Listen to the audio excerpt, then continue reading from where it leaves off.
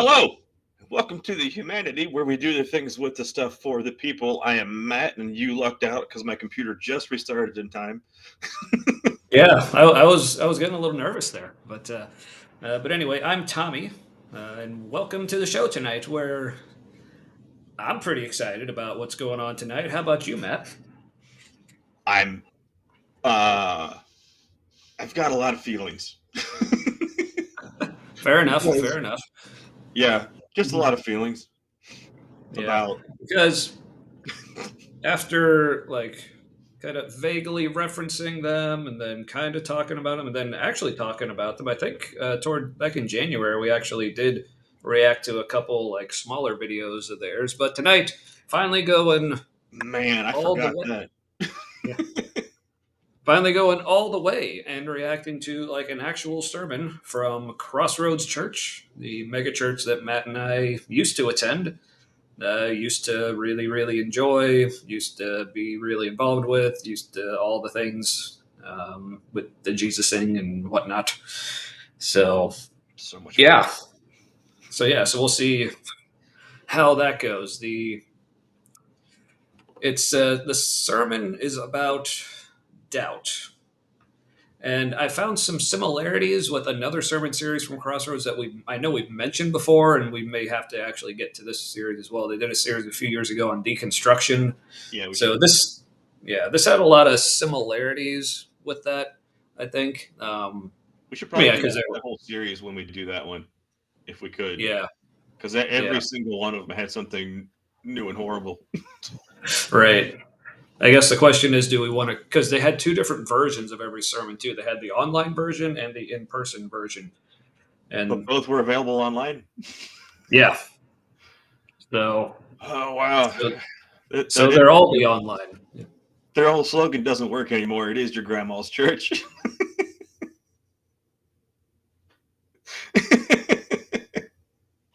Oh, that's good. That's good.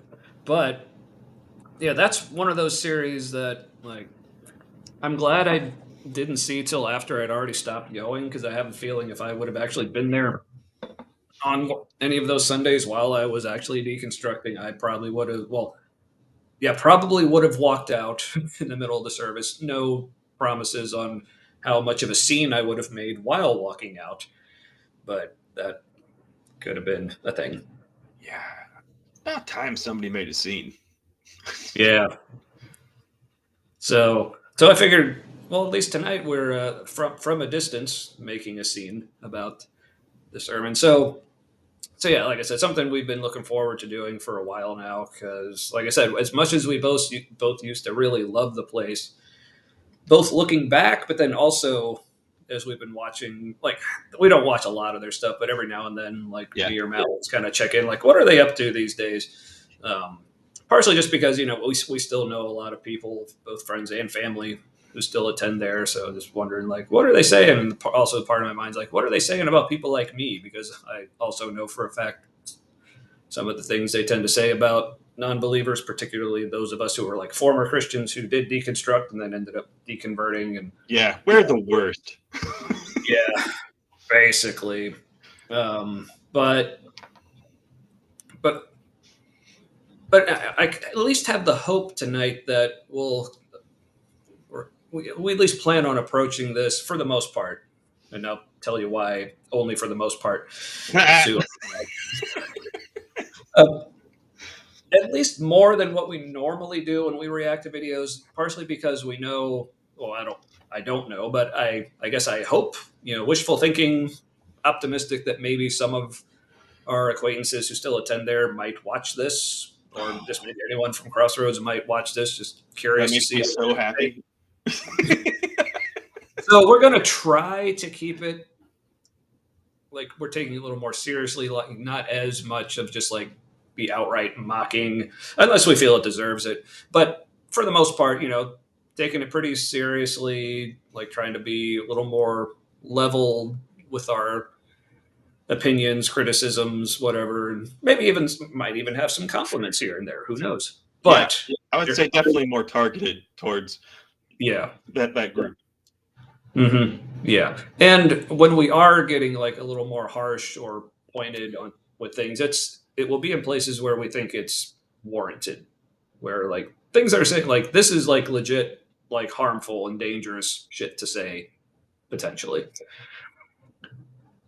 But I am going to make an exception with this because in one section of this video, that's actually this sermon, this I think actually supposed to be like the most serious, like heartfelt Yeah. of it. I just could not help but see in the most like irreverent, inappropriate way possible. So I'm like, okay, we gotta let loose of that part. But we'll let you know when we get to that if that's not up your alley. I think you'll know. I don't know if you need to point it out. Up your alley, I have no idea what that means or why. But hey, Mod, it might be up your alley. Who knows? Yeah. Um, yeah. Thanks for being the first commenter. We know other people were watching, but they weren't commenting. So Yeah. Hello. So they don't count. I'm just kidding. You all count. We love you. So I guess without much further ado, I mean, we still gotta introduce our first drinks. Mhm. So I don't know. Am I going first or are you going? I'll go first. Okay. Okay, I got another tall beer. This one looks like it's for children. It's not. It's 10% alcohol. It's X Hero Juicy Rush IPA from Revolution Brewing. The back is equally bold. And it is a punch of juiciness. Ooh. Interesting. Like a punch is in it tastes like I don't know if I said that. Isn't it taste like a fruit punch kind of fruit punch of juiciness or like a punch of juiciness? It's just like juicy, and then it kind of tapers off a little bit. No, but I need to be careful with the punchy thing. One of our viewers might call me violent again. But who was that? Was that James or was that someone else? I don't remember. James for sure thought it. I don't know. Sounds like something he'd say. Yeah, but I'm thinking it was maybe someone else. But I don't know. If it is James and I thought it wasn't, I apologize. But if it wasn't and I thought it was, I apologize. Yeah, James is our biggest confusion. Yeah, but Mod's a close second, maybe. But she hopes we're doing fantastic, and thank you. I hope you're doing fantastic too. I'm doing pretty good. I think I'm doing better. Yeah. Yeah. Rough week last week, but yeah, it's all shaken out. Shake it. All right. Well, speaking of things shaken out, I don't know why I didn't really shake it out. I more poured it. So I'm going both my beers at once tonight because I got the really big Stein and I like it, and I'm still rocking the Oktoberfest. I figured it was appropriate for that. So this is just that goes two of the Sierra Nevada Oktoberfest. Their collab with Störtebeker, a German brewery. So yeah, tasty. But of course, we got the Sierra Nevada, slightly hoppier version of an Oktoberfest. That's but, nice. Yeah, it doesn't go overboard. More of the like bittering, like not so much of the like aromatic, and so I think it helps because like is what you're saying. Yes, but I think it also helps because Oktoberfest also tend to be a lot sweeter. They get usually more like malt forward, so having that extra bitterness to kind of cut through that helps a lot. So, and somehow smooths it out. I don't know. So yeah, so I got that. I figured for tonight's video, I may need the bigger drink, but also, as we PSA for the show, we always recommend people wear protection. So I got my not today, Jesus pentagram shirt. So we'll see if that protects me from the tomfooleries we are about to witness. I will say that, like, while he was talking,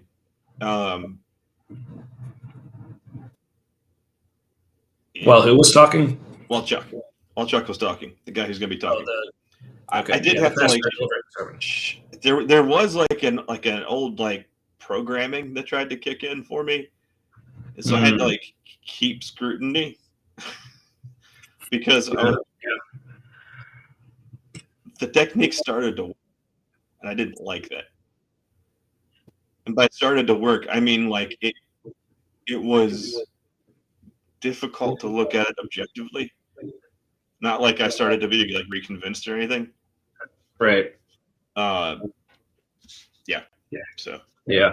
Yeah, I could definitely feel some. I guess I could say there were definitely some parts of the sermon, actually probably the whole thing, like say like 10 years ago, I would have been completely eating this shit up. Yeah. Like it would have I would like if I had been there in the service, I may have been in tears during parts as well. It's like this is just so wonderful. Speaking of being in tears because it's so wonderful, but not really because I'm not crying clearly. But I don't know. I have to segue like that. Hey, spooky bed hair. Hey, spook. I don't know. We'll see if they drive me to tears later. But man, We're just gonna go all ahead and right. get So into it.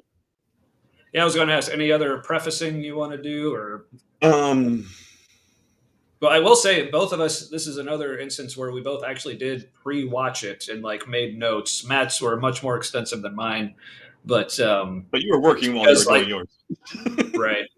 But then, so because I think the actual sermon part of this is just like a little over 20 minutes, and then there's that little exercise he closes with that we're gonna have a little fun with, almost as much fun as Jesus and Thomas were apparently having during it. But Yeah. more on that later. And then, but then there's a little wrap up where I had like a few other points where we'll probably like try to make it more serious. Then we'll see Yeah. how sober we are still at that point and how well we can bring it back. But I just thought of a yeah, great description for it, but like I'm gonna wait to share it. okay. Okay. Like write it down or something if you need to, or type it in the private chat unless you want to keep me like if you don't want to spoil it for me. But I'll put it in a private chat so I can. all right, but I probably won't look at it yet because I want to be surprised. Okay. All right. Well, then I won't. I won't do that because then you might accidentally see it. Well, that's okay. But All right. anyway. All right. So without Let's further, get convinced. why does this thing keep going to the wrong side? All right. So, all right. Let's get the. Where I are did the it. things there? You put it back. Oh. All right, here. You take it away again. I just put the little logo up. So. All right. Your turns.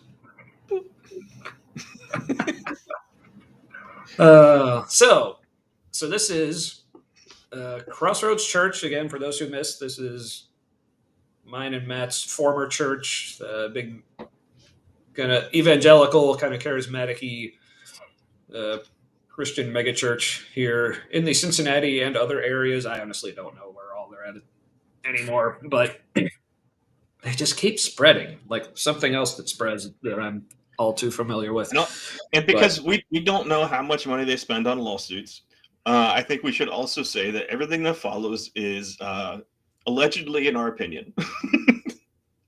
Yes. Allegedly and in our opinion. Yes. Allegedly, in our opinion, and allegedly in our opinion. Or something.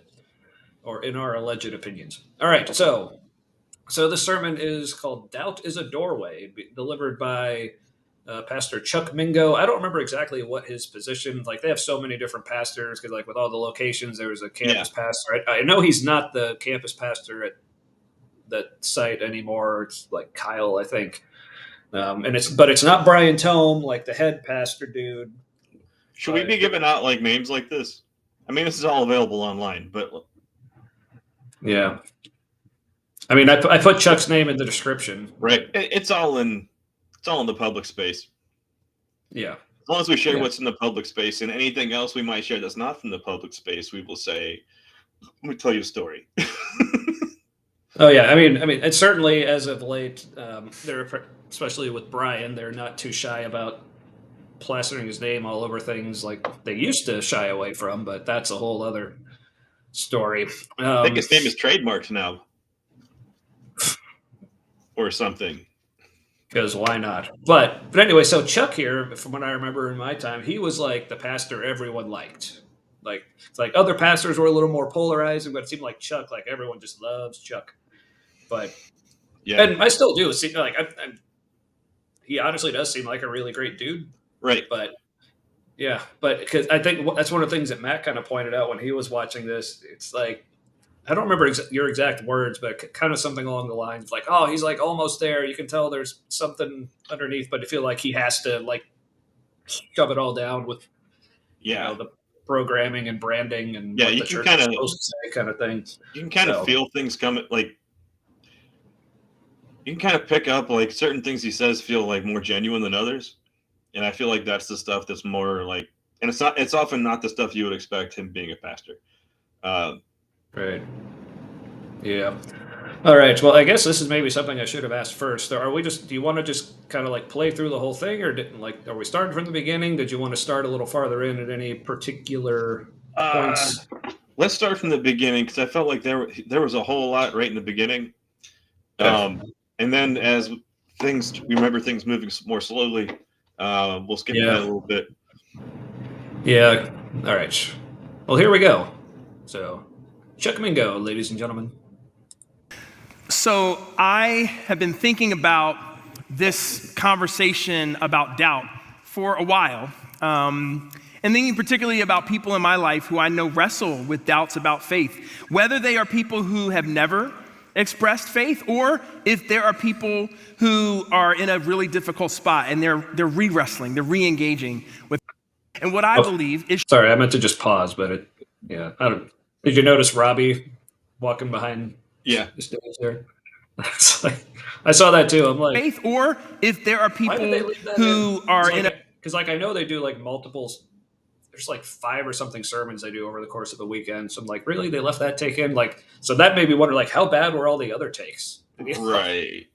Did he like see Robbie back there and like? Well, see, that's the real. You know, like it's unplanned. We're a little loosey goosey, a little relaxed here. It's not a highly orchestrated production.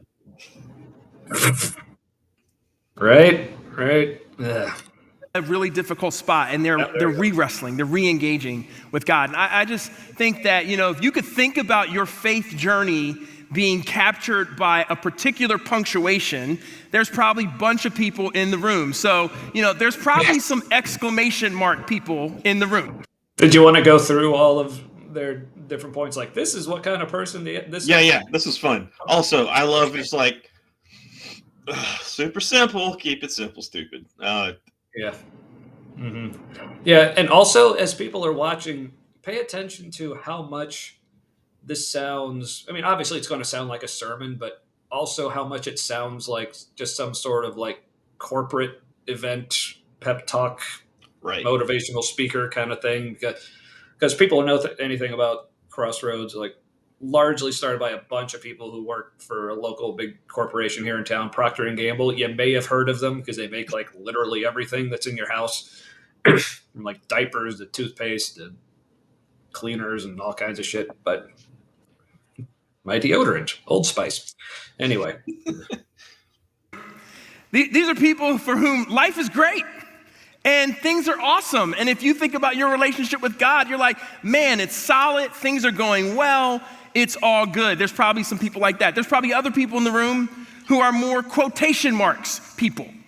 And what I mean by that is you're a person who says, if the Bible says it, I believe it, and that settles it. And again, there's a beauty in a. So just notice how reductive these categories are and how it doesn't list all of the options. To kind of, there's a little bit of kind of poisoning the well, like priming you to identify with a certain group, or to start with the understanding that these are the only groups. Doesn't say that, but this is a lot of like priming your brain to be ready for what they're going to say next. Right. Yeah. The beginning of the turning off the critical thinking. Right. And to me, it seemed like one of those, like this is one of those things I was thinking about that especially reminded me of some like dumb, like corporate event type of things. Like, I mean, it's not an icebreaker because obviously they're not, but it's kind of this kind of thing that would be an icebreaker where where like you start like with people in your little circle, like if you were a punctuation thing, which one would you be and why? Kind of thing. But because I feel like actually explaining all these, I don't know what what this is actually adding to the message, because I feel like you can just kind of say, well, there's these kinds of people. Like you can just say a type of person and people know what you're talking about. You don't need to compare it to an exclamation point or a quotation mark for people to understand. Oh, now I know what that means. Well, this prompts people to see themselves as one of these categories. And when he gets done listing them, I'll tell you why I think he gave this list. Yeah. Well, I should say, I'm sure there is a reason. It's probably something like that. But I'm saying there's no like actual, real, helpful reason to do this. But yes, certainly he has his reasons, or whoever. That's the other thing. We don't know how much of this Chuck actually wrote, because like it's like sermon by committee, and like they're very particular about like the messages and everything. So I have no idea how much of this is actually from Chuck or was just from the sermon team or whatever. Yeah. So yeah. Purity about being an exclamation point person or being a quotation marks person. Some people in the room are semicolon people. And let's be honest, none of us really know how to use a semicolon. So that's actually true. I still have no idea how to use it. So that I was like, okay, fair point. That was actually kind of funny. Whatever.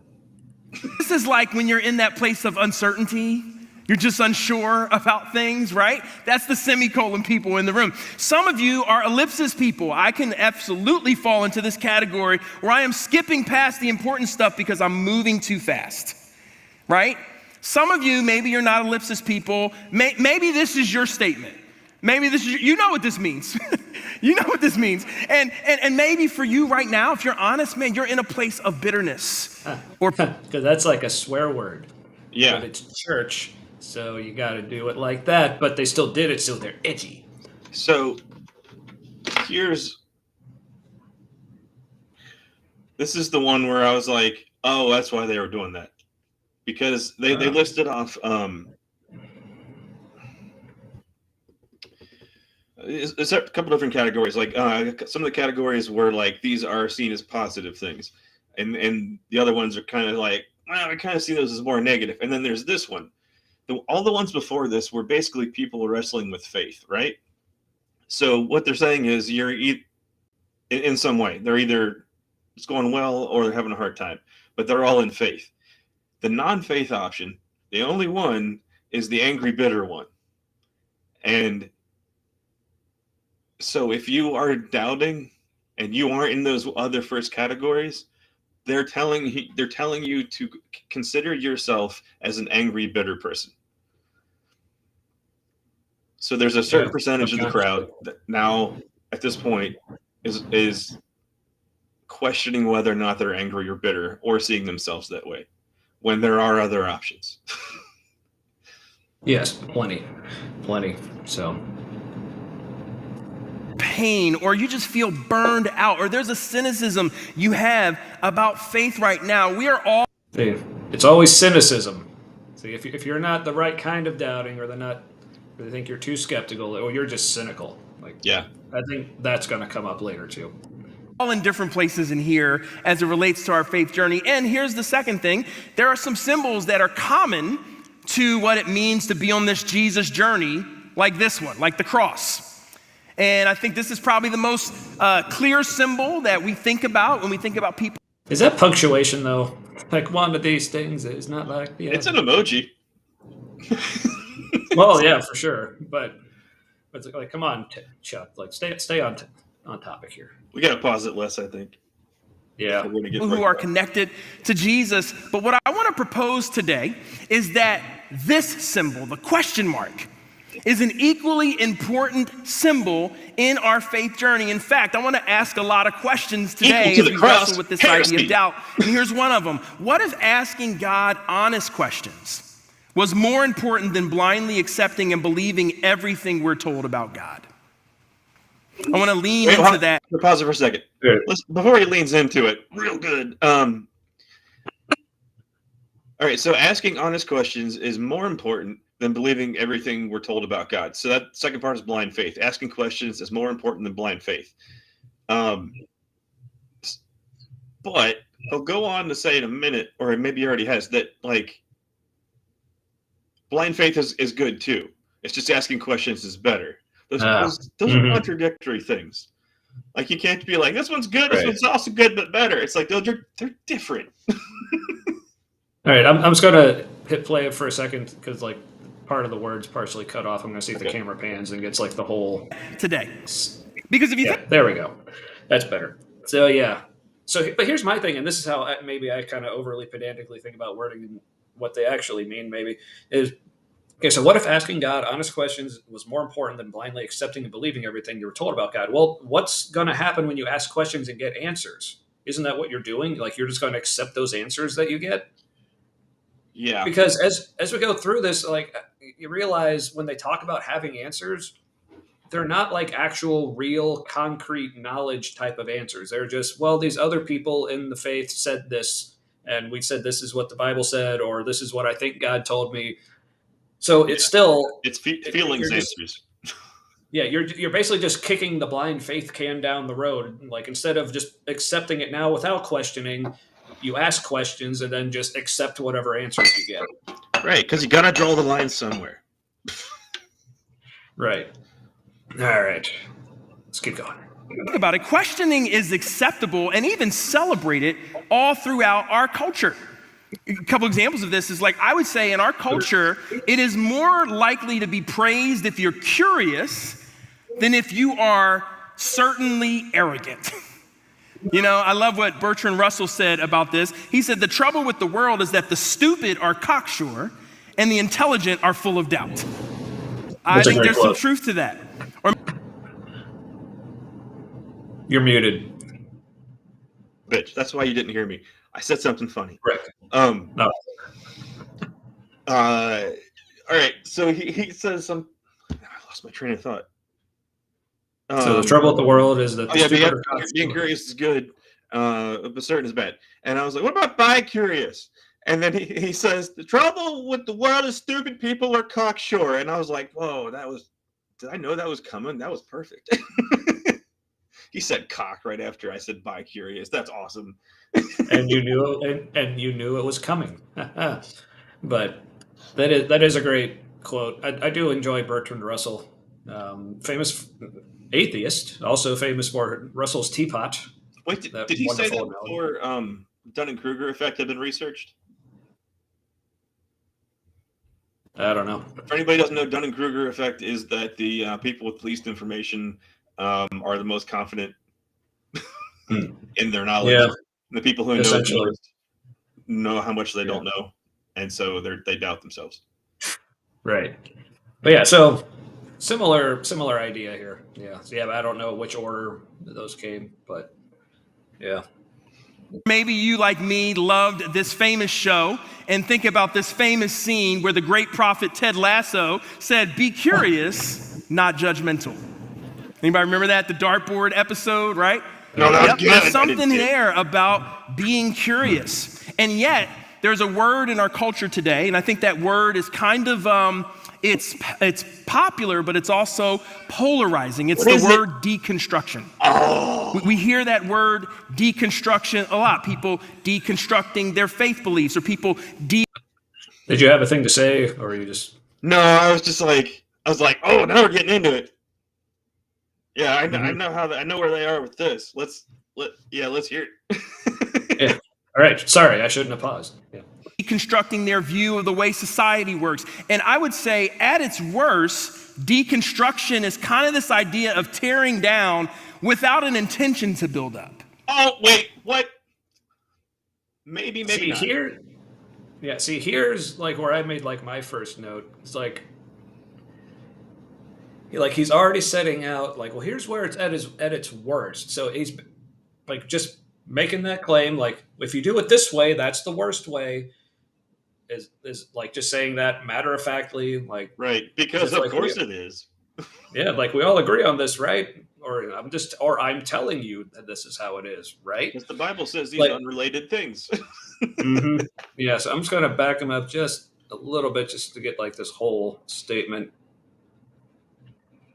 And I would say at its worst, deconstruction is kind of this idea of tearing down without an intention to build up.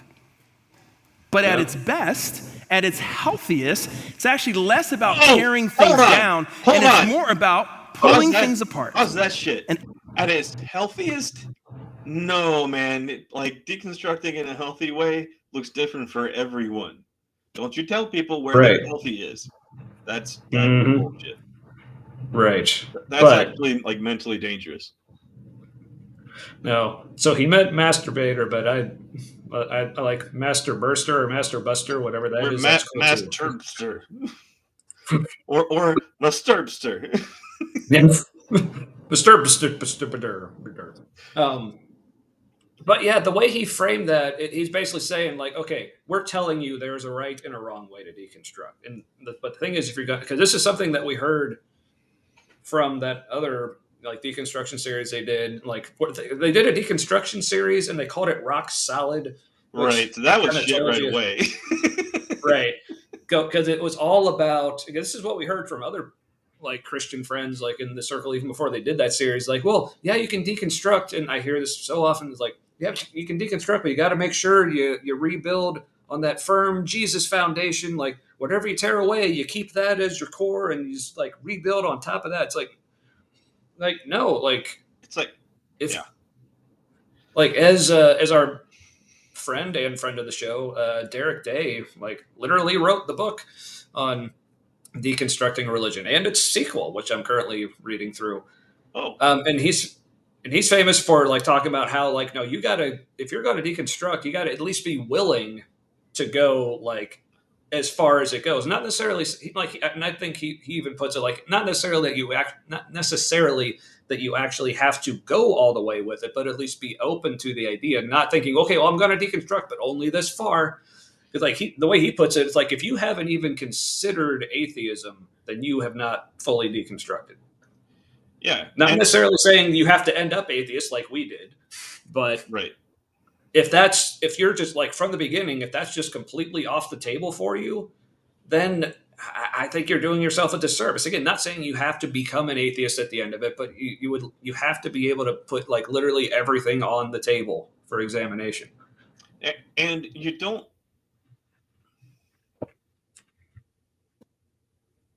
And I would say like that would even include like don't even necessarily go into it with the idea that, well, I need to build something else back up. It's like maybe you don't.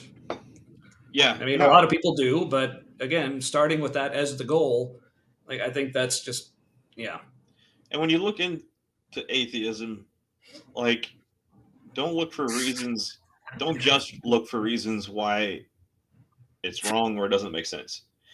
Right. Actually look at both sides. Look at arguments like for God and at least for not being able to know for sure there's God. Mm-hmm. At least agnosticism, whatever you want to call it. Yeah. And because you got to see both sides, because when you see both sides, I think you'll find one more convincing than the other, or one has more reasons to believe it's accurate. Believe, I mean understand it to be something, not faith. Right. Exactly. Yeah. So here I basically just don't really appreciate how Chuck is essentially setting ground rules for like, well, this is how this has got to go. Now you'll notice.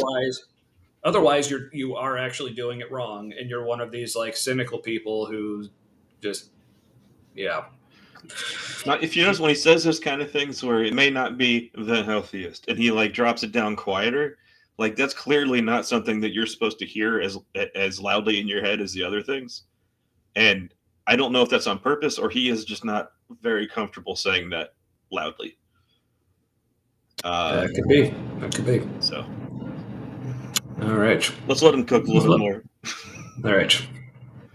Asking honest questions so that what you rebuild is more authentic and more true. I think there's a lot of people who are deconstructing because they have questions they don't know what to do with. And what I want to invite you to today is that Jesus tells us what he wants us to do with our questions. He says this in Matthew 7, ask and it will be given to you. Seek, and you will find. Knock, and it will be open to you. For everyone who asks receives, and the one who seeks finds, and to the one who knocks, it will be opened. What is Jesus saying there? Well, okay, so here Jesus says to do what all who deconstruct have done and didn't work. Exactly. I was like, yeah, I mean, did you think we didn't know to do that, having the Bible and searching for answers?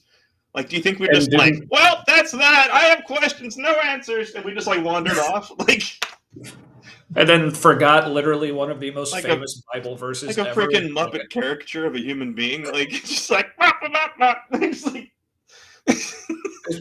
just meet, in our way to total debauchery. It's like, we found that one pretty quickly if we didn't already know it was there when we were looking for answers. And we're like, well, I've been doing that. Thanks for that, Jesus. Right. I mean, and to be fair, Jesus does say a lot of dumb shit. Yeah. And also, hi, B.S. Lewis. Welcome. Good to see you again. Deep at ease. Deep at ease nuts. Yeah. Deep at ease with the Bibleese. More on that later. But basically, this is the problem. This is why a lot of people who, like, in their deconstruction, like us, ended up deconverting or walking away or whatever more than what he seems to be comfortable with us doing, is because we sought and knocked and did not find. That was the problem. So, like, you're telling us Jesus promises this, and then it didn't happen. So we're like, oh, maybe there's other things that are wrong about all of this. So, but he said, like, no, you just got to look at it different, and keep asking questions. That's it. Yeah, just keep asking. Also, I just realized their logo looks like the logo for an adventure-themed porn site. It does. Yeah, it's like, do you like being outdoors? Do you like porn outdoors? Well, has this got a truth for you? But real quick, I do need to address something. Like, apparently we can just hand out wrenches. Like, speaking of which, BS, do you have a wrench? Let me know, because if not, I can remedy that. Did you give him a wrench? I thought I did, but if I have not, BS, please let me know. Okay, cool. Because it's spooky getting ornery. Anyway, so yeah, and we're taking wrench applications, I guess, for anyone else is curious or interested in having one, because I found out it's a thing we can just do. So, all right, so here's why we need to ask, because Jesus promises to answer our questions. So again, we're starting with, hey, it's okay. You can, like, trying to reassure people, like, hey, you can start your deconstruction journey knowing that you're still going to remain a follower of Jesus, because look, he promises that he's going to let you find stuff. But too many of us didn't. But I guess that means we were just doing it wrong, or just haven't gone far enough, and we just got to keep asking. So, all right, anything else, or keep going? No, that's all I got for now. All right. I think he's coming against another question we might ask, a question that might create doubt, which is, doesn't wrestling with my faith, aka having these doubts, make me a bad Christian? And what I want you to hear today is, no, it doesn't make you a bad Christian if you have doubts. It doesn't mean you're way off of the faith journey of coming toward God if you're not yet a follower of Jesus, if you have doubts. If you have doubts in this room, if you have doubts at home, if you have doubts, makes you a normal person. There's a study that was done by Barna Research, and we got it up here. It says that over half of teens and adults, so the U.S. general population ages 13 and plus, report that they've experienced doubts about their religious beliefs at least sometimes. And look at this. So 12% frequently experience doubts, 16% occasionally, 24% sometimes. So over half of people say, I have doubts, I wrestle. And of course, you got to ask yourself, well, what about the 48%? We know who they are. They're liars. They're liars. Okay, I actually thought that was kind of funny. But Also, doesn't it like very quickly direct you away from thinking too much more about all that other half of people who are doubting? You're like, oh, that was funny. I forgot everything. But like the 12% who doubt frequently, they're probably atheist or agnostic and don't want to admit it. And like the 16, 16 who are occasionally, they go to mega churches, and then I would say the next group up is probably people who like are living in like more conservative church environments, and they're like, I mean, a lot, but like I should only say little, so I'm like still good. Yeah, but also speaking of B.S. Lewis, there I did check. You do have a wrench. I made you a mod of some kind. Like I don't remember what the difference is between the different kinds, but Also, you're something. The 12% is an orange. Orange is a danger bad color. Ooh, don't want to be there. Yeah, it's the subtle shit.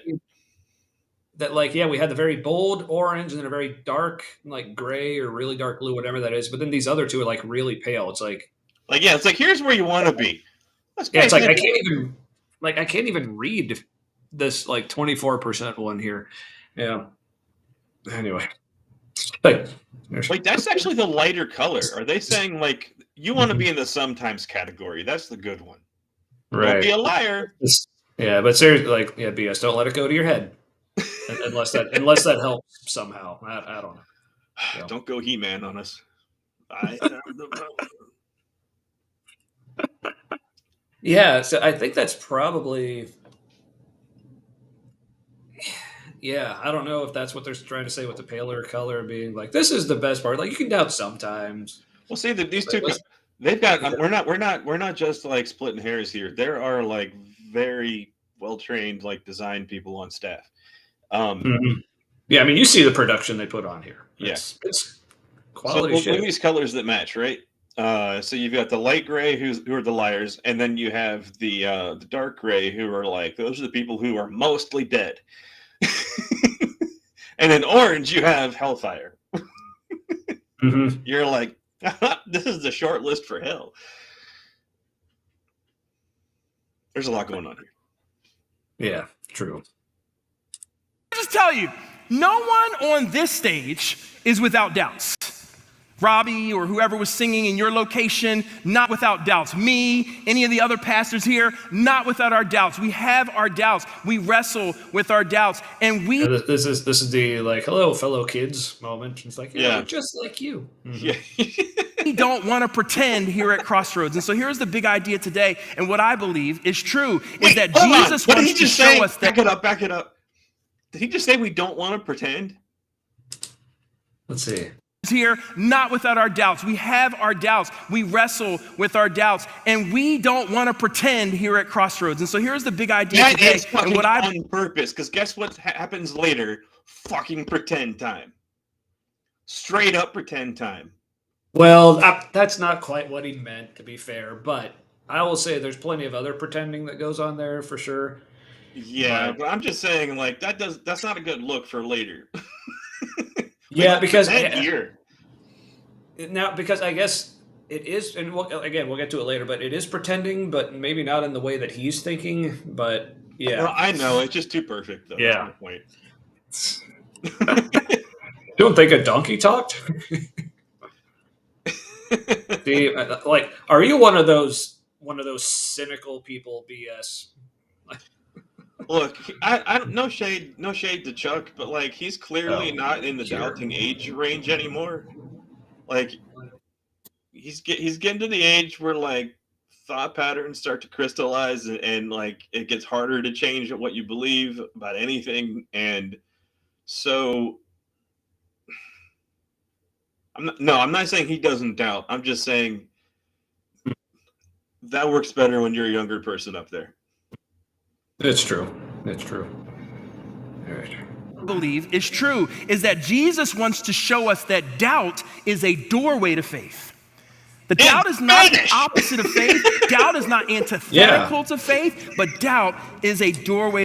Yeah, this is one of those things like cool that they're putting in Spanish, but that was also just kind of like out of nowhere. Right. It's like for I don't know what's happening. Are they saying like for the Spanish speakers who haven't known what the hell we've been saying up until now? Like,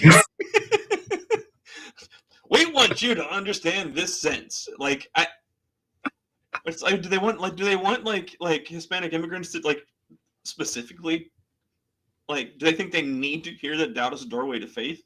Like, Yeah. Well, because don't I think understand. I think that might be. Well, I think he even said this is the big idea because if I remember, like that's what they say is like basically the thesis statement. If you would, yeah, if you would. So maybe that's why they chose this to be the one to go bilingual with, but even this phrase is so problematic because again, you're setting the parameters from the start. It's like doubt. It's saying doubt is a doorway to faith. It's saying like if you're doing doubt correctly, you're gonna end up still having your faith. Right. But they don't recognize. No, sometimes doubt is a doorway to lack of faith. Like in my, in my instance, my example, my case. That's the word. Also, the imagery behind them on the stage. What's a Laduda? Well, I'm assuming it means he has healthy bowels. So. Oh, I don't understand. Oh. I don't know Spanish, but apparently Tommy does more than me. Oh. Well, I think he's just playing on how Duda sounds like duty. Oh, like gotcha. Doo-doo. Yeah. Yes, and oh, I didn't notice. Wow, I look stupid. I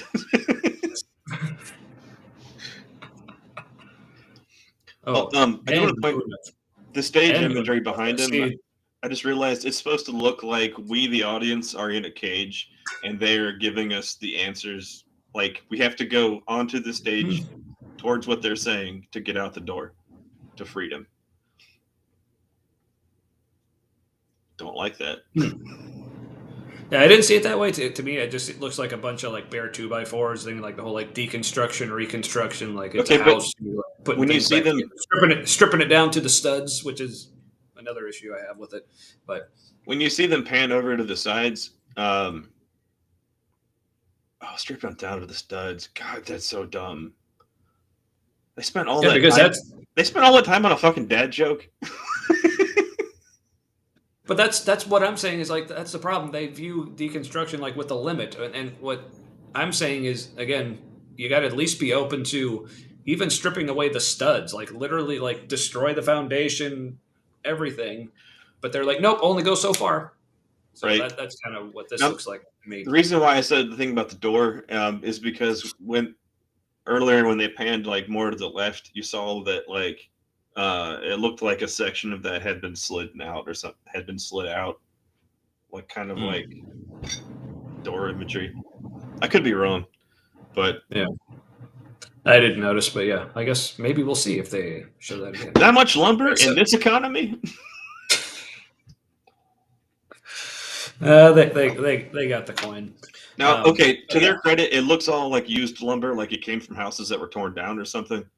Because there's no way in hell they spent all that time making that stuff look aged. Like I think it really is old shit. Well, that's right. I mean, volunteer-driven ministry. Yeah, I mean, here's the thing. Like with Crossroads, like I don't think there is any such thing as like I don't think they'd waste the time. Oh, very true. I take that back. Totally. Now, thinking sensibly. There's no way they would do that. But hey, it's all for the mission, man. So. And if you ask how much did that cost, they would say you're asking the wrong question. You should be asking how many people did that save. Because then you say, really? People got saved because of stage dressing? How cheap is Jesus, man? Like, if that's all it took. Or the fact, like, if Jesus wasn't enough, you also needed to do this bullshit. Right. But, you didn't like that Jesus, but have you seen him with showmanship? I'm sorry. I know I said I was going to be nicer, but man, I'm slipping already. All right. Deep breaths. Damn it, BS. It's your fault. Anyway, I'm not above blaming my audience. Welcome. of faith. La duda es una puerta a la fe. Jesus wants us to believe that. And so to understand that, we're going to look at an encounter that Jesus had with one of his closest friends. This is one of the 12 people that he called to be leaders of this thing called the church that Jesus came. Why did he go leaders? Because if you're going to lead, you got to have one of these. But sorry, that was just funny. Quick thing, like, also, did Jesus actually call them to lead the church? Is that what he actually had in mind? No, it seemed like he didn't have a fucking plan, honestly. Yeah, or is it like, I'm a rabbi / cult leader, I need followers? Yeah. Like, yeah. I'm afraid it came as a great shock to him when he died. Right. To quote Missy, like, dude, we need to make a video. We need to make a video of the clip from Passion of the Christ where he's on the cross and he's like, my God, why have you forsaken me? But it's in Aramaic. And then, and then it's Mrs. White going, I'm afraid it came as a great shock to him when he died. Oh, we could make that clip. We can make. Okay, remind me. I need to make that clip at some point. And I think they're both short enough that like we won't get copyright struck. Ah, yes. And we can also speed it up or like make it deeper. Yeah. Yeah, usually is. That is fair. Yeah, we know a guy like him from college named Matt. He never seemed to get hurt, but everybody he talked into things did. Yep. All right. So where were we? Let's see. To inaugurate, because this friend shows us how doubt can be a doorway to faith. This friend's name is Thomas, and his story shows up after the resurrection of Jesus in John chapter 20, starting at verse 24, which reads this way. Now Thomas, one of the 12, called the twin, was not with them when Jesus came. So Jesus had appeared in his resurrected body to the other disciples, but Thomas was somewhere off running an errand or whatever. He wasn't in. Also, to keep in mind, like, this story only shows up in the Gospel of John. Right. And if you know the context around it and how a lot of the point of the Gospel of John was actually a polemic against, like, the followers of Thomas and, like, the Gospel of Thomas, and, like, was that more like Gnostic? I don't know. I didn't know whatever, that. But the Gnostic boys were thinking a bit too much for everyone's liking. But does the Gospel of John have more Gnosticism in it? I don't remember. It's BS. BS. You're getting ahead of yourself. You're getting ahead of Chuck. You are exactly right. Yeah. He is going there, and he is not going to do it that way.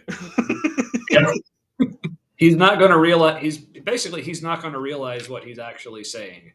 Yeah, so, it's gonna be pretty good. Yep. All right. But just keep that in mind. This is only in the Gospel of John, and it's for a very specific reason. And it was also it was also like theologically, it was during the time period when Christians were like, "Yep, Jesus." Well, at least the people who followed this gospel, they believed that Jesus was God. By that point, John is the only one of the four Gospels in the official canon that actually says that explicitly. So the readers need proof. It's what John's doing. So here's Tommy. All right. Hey. And so the other disciples told him, "We have seen the Lord." But he said to them, "Unless I see in his hands the mark of the nails, and place my finger into the mark of the nails, and place my hand into his side," Jesus' side was pierced on the cross. Thomas knew that. "I will never believe," Thomas says. And I got to tell you, I feel really sorry for Thomas. And the reason I feel sorry for Thomas is because based on just a couple of paragraphs in the Bible, for millennia, the guy is known as doubting. Doubting was. Which I appreciate that. Yeah. Now, okay, Doubting Thomas, I think, what was a much later Western invention. I don't think he was known as Doubting Thomas. Like that really feels like Catholic Sunday school, which became like Lutheran Sunday school, which became everybody else's Sunday school. Yeah. Yeah. Oh, and just wait, BS. We'll get to that later. There's a whole Chuck has us go through this whole exercise. There's an exercise centered around that, and it's special. It's something. It's something. All right. By near candlelight. His first name. Yeah. Get your candles ready, folks. I got mine. Like doubting was his first name. I mean, you ever notice that? Like, you ever notice how people get stuck with nicknames in their worst moment? Like, that really does happen.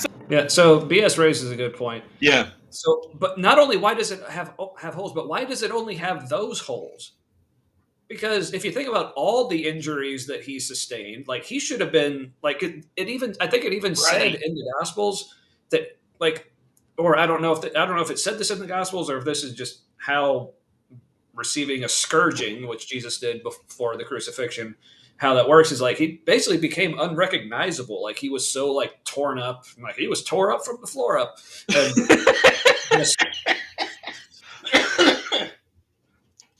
but so why is it just the nail and the spear wounds? Wait, could it be like why? At this point in the faith development, like those stories hadn't been added? Like, I actually don't know. Nah. Well, I mean, I think the other Gospels mention, and I think it might have just been known, okay, because I think the others at least mentioned him being scourged and whipped, and people probably assume, okay, if you're getting crucified, all this shit's happening to you. So, but yeah, bloody Jesus zombie, that's what it should have been. Well, okay, the real reason why he had holes still is because the story needed him to have holes. Like, this is all about like even Thomas admits that Jesus is God. Gnostics, and yeah, that's the point. Jesus gave him proof. Like, so it's there because proof. Either for the story, if you don't believe it's true, or because he needed to give evidence to Thomas, because that's what Thomas needed to believe. Right. Now here's a good question for the rest of us. I would say both, but my question is, does the platter for his head make it to heaven? Well, okay. I've been watching a lot of Demon Slayer with my son, and based on that, if that's real, it's not as anime. But like, in that world, you cut off a demon's head, and like if you destroy the body, like the head can grow another body, and sometimes just grows arms. It's a really cool story, and then it has that weird shit. So, like, maybe John the Baptist's head is in heaven, and it's just like using a bunch of arms to walk around. Maybe from like some of the other martyrs who are like drawn and quartered. Right, so there you go. Mix and match.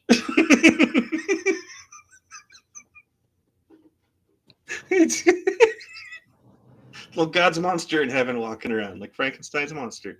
Yeah, it's like God's like the praising the Lord, like.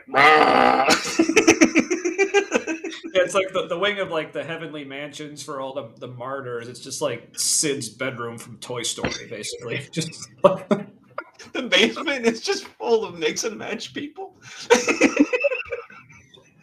in God's mansion. He loves his martyrs. It's like you got it in heaven, but you're freaking everybody out, so you got to go in the basement. So I don't know what this means for us, our claims of taking this video a little more seriously. That may be out the window at this point. Apologies, everyone, or not if you're cool with it. Yeah, if you haven't, we've veered into non-reality. So if you're taking this seriously, like we're laughing at what he just said, no, we're like several steps removed from that now. Yeah. Also, remember, we're autistic and there's ADHD involved, so this is just going to happen. Yeah. All right. But speaking of which, I'm proud of us. Like, we're only like just over an hour in, and we've already got through over 7 minutes of this. That's man, go us! But this is the dense part. We can skip some shit later, probably. Yeah. Well, now he's getting to like the whole like nickname game thing? Do you want to go through that, or do you want to skip it? Or Do you know? Let's skip it because that's dumb. yeah, he's just going through like, oh, like it's like Doubting Thomas, and there's like other nicknames that people get like because you do one dumb thing, and then that's Wait, did he do? He made a you lazy forever. Susan But, joke, didn't he? And he didn't let it go. He kept going with it. yeah, it wasn't even like, well, it wasn't even a good Lazy Susan joke. It's like, well, we got to say something about Lazy Susan in here, and it's just like came out that way, and it didn't even make sense. But Also, anyway. I think people younger than 45 don't call it that. So they just Well, call I it. do, and I'm younger than 45. So Okay, you're I was going younger to than say 40 at first. Yeah, it might be 40. That might be the The cutoff. reason why I So say let it us. is because Colbert made a joke about lazy Susans recently, and that show is not for people under 45. Yeah, so let us know in the chat how old you are, and if you call it a Lazy Susan or not, or what you do call it. Called a turkey Anyway. shelf. But speaking of the things the kids say, I assume, so Popping. whatever What? that means. Don't tell us. Well, apparently she's doing dishes. Oh, Good for okay. you. Way to be responsible and stuff. I don't know how I feel about people watching our show and doing responsible adult shit. That just seems kind of off. But hey, I do it. if it works for you. Yeah. I mean, I've cut the grass before listening to us talk. And no, it's not because I'm full of myself. It's because that's an easier way to process social interactions. Right. Yeah. For me, the way I describe it, like for me, like going back and watching our show or listening to it, it helps me be more real to myself, because sometimes like I kind of lose touch with the fact that I'm like an actual real person. So watching me do actual things, like, oh, that's me. I do stuff. All right, cool. All right. Okay, Missing Mod says that she's 40 and she calls it a lazy Susan. Okay, so it's at least 40. I think maybe we should put a poll that says like, how old are you and do you call it a lazy Susan? And don't explain what it is. And if it's either yes or what the fuck are you talking about? Yes, we will do that. Look for it in the community tab on YouTube and probably Facebook too. Some people still interact with us on Facebook, so. Oh, 18 going on 69. Oh, just wait. It's like, have you met the president? Hey, we can't. He's too old for him. Right. Anyway. A lazy Stephanie. Because that's Mod's real name. I called our beer fridge in our living room when I was with Lachey, living at the Forum. We had a mini fridge, and he's like, I think it needs a name. And I said, Susan. And so then we just put drinks in Susan and got drinks out of Susan and said Susan's name whenever we did. And it was a good time every time. Sounds like it. All right. And you're defined by that moment. Thomas has been defined by that moment. But here's what I want you to know. Behind that nickname, Doubting Thomas, is someone we can learn from. Because Thomas wasn't weak. Thomas was honest. He didn't fake it when faith wasn't working or making sense for him. And here's the beautiful thing. Jesus meets him in the midst of his doubt. Yeah, and only Thomas, apparently. Yeah. Because here's the thing, like, because he's talking about how much he loves Doubting Thomas and how he loved, like, that he was, like, you know, pushing in with the questioning, like, I'm gonna, like, withhold my faith until I get some evidence. Because, like, people look, it's like he's basically looking back on him and saying, like, how awesome he is. But I know from experience that, like, Christians today, for the most part, do not like people who approach it like Doubting Thomas, like me. Because I know, like, I've approached it saying, like, I don't believe in God. And they say, why not? Like, 'cause I don't have any proof. Like, give me proof. And they're like, well, you can't expect proof. It's like, then explain Thomas. Because explain Jesus, saying all we have to do is like knock, and like, well, you weren't knocking on the right door. Yeah. So this is why I love, like, so often referring back to the story of Doubting Thomas, because I'm like, it's basically calling bullshit on all the Christians who say, well, you can't just expect proof. God doesn't work that way. Like, it's like I don't know. Talk to Yeah. Thomas. Talk to Jesus, because it Yeah. seems like it does. Yeah. So my thing to Chuck and like other Christians like him, it's like, okay, if you're gonna call out how awesome Thomas is in this story, great. Be consistent and recognize that in people currently who are demanding that level of proof, and don't like insult them or denigrate them or whatever for it. Just pick a lane. That's all I'm saying. You to know today, wherever you are in this journey, if you're doubting, Jesus can meet you in the midst of your doubt. I want to reclaim. Yeah. Okay, if he can, then why hasn't he? That's my question. Well, he didn't say he will, so there's an out. No, he can. He just might not. So that's my question. We say you want me to bring my questions. Okay, there's my question. Well, based Like, on the poisoning, Jesus can meet me. Why won't he? based on the poisoning of the well, a little bit that happened earlier, it's our fault. Oh, because I'm probably doubting the wrong way. Because I'm Right. not doubting with the end of still keeping my faith in mind. I'm probably one of those like overly cynical people that he's talking about. Thomas was the only person who really needed evidence. That's the takeaway, I guess. Yeah. Right. Well, that's the thing. I also stopped doing that, so now they really don't like me. But right, yeah. Not really one of us until you tithe. Yeah. That was messaging. Hey. Well, if we keep doing stuff, I'm sure we'll see that there's gonna be a tithing one. Oh, there is. Oh, for sure. Yeah. I think it's like every 6 months there's a tithing one. Yeah, which I mean makes sense, I guess. But yeah, fiscal year and all that. Yeah. All right, so let's listen to Chuck continue to praise the type of behavior that Christians nowadays say is bad. Thomas. I want to elevate Thomas as a character in the Bible. You know, there are other terms that we could use to describe Thomas. He is also chosen Thomas. Thomas is one of the 12 people that Jesus entrusted with the gift of. That's a fantastic series, Chuck. Simon's chosen, Chuck.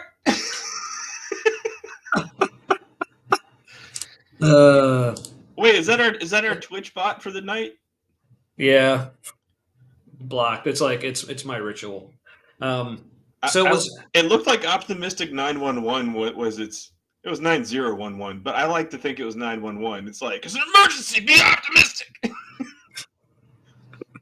All right, so if it's fine with you, I might just skip him this whole thing because he's talking about Thomas, but like in other stories, it doesn't really necessarily relate to the doubting part. Sure, this feels like filler already because they're working the graphics. Yeah. All right, so skip ahead a few minutes here. Let's see, just making sure there wasn't. Yeah. Chuck Get to the whole like to the. Chuck is dressed like I just gave him the keys to retrieve my car from valet parking.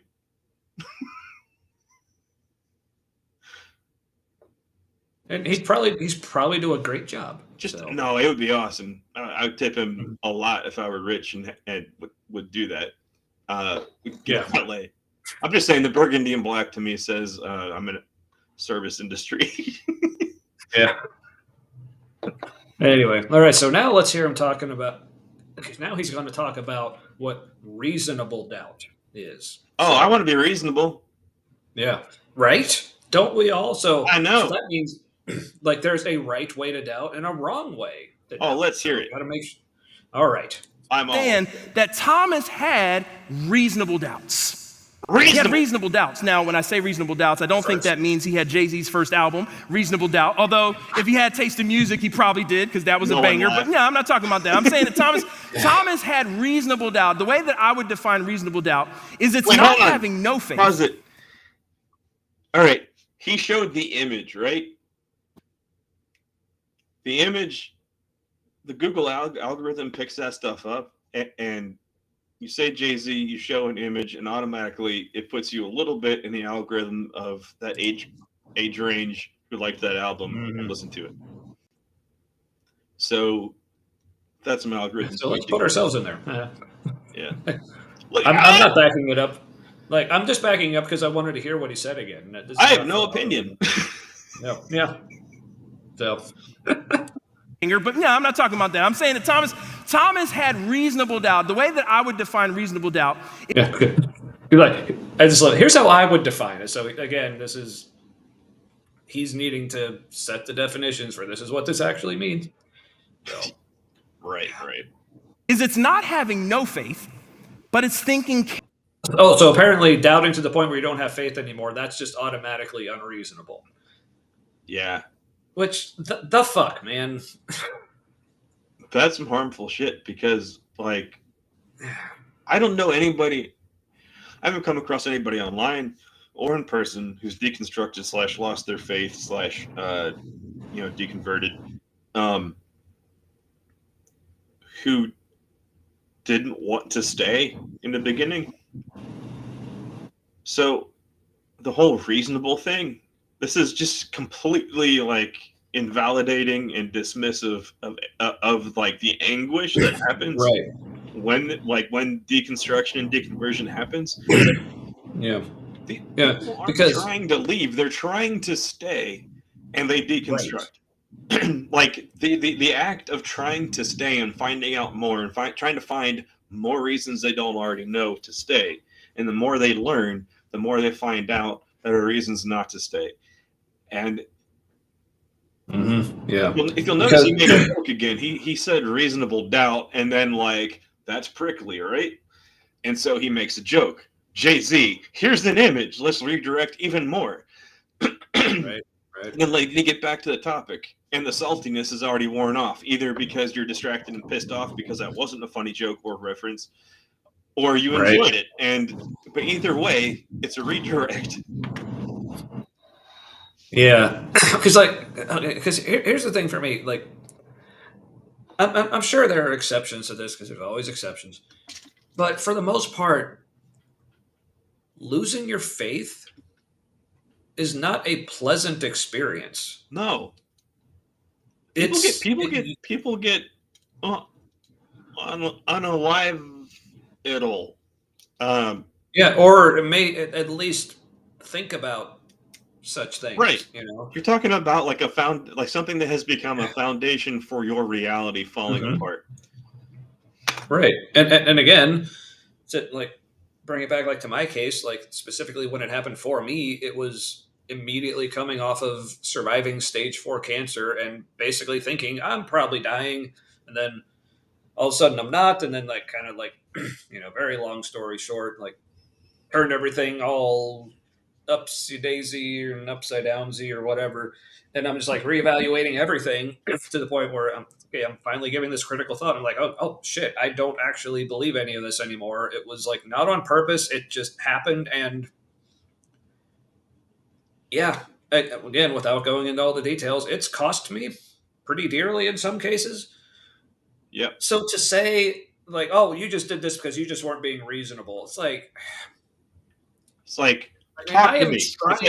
Talk to me. Talk to a person. Have a unscripted question answer with someone who has deconstructed all the way on stage.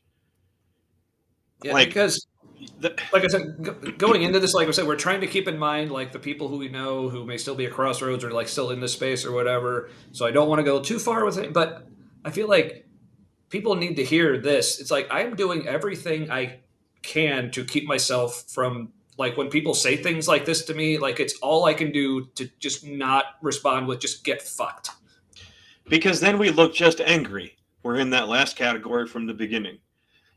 And because it's always presented that way in a way that can be dismissed, you're primed to dismiss people who are angry for good reason. It's like, and we're not angry at a God that doesn't exist, and therefore it's proof that God exists. No, we're angry at what happened. We're angry at the idea of God that was sold to us that was harmful, but everybody told us over and over again, it's good for you. Yeah, and I am angry at the people who are being so dismissive of what people like me go through. So that I do want you to hear that. That is, even though I don't really say this very much like in real life out loud, but that is what I'm saying internally. If you're going to tell me that like you just deconverted and you weren't being reasonable. You just did it because you wanted an easy way out or you wanted to lose faith or whatever. My actual honest response is fuck all the way off. Yeah, so like the end of last year, I was in a the inpatient mental department at a local hospital, and while I was there, I realized why I was there, and I realized I was having passive suicidal ideation. Didn't know what that was till I was there, but a big part of why I needed that kind of help is because for not as long as other people, but for a long time, I was taught to not use helpful methods to deal with like mental emotional stuff. And then like that completely failing and losing nearly everyone I knew, like as a peer group. And that was a lot of people. I had a lot of acquaintances. That is part of the religious trauma is part of what made me need to go there. And I realized that while I was there. Not because somebody told me that. That was like a revelation I had while I was there. And watching other people who still had their faith, like in group stuff, saying things. And I was like, oh my God, you're not going to see the good stuff that way. Like I knew stuff that I had experienced that was on the other side of that circular thinking, like kicking it back into like the stuff you've learned. And look, there's just better stuff. Yeah.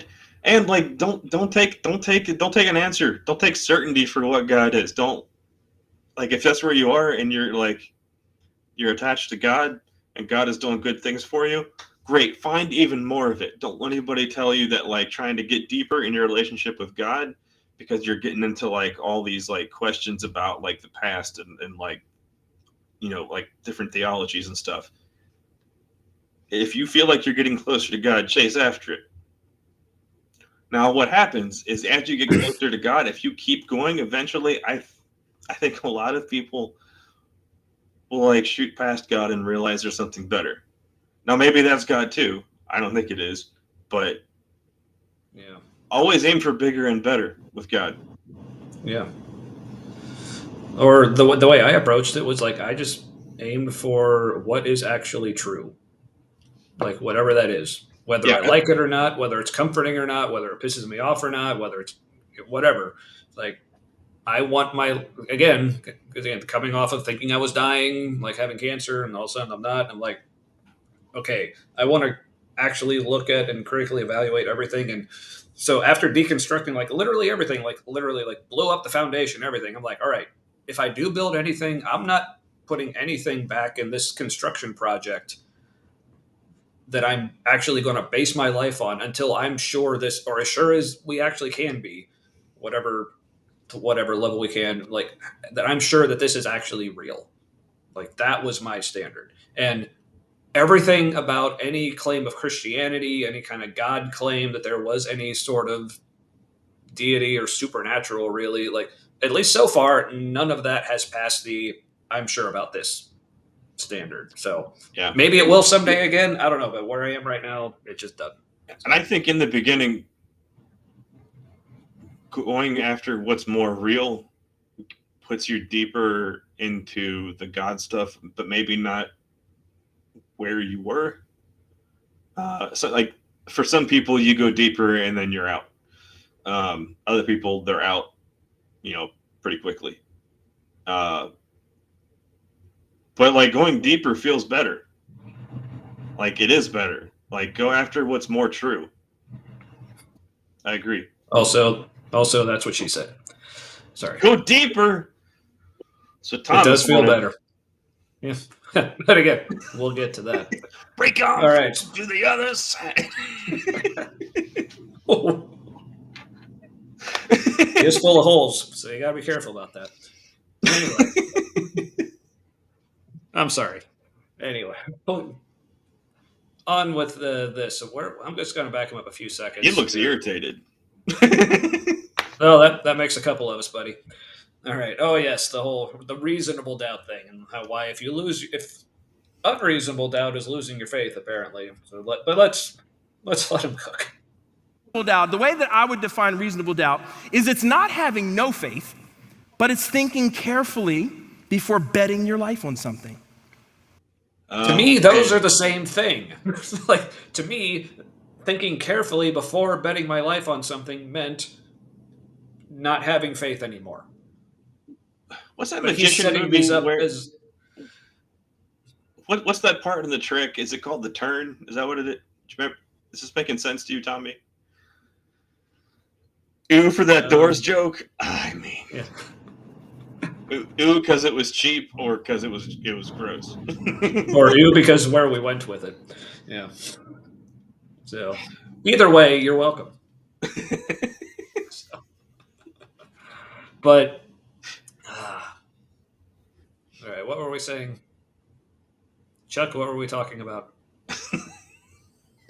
Doubt, the way that I would define reasonable doubt is it's not having no faith, but it's thinking carefully before betting your life on something. Okay, Right. that's what. But to me, It's all both of about those were the same thing. Like Yeah. the best doubting is the kind that takes you to Jesus.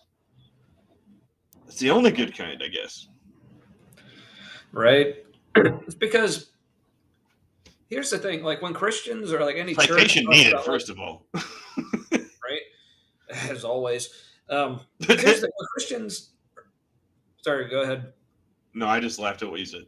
Okay, but because like when churches like say things like, "Oh, your questions are welcome here," it's always with that unspoken assumption, and will give you answers that lead you back to Jesus. It's not your questions are welcome and we're willing to let you question things and question anything and let it take you wherever the answers take you. It's no, we're going to give you the answers that bring you back to Jesus. That's Right. always like the underlying, the real message behind Every it. question is welcome, but not every answer. There it is. And Yep. I don't know if he's hit it yet, but he said at one point he says, like whoever you are, you're welcome here. And it's like you're not exactly welcome for who you are because they're not an affirming church, LGBTQ. Yeah. You are more welcome for who they want you to be, which is like textbook dysfunctional relationship shit. Oh yeah. Yep. And very cultish. Now, Yeah. they are not a cult, according to the information.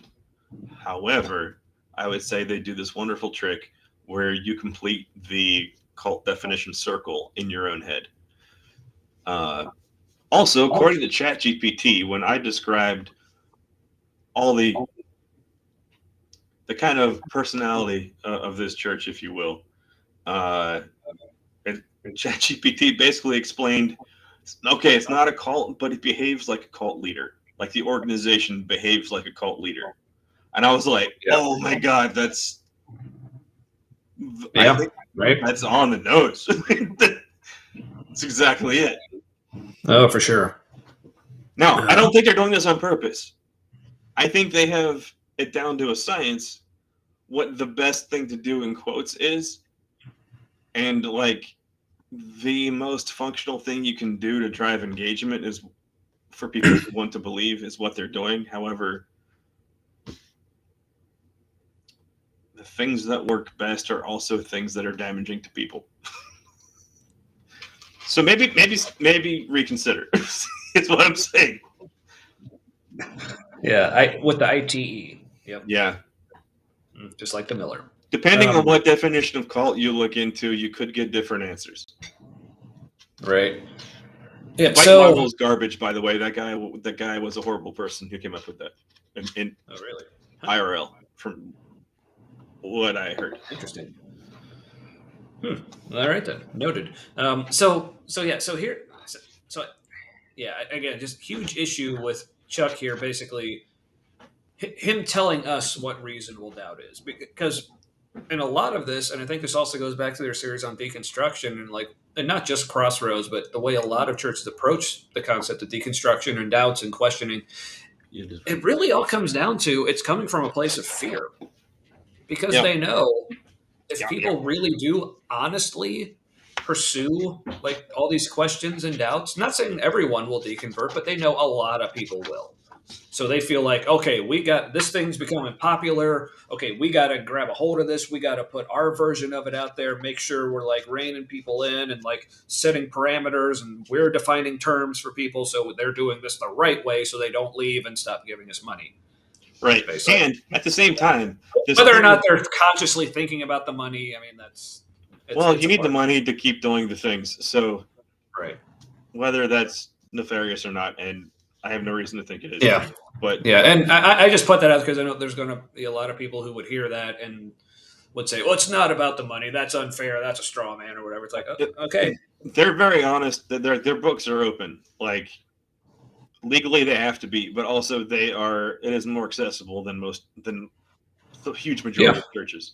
Yeah, to their credit, for sure. Yeah. Decisions are made by a board of people that a congregation does not choose. So there's that. But like a board of directors at a corporation, like P&G.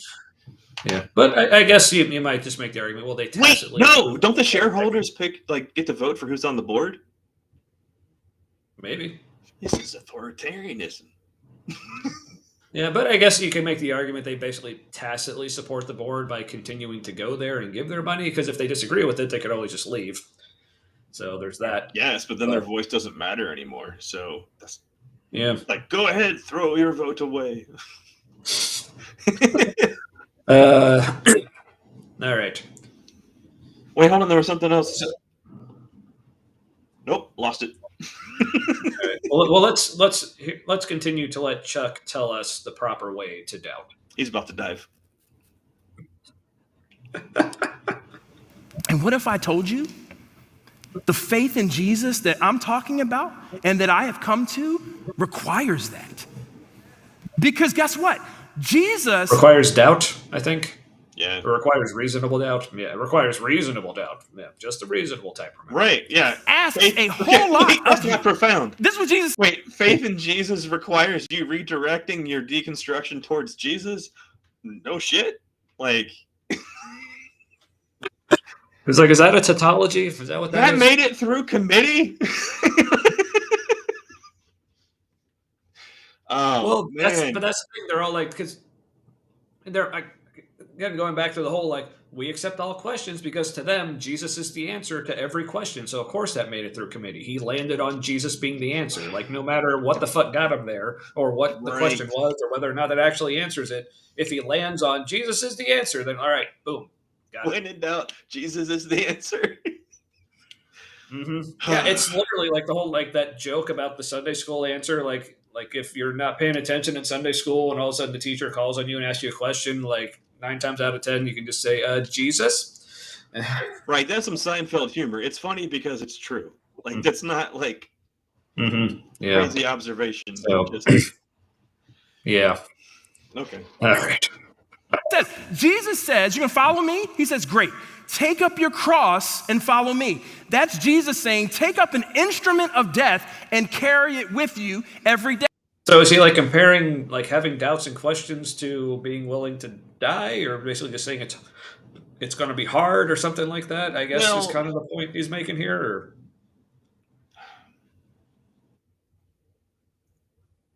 All right. This is a little bit of like, it's not a perfect analogy. It's not a good analogy in the first place, because like taking up your cross daily and walking with it, that means like believing is going to be hard. Like, there are going to be consequences to the people this is written to. Like, at that time, like, believing there were going to be consequences. And so it was like taking up your cross. That's the carrying the cross imagery, not the fucking dying on it, which is where he's going to go next with the metaphor, because like white Christians in America have a martyrdom fetish, like they've like a martyrdom fantasy, and so he's going to like, it's going to be like a kind of a false analogy martyrdom fantasy that's coming up. and not to poison the well. It just is that, I think. Yeah. And so, like, carrying your cross, that's the burden of believing. Like, that's not the dying from believing. That's the on the cross, not carrying it. Right. Right. And that's not useful in America, because as much as people want to like have the martyrdom fantasy in America, literally the worst country on the planet to have that fantasy in, because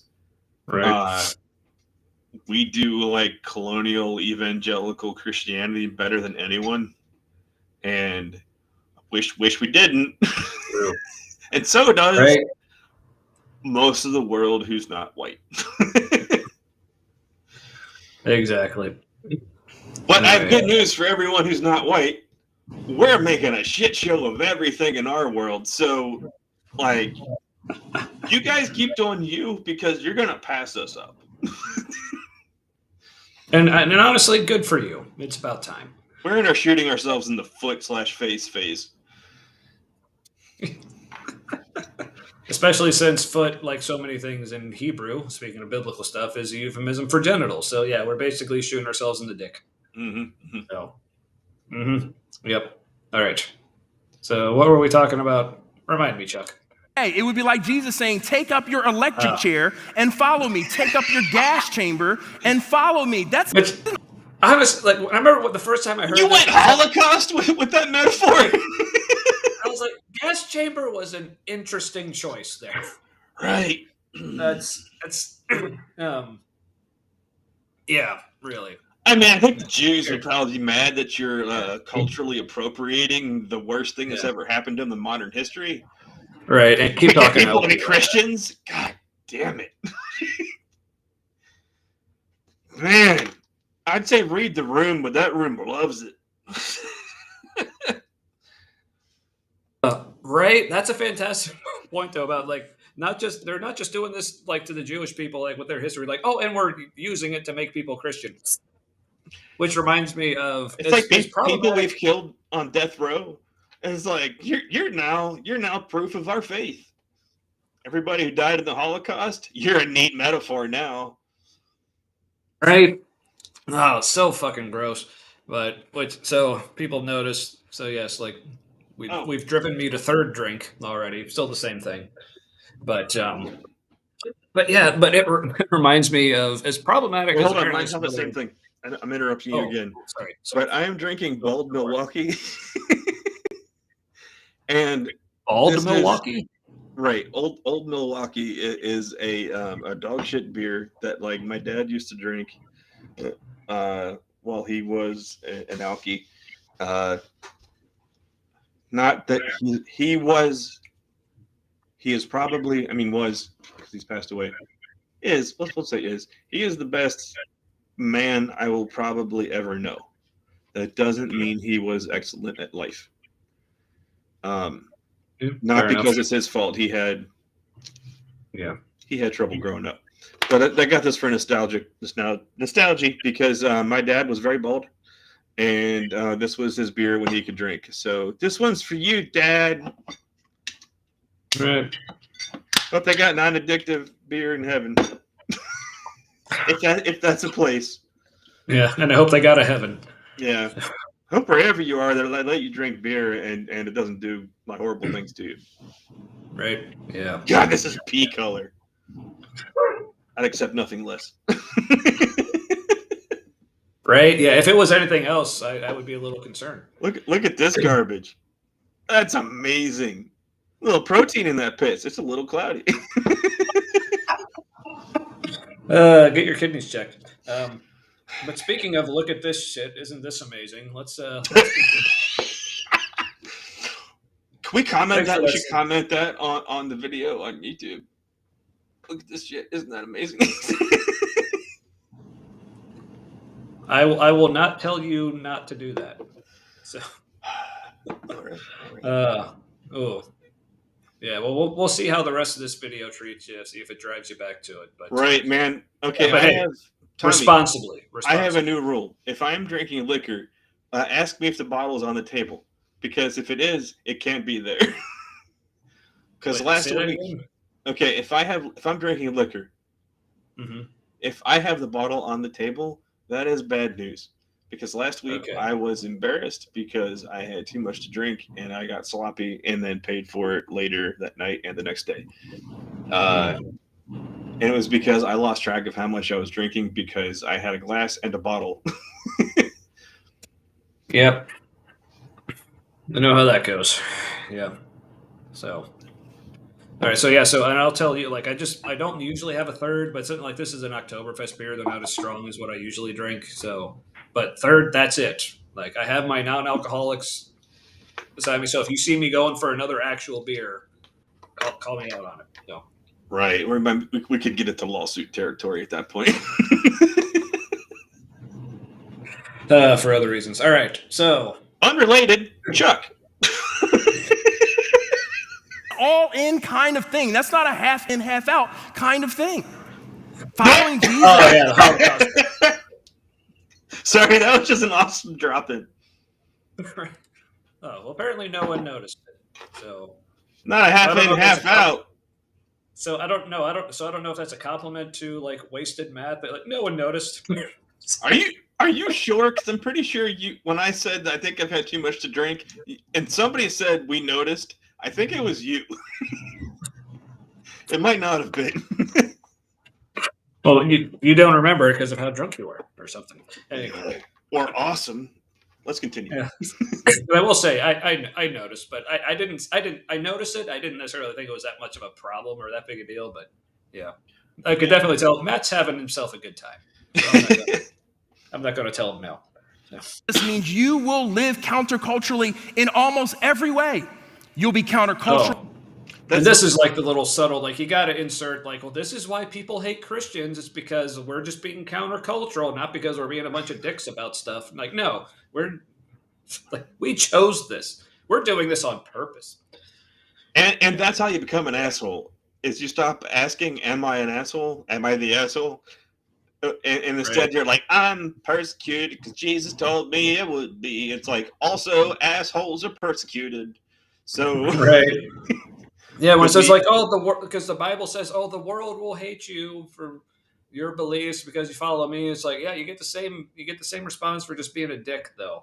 So use your discernment. On how you think about relationships. You'll be countercultural about how you spend your time. Your values will be countercultural. The way you spend your money will be countercultural. It is a high bar to follow Jesus. Was that a you have a thought or just an interjection? Did you just bark? But well, it sounded like what you said. You were like, oh no, I was like, bah, just because he was like, how you spend your money is countercultural. Why are you giving all that money to your church? Is this a healthy thing to do? I'm being persecuted. Right. Okay. It's an all-in kind of thing. And that's why I love what a pastor in Minnesota, Greg Boyd, says. He says, the faith that God's people are called to embrace is one that encourages people to wrestle with God, to not be afraid of questions. Don't encourage me to wrestle with God. You know what happened to the last guy who wrestled with God? God broke his dick. Right, man. And then he changed his name. Yeah, we're talking about the story of Jacob from Genesis, by the way. Yeah. Because it said God like touched his thigh and like moved it out of joint or whatever. But remember, because this is Hebrew, it's probably a euphemism for genitals, and in this case it is. So it looks like, yeah, God, like this, Jacob was beating God in a wrestling match, so God cheated and broke his dick. So, which has led to like one of my favorite, I don't know if it's an exclamation or like, but like if you find something like totally unbelievable and like you'll say something like, well, cut off my legs and call me Shorty, or one of my favorites I actually found out, being Scottish by heritage, I found out a Scottish version of this phrase was by telling someone like, oh, get out of here. They'll say, go take a running fuck at a rolling donut. That's one of my favorite images ever. But from that story of Jacob, I come to say, like, now that I realize it, I don't say this nearly often enough, but when I find something unbelievable or just takes me aback, I just really need to start saying, well, break my dick and call me Israel. So before we go on, Make it trend, folks. I will say that like Craig Boyd knows better. But what I mean is, the Bible is, if anything, inconclusive on this question, because apparently asking questions gets you ridiculed by God if you're Job. If Right. you're Jacob, like get your dick broken, and now you're a brand new nation, which just really means like better get fucking. And But you broke my dick. I'm getting mixed messages here. so the Bible, like if anything, says it depends who you are if questioning is good. So it like Right. wrestling with God is a mixed bag. Yeah, or even in the example of doubting Thomas, Jesus says, "All right, it's great. Like you got your evidence, and now you believe. But even more blessed are those No, who he didn't say believe that. without." He just said blessed. He didn't say more blessed. So it's Well, but whatever. He basically meant, okay, it's great, Thomas, that you believe, but basically Jesus is saying it. But it's better for those who believe without seeing. but what kind of illustration is that? That like you illustrate that it is better to believe without evidence by showing someone evidence and saying, but it's better if you don't. Well, because again, you Reminds me of Days of Confused, and Matthew McConaughey goes, "Be cooler if you did." Right? Yeah, just like, speaking of Jesus, I actually made a meme about this a while ago that I was very proud of. It's like when Jesus says, like, I did not come to abolish the law. Be a lot cooler if you did. Like, for all the people who love to say, like, Jesus was not about religion, or like he was all about, like, Wait, not religion or whatever. Paul basically later said, "Be cooler if you did." Essentially, yeah. So we went with Paul because clearly He was the most Gentile. He was the least Jewish of the Jewy. I think that was the appeal for the Romans. Even though he called himself a Jew of Jews or something like that. Right. But, I'm the best Jew. Have you heard? I mean, Jesus, but also I'm the best Jew. All right. Do you want to get back to the video, or do you want another like sidebar about the whole? So I don't know if you've seen these billboards here in Cincinnati. It's like I love the campaign. It's like like an anti-Semitism campaign, which is great. That's a good thing. We need that. But the website or like the name of the organization is Jew Belong. Okay. Okay. Here's the thing. But now I'm a member of. I'm like, seriously. I'm a member of our local Jewish center. They have an excellent deal for people who are lower income. You get to use the gym. Haven't done it yet, but I have ambitions. It's a thought that counts. And it's called the J. Everything is J or Jew. This is a popular kind of like marketing thing or marketing. It's just kind of like what you do. Like there was it's called J-Date. It was an online dating platform for Jewish people. And so that's like really on brand to say Jew belong. Like, it's like, oh, it sounds like Jubilee. That's Old Testament. I remember, and I want to be Jewish again.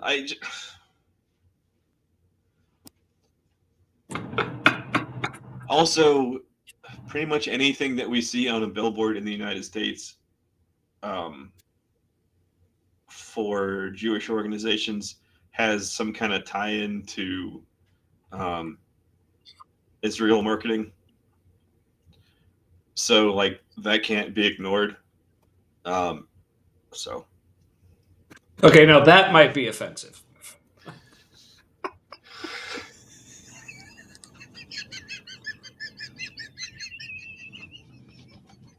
Oh my god! I want to see a video of somebody wearing that T-shirt going into like public, and like being genuine, not trying to be offensive, right? But just like literally, they genuinely want to wish Jewish people a Merry Christmas and don't get it, right? Probably like I could see like someone from Crossroads doing that. Actually, like I do think it's interesting that Jew Belong is a website and apparently a little bit of a slogan, while in foreign policy, uh, like the deadly opposite of that is happening. Like the opposite of Right. belong to the worst is happening to some people. Mm-hmm. So that'll Yeah. be something the future people of us look back and say, how did that happen?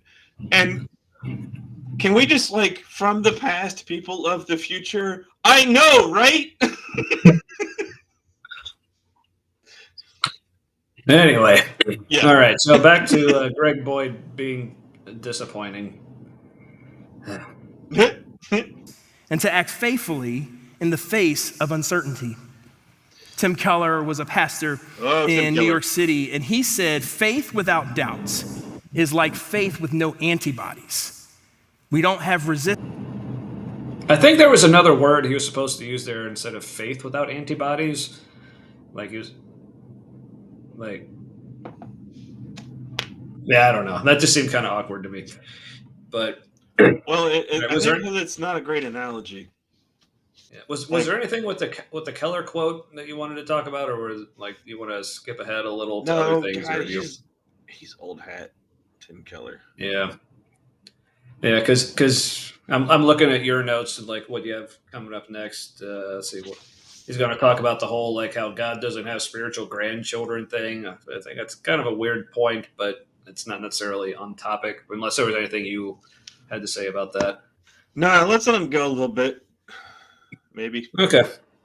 Yeah, because I think in about a minute is like when my next note picks up. So When our lives collapse. In fact, I want to say to some of us in here, we need to wrestle with our doubts because maybe we've inherited a faith that was from our parents. We've inherited a faith that was from our grandparents. But if we're honest, we're more culturally Christian than we are committed and convicted from things we believe. And I want to say, if that's you, you need to wrestle because God does not have spiritual grandchildren. And what I mean when I say that is this: you're not going to get into heaven based on the faith of mom or the faith of dad. Fear! But you will get into hell based on the sin of great granddad. Right. Somehow that applies universally. Even though Paul literally said, just as in Adam all died, so in Christ all are made alive. But apparently that's not actually how it works. Yeah, that's Paul Which going is so heaven. weird because apparently sin is more powerful than Jesus. Like, a sin just applies to everyone automatically, but with Jesus you actually have to do stuff to accept it. Make that make sense. I don't know. Right, because it's justice to be punished for someone else's crime. Mm-hmm. That's what the word means, Tommy.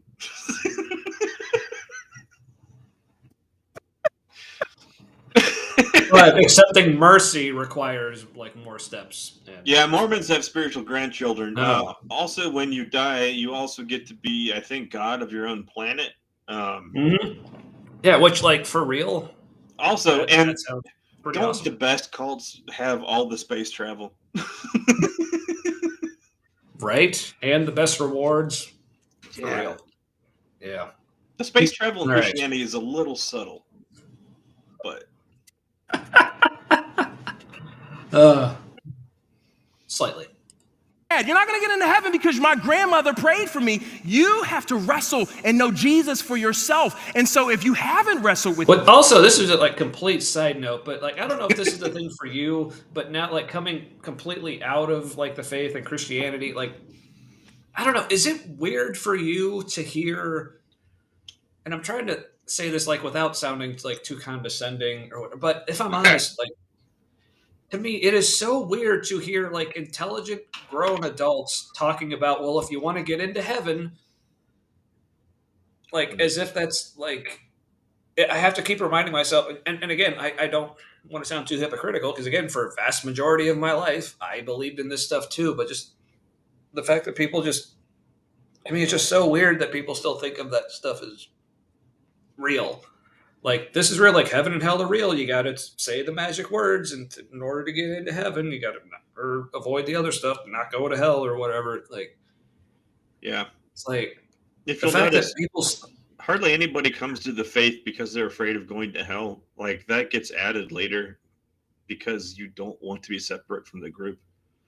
Like that's like, well, you don't consciously do this, but you accept something as true or plausible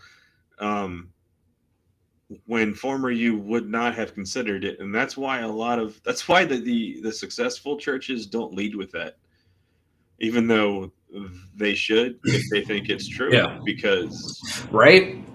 Yeah, it's like what Penn Jillette of Penn and Teller fames, like his sentiment about, even though he's an atheist, he says he actually appreciates like Christians who proselytize to him, because he's like, look, if you think like hell is for real and the people who don't believe in your Jesus are going to go to hell, it's like, yeah, why wouldn't you like spend every waking moment telling everyone about it? It's like, yeah, if you don't tell someone about it, like how much you have to hate that person to not warn them about hell. So yeah, that's why I wait, think, hold on, but there's good faith tactics with that and bad faith tactics. right. Oh, for sure, Yeah. Yeah, but this is why. But looking at the way most Christians basically don't do that, like if I'm honest, like I really don't think a lot of Christians in their core, if they're truly honest with themselves, I would guess they don't actually believe that. That's just me, though. To B.S. Lewis, my response to you saying this guy's obsessed with wrestling, he wants God to touch his hip, in quotes. I'm like, probs. No, I don't know. No, probably not. That would be ridiculous. We would be considered gross for wondering.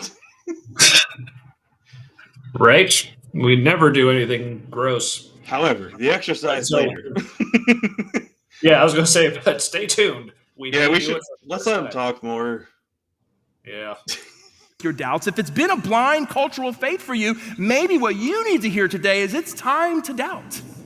It's time to wrestle with your doubts. Do it, wrestle. Mm-hmm. So what happens to Thomas? He has this experience where, I mean, think about like what's the word? Cognitive dissonance he must have lived in. What is that word? You know that where like word. My friends believe this. Sit with that word. Even though it's 2 words, but never mind. Sit with that phrase. Also, let's make it sound important by me forgetting it. Let's make it sound unimportant by me forgetting what it's called. Not saying that was on purpose. But it would fit. Yep. World-changing truth for them, but I'm not there yet. It says in John 20:26, 8 days later, his disciples were inside again and Thomas was with them. I want you to think about that. For 8 days, You know what Thomas got for his doubt? No. Nothing. Oh. Silence. Oh my God, 8 days? No Jesus appearing again. Nothing. I think for Thomas, it was 8 days of deconstruction. Wait, he was about to say it was 8 days of deconstruction. That made me mad because I'm like, son, you didn't deconstruct if it was 8 days. You had your first dark night of the soul. Yeah, or a few nights. Yeah, but that's the thing that got me the first time I watched this. Okay, he's going to try to make 8 days. This is such a big deal. Therefore, Thomas knows what you've gone through, even though like someone like me, it was like decades of why am I not hearing from God? Yeah. This is the beginning of defining away our experience, which pissed me the hell off because you're kind of trying to write us out of recent history.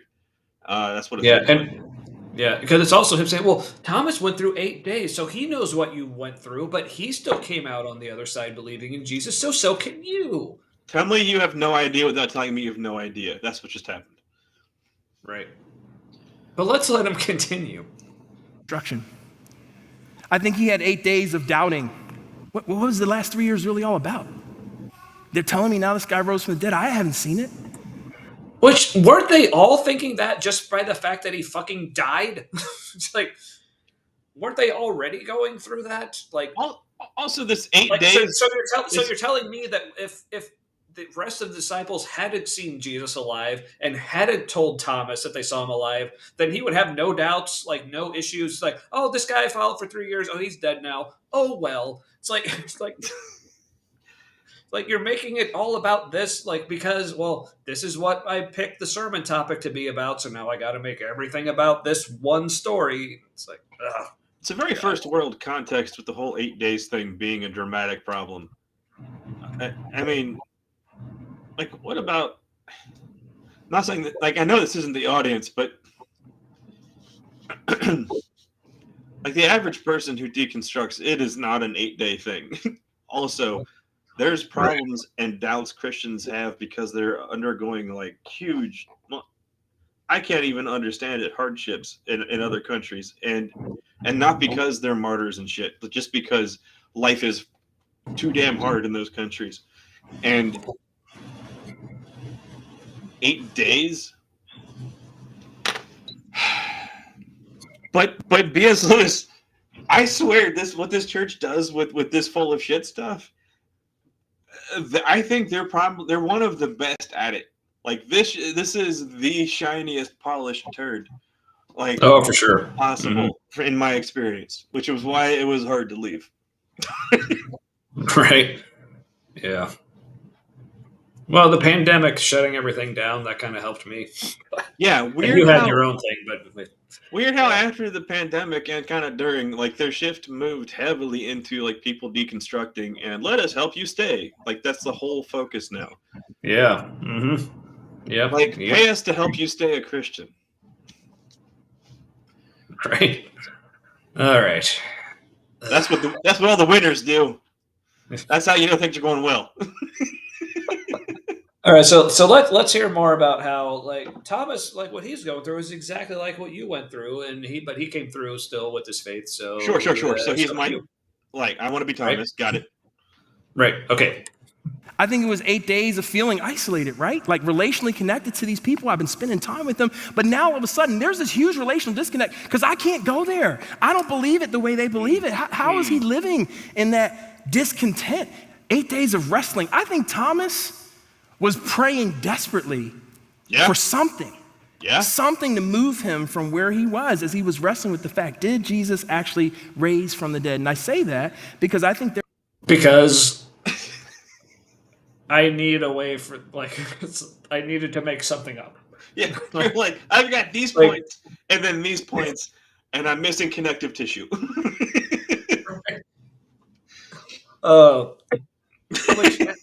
But let's hear his explanation of, like, I say this because why? That was Chuck? a little harsh. there are people in here who people are watching. No, I don't think so. Okay. Because let's Raised from the dead. And I say that because I think there are people in here who people are watching at home that might be in a season of deconstruction. see, and he literally just admitted it. It's like, I say all that because I want to hook you people in. Yeah. Like, because what's already in the story isn't doing what I want it to do right now. So I need to add all this other shit on here so you people will come to the conclusion that I want you to come to. That's he literally just admitted that. And also, calling it a season is calling it temporary. So. Right? Oh, yeah. I mean, how many times were we told, oh, this phase you guys are going through? Like, and when I again, stopped telling people about it and started telling people, like, in the men's, like, healing and deliverance, like, prayer ministry stuff, when I started telling people things that, like, revelations I was having, it was bringing them, like, closer to God. And like they said, I was saying, like, things they hadn't, perspectives they hadn't heard before. And my real quick, deconstruction was bringing other people closer to God. Yeah, real quick. Is this something you feel like you could vamp for a couple minutes on? Sure. All right. Then I'll be right back. Yeah, so I had some questions, and the times that I season like it's puberty, B.S. Lewis says. Right. Yeah, you're just a baby Christian, you haven't grown up yet.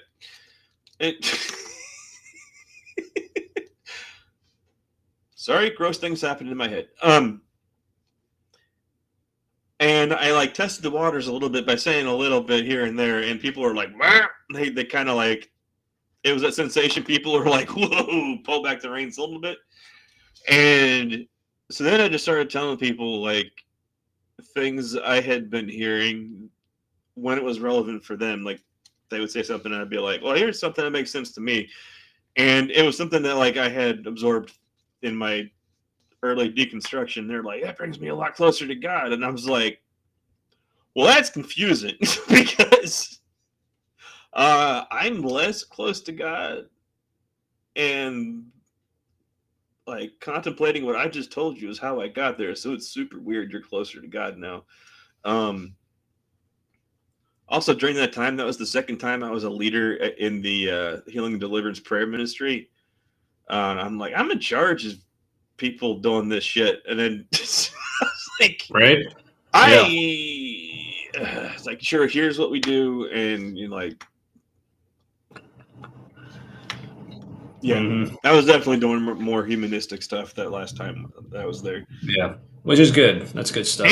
And weirdly, same effect without the demon hassle.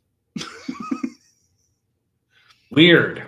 So I don't know. I guess humanism doesn't get the demon's attention, but still does the same healing. Maybe do that. I don't know. Maybe.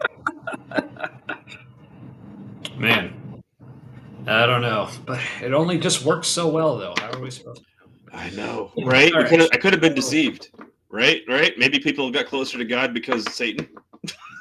Yeah, Satan is so hell bent, like no pun intended, on deceiving us. Like he's willing to do things that look just exactly like what God would do, just to something.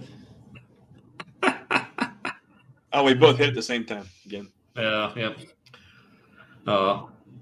Also, and thank you, BS. That means a lot.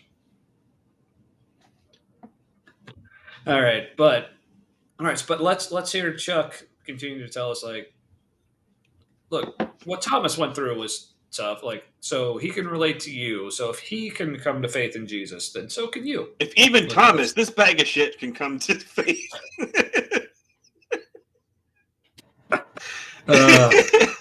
Like, yeah, which again, like, it wasn't the whole, like, just the fact that Jesus died, like, turned his whole world upside down. Like, only the fact, no, it was just the fact that the rest of them said they saw him alive, but he didn't. Like, oh, now I don't know what to think. Like, just think about that. Like, if you're following this teacher for like 3 years and you think he is the Messiah, he's going to like save everybody, and then he's killed, like you're already in that headspace of like, what the fuck is happening? And then you, of all people, don't see him, and you're like, they didn't even need to see it. What is this bullshit? And also, apparently, this is such a critical and important story that none of the other gospel writers felt the need to mention it at fucking all. But yeah. Anyway, but let's hear why this was a big deal. Chuck has reasons. Yeah, decades, if not a century later. Yeah. You like Crossroads. You like coming to Crossroads. Maybe part of the reason you like coming to Crossroads is some people that you love are here with you. A spouse. Maybe your children. Maybe it's not your parents, about the your teaching. friend. You mean, No. Maybe there's social factors that drive people to come and or stay. And man, they believe it. Like, they're all in, hands up during worship, like they're doing the thing. And you're like, I just have questions. And it's not like you're here folding your arms and being cynical. That's not it. You have. But what if we are? Right. What if that is us? It's not like you're those people. Let's completely disown them. That's because I guarantee you there's people like that in the audience right then when he was talking, doing just that. What are they supposed to think now? Oh, well, they're not welcome. That's what they're supposed to feel. Yeah. This is for genuine seekers who have reasonable doubts. Right? If you're angry or bitter about something, I don't know, maybe you don't love Jesus, fuck off. Like, yeah, which again, like, because they put this example out there, and this goes also like is touched on in the whole like divine hiddenness argument about how like well there shouldn't be any non-resistant non-believers because there's that assumption. Well, if you resist belief in God, then of course you're not going to like see the evidence. He's not going to be able to convince you because first of all, I guess God is like omnipotent and like wants so desperately for everyone to know Him, but for some reason just can't overcome people's resistance to that. Never mind the fact that again going to the literal fucking Bible, like So why Saul would who you do became that? Paul, because it makes it more poignant when I can do it. All right. Saul who became the Apostle Paul, like Jesus showed up for him while he was in the process of literally persecuting and killing Christians. Like, can you think of a more resistant non-believer? But Jesus still showed up for him. So this whole like, well, Jesus isn't going to show up for you if you resist, like bullshit. Well, you know what I Like just your heard. own book says that's bullshit. What I hear in there is that we just haven't often enough Christians. Because that's how you get a grief hallucination, where or a grief seizure, where like you go blind and you see Jesus and there's your evidence, right? I'm glad right? we're not monetized because No, you gotta get your numbers up to get God's attention. yeah, those are rookie numbers. What zero? Yeah. Oh fuck. You gotta be that overachiever. Make bold mistakes. Well, you know what happens? This church literally says that, by the way. That's one of their things. We gotta make bold mistakes. Well, you know what happens, fuckers? When you make bold mistakes, you hurt people. Right? Right? When the mission is people and you make bold mistakes, guess what happens there? But I'm hurt. Oh, but you see, I'm hurt. So therefore my challenges don't matter, you see. right? Yeah. So if you're hurt by the church, well, then now your doubts are like they're unreasonable. By the way, I Because didn't look- lose my faith because of that. That just didn't help. Right. Right. Yeah. For me, like losing my faith had nothing to do with like being hurt or anything. Like, no, all the hurt, or I guess the realization of the hurt, I should say, came after.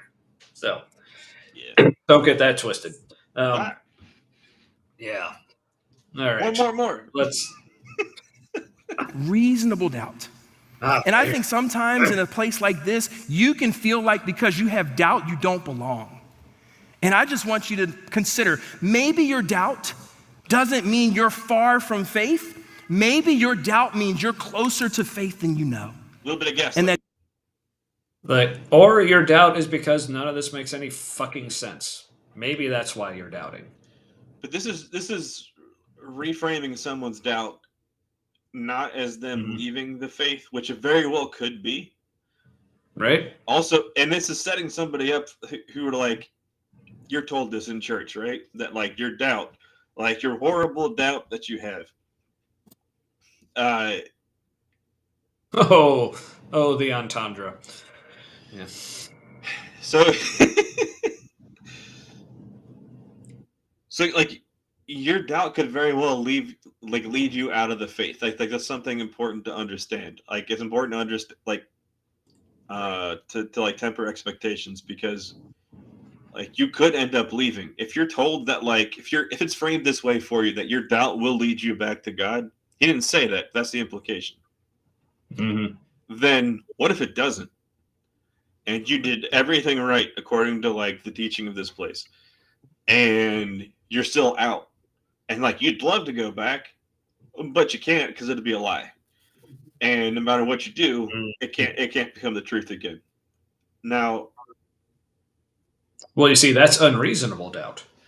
right? So victim blaming, got it. Yep. Victim blaming, gaslighting, like the whole nine. Yeah. Well, I'm not victim blaming. I'm just sharing the truth. Is gotta yin yang the truth and love. It's like, well, you felt hurt by the church. Okay, well, what were you wearing? Yeah, that's good. Oh, harsh but true. Yep. Yeah. Because that's always like my comeback to, like, well, it wasn't God that hurt you. It was people. It's like, okay, well, God still let them. like if I just let my children hurt people and do nothing about it, like I'm still responsible for that, especially if I'm all powerful. But but apparently with great power comes great responsibility, but apparently with ultimate power it does not come ultimate responsibility because reasons, mostly special pleading. Well, free will.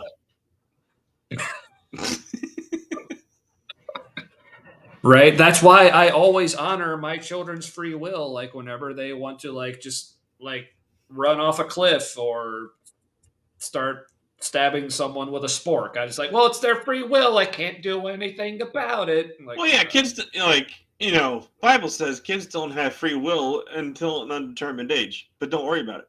Because after that point, they might go to hell. But also, don't worry about it.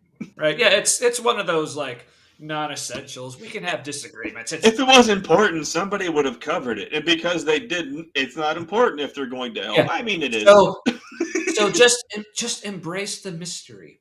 I mean, your kids may end up burning in hell. You don't know, but and hey, you might end up burning in hell. But hey, it's a lovely mystery, though, isn't it? But it's great. Heaven is so awesome. You won't care. Cool. Sounds like I'm a dick in heaven. But hey, but also you may or may not even make it to heaven. Who knows? It's a mystery, isn't it great? Oh, Games are fun. Man. Anyway, where were we, Chuck? Jesus actually wants to meet you in your doubts. Then when's he gonna? Yeah. Let him talk though. He might have good ideas. Yeah, well let's see. That's exactly what he did for Thomas, and I'll be honest, that's what he's done for me. Oh, well, good. One of the reasons that I think I have a passion for Excellent. this is because this is my story. Whoa. My story is one of doubt. My story is growing up. I often joke and tell people I could have literally been born in church depending on when my mom's water broke. Like I grew up in a religious family. We were in church all the time. And I'll never forget hitting a point in my life where like I had to wrestle with that. But as I was thinking about this, I was like, I didn't have a significant phase of the intellectual wrestling. That wasn't necessarily the thing for me. What it was for me Thinking and is isn't for his me thing. is the places and But also, like, Thinking's not his thing. right? Like, I'm not gonna just give my kids like free will with a spork. Are you crazy? Yeah, you think it's a spoon coming at you, but look out, tines. Yeah, I know what they're called. All right, so here's Chuck saying like his doubts, like they weren't intellectual, but I don't know the way what he goes on to describe. I think there is still an intellectual component to this. Like you all can let me know what you think, including you, Matt. Okay. seasons of my life where I've doubted the most have been the most painful seasons of my life. Go fucking I figure. think about when my father had dementia and didn't heal. I think about when my marriage was in trouble and things weren't changing. I think about when something that I felt called to go and build was literally crumbling all around me. And I will tell you, for me, those are the places where I have wrestled with doubt. Okay, but to me, that's not. He's not removing the intellectual aspect of it. He's just adding the emotional. But there's still that intellectual aspect of the honest question of why is God letting this happen? Yeah. Like it's not just this hurts, but there still is an intellectual like okay, why is this like? I mean, that's basically what the problem of evil is. You know, it's still an intellectual, philosophical thing. It just has a lot of hurt and emotion attached to it. But Also, did you pick up on the the saltiness around the thing he went to go and build and then crumble around him? maybe. Okay, so Chuck left being the campus pastor for the campus that he was a pastor of, the site pastor or whatever, to do another thing. That was an undivided ministry thing, right? Mm-hmm. Well, when Crossroads was like, they had their whole trans is bad sermon, And instead of giving that themselves, they hired somebody. I think they paid him. I don't know for sure. But they brought in somebody who gives paid speeches to come in and give this trans bad sermon. And places like P&G, every damn corporate sponsor that I'm aware of, who was giving money to Undivided, which was a like race reconciliation organization, doing good work. They had a good model. It was doing good things. But because it was an offshoot of Crossroads, when Crossroads went anti-trans, everybody else went, fuck this shit. We can't sustain this. And so they pulled away all their money. And a lot of people who worked for Undivided, probably Chuck, and maybe that's why he's teaching more. I don't know. It's a speculation. That crumbled. Race reconciliation in Cincinnati, goddamn Ohio, which was like kind of a like racism torn city because it's an underground railroad hotspot from history. Right. Also had a bunch of racists here, still have racists here. We're like, oh, you know, we're not proud of it, but that kind of thing. So plus, I mean, and the fallout from that particular sermon about like trans bad, like, because I remember like the following week, it's like they acknowledged it, but in like / didn't. It was a bad apology. Yeah. It's like, I'm sorry if we offended you, that kind of thing.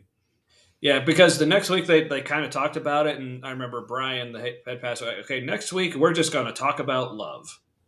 Like that's so I was thinking, okay, that could be good. Talking about like why we should love everybody, but no, like part of that sermon was they talked. Some of it was about like the good parts of love, but I specifically remember this one part where he talked about where love has like an enduring quality that can overcome. So basically, it was him saying, I'd have to go back and watch it to get the exact words, but it's basically Brian saying, okay, like anyone who was upset with us and walked away from us because of like this thing that just happened, well, that means you just don't have an enduring love that can like overcome things like this. And you just don't have the patience, you just don't have the determination or whatever, like, because love requires that, but you apparently just don't have it. That's why you walked away.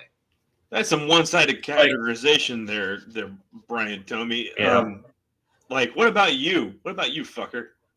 What about you loving, enduring all things? Like, Also, like literally just endure people just being trans. Can you endure that? No delicate approach, no understanding that what you say here could contribute to a trans person unaliving themselves.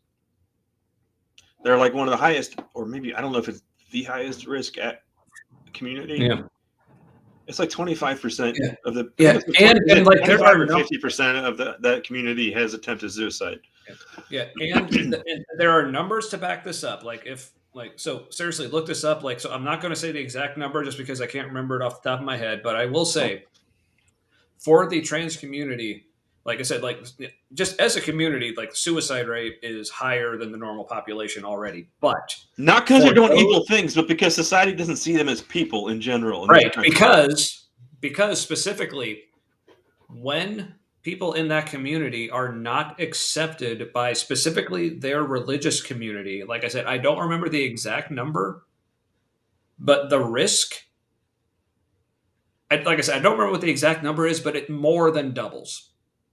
It was disgusting. So there are a number that said, like, if you are in a religious community and you are not accepting of trans people, that is leading to people dying.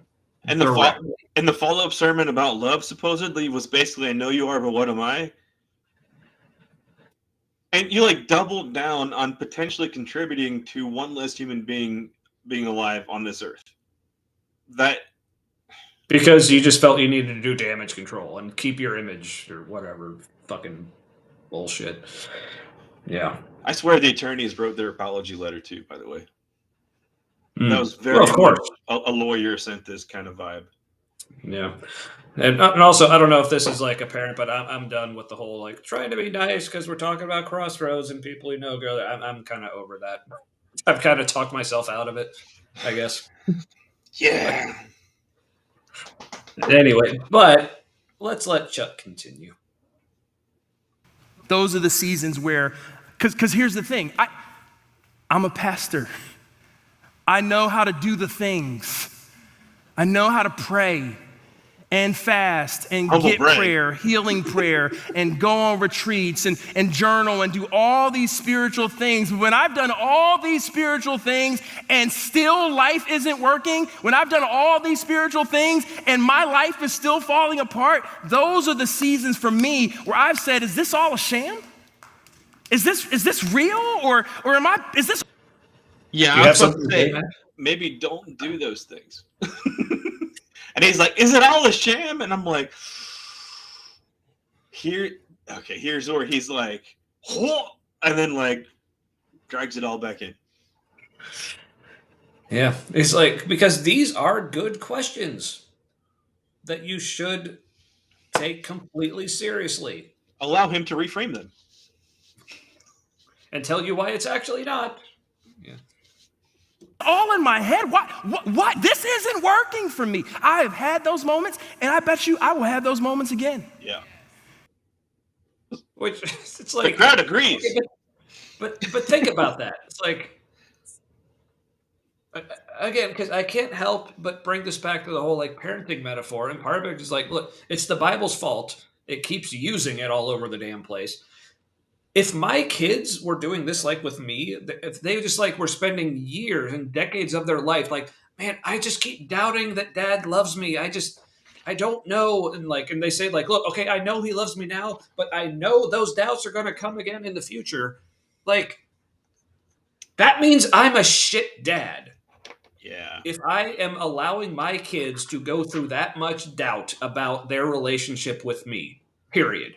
Right. You're a shit dad, but if God does that, he's the best dad. Because as we'll find out Right. later, that is God being kind and gentle. Right, because he doesn't want to force anything. He wants to like honor our free will and choice, whatever bullshit. But like, no, but like, put this in real terms. Like, think I'm appealing to other parents out there or people who have parents. Like, would you find this kind of level of doubt or in any relationship? Would you find that acceptable? No. No, if your kid was in a relationship with somebody who was doing that and told them, well, I'm doing this because I love you and it's not a loving thing to do, you would say, get away. Get away. That's an abuser. Mm-hmm. Yeah. Because again, if I heard my kids telling other people, like, man, I go through so many seasons of doubt whether my dad loves me, and I know I'm going to go through them again, like, I would be horrified if I found out about that. Yeah. So that means I'm fucking up seriously. But when it's God, it's receiver error. It's user error. Right. Yeah. Again, victim blaming, gaslighting, the whole.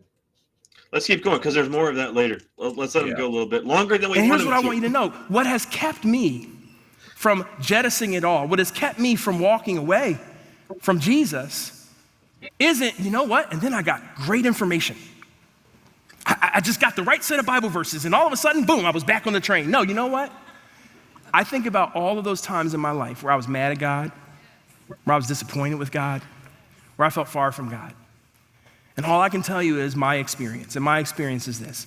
In every one of those seasons, what I experienced from God was not judgment. What I experienced from God was not, Chuck, you need to get your act together. Right, because when you experience nothing, it's going to be a lot of it wasn't this because it was nothing. That's a good point. He was so gentle with me in all those moments. He's been. So basically what he's saying is like, I had all these doubts and God didn't smite me, mostly because he doesn't exist. But God didn't smite me, therefore faith. So he ignores you, Right. and you interpret that as God being kind and gentle with you. Well, yeah, that's basically like, yeah, if you put it in those terms of any other relationship, like I'd say like, well, this person isn't fulfilling my needs and like making me feel anything at all, but they're not being mean to me for questioning it, therefore they love me. And So it's not that God basically, doesn't exist, and that's why he's not answering. This is him being kind and gentle. It's not that he doesn't exist. This is just the best way to be kind and gentle is to pretend is to act like you don't exist. right, because essentially what he's saying is, okay, after all this time of feeling nothing, and then when I brought my questions and doubts, then I also felt nothing. That means he was there. Yeah. The math ain't mathin', dude. I mean, Chad has gone and to you can bed. say like, no, I really did feel peace and comfort. It's like, okay, what were you actually feeling? Because this is something I want to ask people all the time. It's like, well, Jesus brought me through this hard time, or Jesus did this for you. What did Jesus actually do for you? Was it Jesus that did the thing for you, or was it you believing that Jesus was doing these things for you? Are you believing that these things were true about Jesus? Are you believing and thinking that this was what Jesus is like? What were the ideas really what was pulling you through? Like, what was Jesus actually doing? Or was it you just psyching yourself out, essentially? Sorry to put it crudely, but making yourself think that this was the reality and that made you feel better. And that's what brought you through, which, again, that's a legit thing. Like, people can give themselves hope and think and to get through a tough situation, like, power of positive thinking, whatever you want to call it. But I mean, just call it what it is. Like, that was you. And I'm saying that as an encouragement. Like, that was you. Because this is what I love to say to people who tell me, it's like, okay, I know you don't believe in God, and I get all the points you're making. I see what you're saying. I see why this is so hard to believe. But I just feel like, man, with all the shit that I've been through in my life and all the things I'm still working through, like, I just could not have made it this far without God. But what I love to tell them is like, okay, but if there is no God, guess what? You did. And that is fucking fantastic. Like, that's what I want for you, is to realize that's why, like, when people say, oh, you're just like evangelizing for atheism. I'm like, yeah, so So are yeah, you sure. for your I am. thing. So Yeah. Like, why is that a bad thing? Because I'm saying it's because this has done so much for me, and like in my positive self-image, and like realizing, oh, all the things I've been through in my life. And again, like, and I say this all the time too, not just me, but the other people in my life who have helped me through things. Like, yeah, I couldn't make it through all this alone. Dan, for a Obviously. minute. I gotta take a break. Yeah. Yeah. But this whole idea of, yeah, like I said, I love telling people, like, okay, if there is no God, then you did make it through. Like I said, probably not, maybe by yourself or maybe with the other people, but like, give credit where credit is due, like to the other people and to yourself. Like, please give credit to yourself for making it through this stuff, even if it was your beliefs in God or in Jesus and how he's like, that was still like coming from you. This is what I want people to realize. It's like, because that, again, that's what I want to ask people when they say, oh, Jesus brought me through this. How? What did Jesus actually do to bring you through this? Like, please, like, and I'm not asking that rhetorically. Like, I want to know. Because again, if all this is true, like, again, this is what I'm after. I'm after what is actually real and what is actually true. So if there are real answers to this, then please let me know. So when you tell me, like, oh, this hard thing I went through in my life, Jesus brought me through this. Okay, tell me how. What did Jesus do? Was it Jesus that brought you through this, or was it you believing these things about Jesus? Was it you believing that Jesus was doing these things for you, or was it you believing the things that other people were telling you about what Jesus was doing? Like, seriously, pay attention to what it is that is actually going on, and all the things that you are crediting as Jesus or crediting as God bringing you through all this stuff. Like, it's usually you and or other people, and what either you are making yourself believe or what you are hearing from other people to make you believe. It's because, like I said, I don't, whatever gets you through some hard shit, if that gets you through it, please, like, keep it up. Like, again, I don't want to say, like, I want to take anything away from you. Not that I think I actually have that power to take anything away from people as far as like what they believe. Like it's like if I say something and it makes you stop believing something, like did I take that away from you, or did you just hear new information and you made your own mind up about what the situation is based on that new information? And isn't that supposed to be a good thing? But yeah, We gotta let him go because the exercise is coming up. right, right. So kind to me in all those moments. He has been present to me, not with all the answers, but he's been present with me with all of the grace that I need to just wake up the next day and keep moving. That's what he's. So basically, Chuck's like, well, I'm still alive, therefore God. Like again, like when you say like he's there for you with the grace to keep going, like what does that actually mean? Does that mean because you brought your questions, he didn't like strike you down with thunder or lightning or whatever? It's like That's the wrong question. The right question is, how should I feel? touche. Given me. Oh, And I believe that's what he wants to give you. He wants to give you that kind of relationship. Because the truth is, when we're in a season of doubt, we don't really need more information. Maybe clearly, he's never spoken to an autistic person. It's like, how many people in that crowd are like, I need more information? Like, I've had it with the feelings. Like, that's not cutting it. like, And he's like, no, you don't need that. Let me tell you, you don't need that. like what you need is the feels. Right. And yeah, B.S. Lewis, you're right. Again, getting ahead of him. But like he's going to go hard into the feels. Yep. Oh. And the Yeah, so basically like the commenters on YouTube like it. Yeah. This is what the people want. This is the product the people want, and so they're going to make it.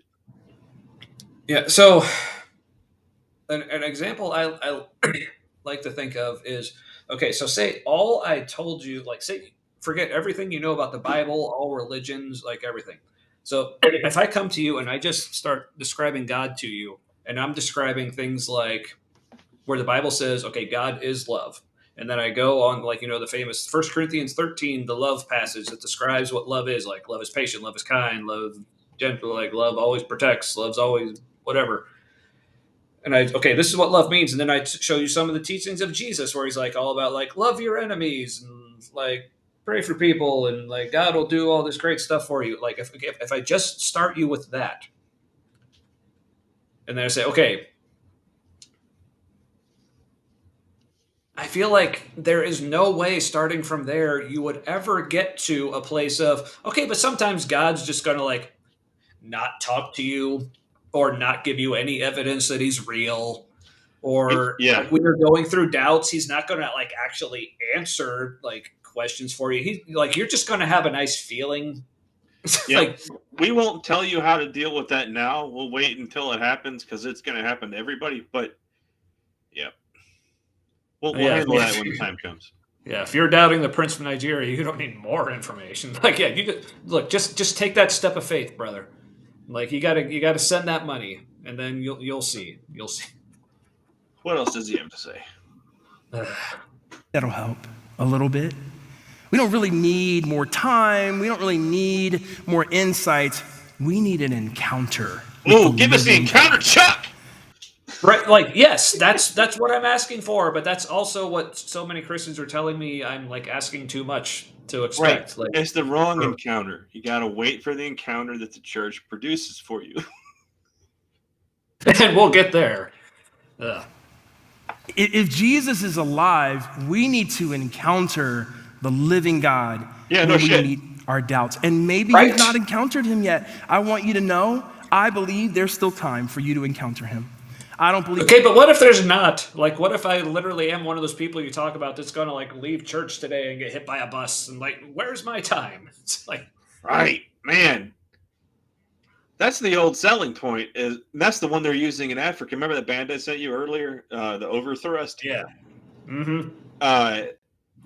It's a death metal band from Africa, and their Botswana, I believe. one of their purposes for existing is to combat like Pentecostal type Christian evangelism in their country, like stealing people's money, basically. Crossroads may or may not have been involved with one where money was taken by a leader, not Botswana, but now no shade on them. They were more in South Africa, I think. Right.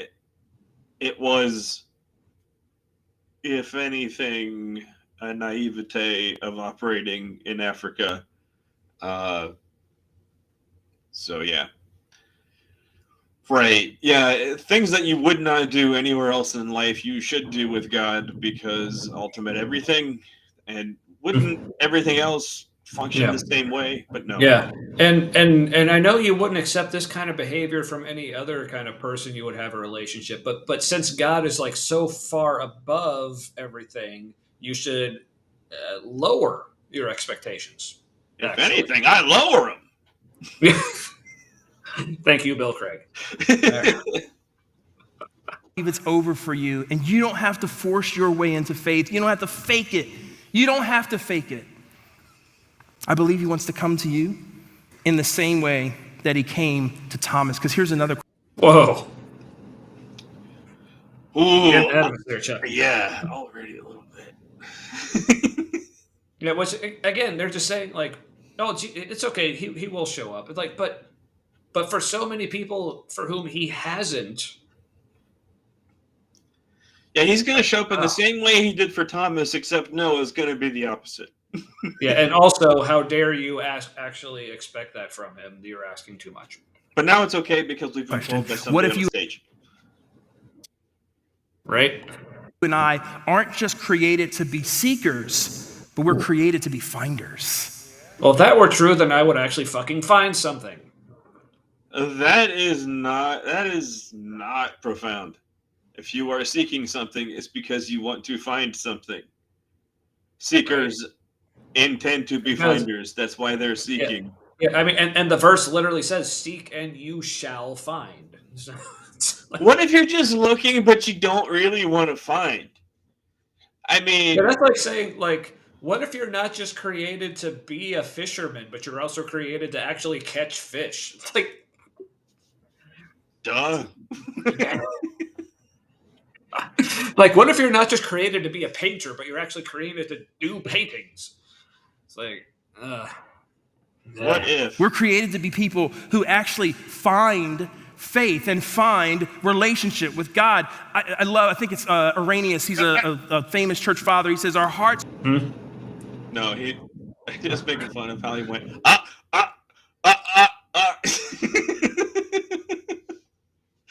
notes, Chuck. Are restless until they find their rest in God. I believe that's true. I believe that's true. And here's what I know. I know what it means and the value we have in our culture of being open-minded, of being open-handed. And there is a season, and I hope you hear me saying, like, man, celebrate the open-mindedness. You don't have to come in here and check your brain at the door. Be open-minded. But at some point... But it'd be cool if you did. But at some point, be open-minded, but allow me to negate what I just said, which is what the word "but" means. Oh, and he'll get to that with the hands. When you begin to encounter the living Jesus, at some point, as you begin...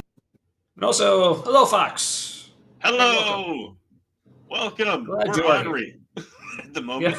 Yeah. Well, welcome to it. To experience things that you can't explain. At some point, as the penny starts to drop and you realize maybe Jesus does love me, you have to move from a place of being open-handed and open-minded to closing your hand on truth. Wait, that's interesting. He didn't say you need to move from being open-minded to closed-minded, not open-minded to closed-handed. But still the imagery is closed-minded. Yes, I mean, because again, this is with that whole idea that like deconstruction needs to still have a goal. Like you still need to have that one thing that you're still going to hold on to. It's like you can't have doubt that leads to no faith. That's unreasonable. Like, He's like, eventually you got to hold on to something, and it's going to be the thing that we're telling you is the truth. So Yeah. make sure you hold on to that. But yeah, questions welcome as long as you come to our conclusion. To closing your hand on, you know what, I may not know everything, but I believe Jesus loves me. I don't know all the chapters and verses, but I know that Jesus forgave me. I don't know all the details of how the theology works, but I know that I have an identity in Jesus and that he wants me to be free and Okay, but that is theology.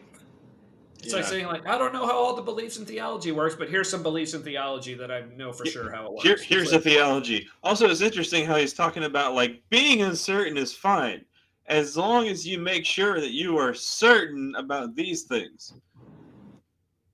Why? it's like you can't be uncertain about like the core teachings of Christianity. You can't be uncertain that God even exists. You can't be uncertain that Jesus was God. You can't be uncertain that Jesus loves you and died for your sins and you needed someone to die for your sins. You can't be uncertain about needing to go to heaven, and you can't be uncertain about I'm going to go to hell if I don't believe it. It's But earlier, remember when he said that being certain is for stupid people? Almost word for word. So he's like, all right, but here's where you should be stupid.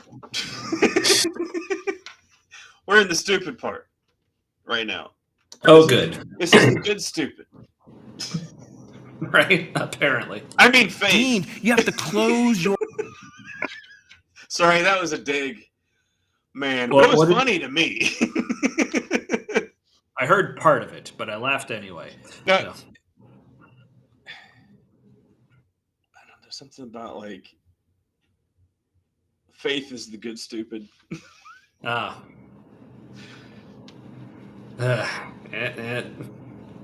notes. Your hand on truth when you land on it. You have to be willing to not just stand at the doorway. If doubt is a doorway of faith, at some point you got to walk through the door. What does that even Not with fucking mean? 100% certainty. Yeah, but when you walk through the door, you're not allowed to find nothing on the other side. You have to walk through the door towards Jesus. Right. And then- There's nothing on the other side. It's the wrong door. Yeah, I guess. apparently. I'm not standing up here 100% certain of all of the things that have to do with following Jesus. But the things I do know, I'm walking in conviction around those things. And I'm willing to say, like we sung in that song, God, would you help me with my unbelief? Oh, you sang that song. That's perfect. Yeah. I was singing that song for years and got nothing. Yeah, I said that until I realized that like that person didn't get an answer either. Right? No, the only answer I got was I'm supposed to be satisfied with no answers. And I'm like, again, in what other relationship does that work? But seek and ye shall find. You didn't seek hard enough if you didn't find. Yeah, like Matt, like, so we're friends, right? I assume. But if I were to ever doubt that, if I were to come to like Matt, I feel like I don't know. I just feel like we aren't like as close. Are we really friends? Like, should I be happy with you just like not answering me and keeping it mysterious? No, also if I don't say I think you need to talk to someone with a degree, I'm a bad friend anyway. Right? Yeah. So again, so please, people, think about all this stuff that you're accepting as like parameters of like what your relationship with God and with Jesus is supposed to look like. Put those same standards on literally any other relationship in your life and ask yourself, does this fly? It wouldn't. I told you that Thomas asked a historic question that led to a great answer. He said, Jesus, show us the way. To which Jesus replied in John 14:6, I am the way and the truth and the life. No one comes to the Father except through me. Jesus is truth, and he's living truth. That is one translation. I mean, Yeah, right. they're not sure if it isn't some version of anyone who comes to the Father comes through me, or no one, but it's unclear if it's exclusionary or not. Yeah. Yeah, but again, it's like, see, like God is Jesus is real because his book says he's real. So therefore, Yeah, yeah, ChatGPT, when I ran the transcript through it, was like, this is circular reasoning. It went into all the ways. There's also more yep. circular reasoning coming up.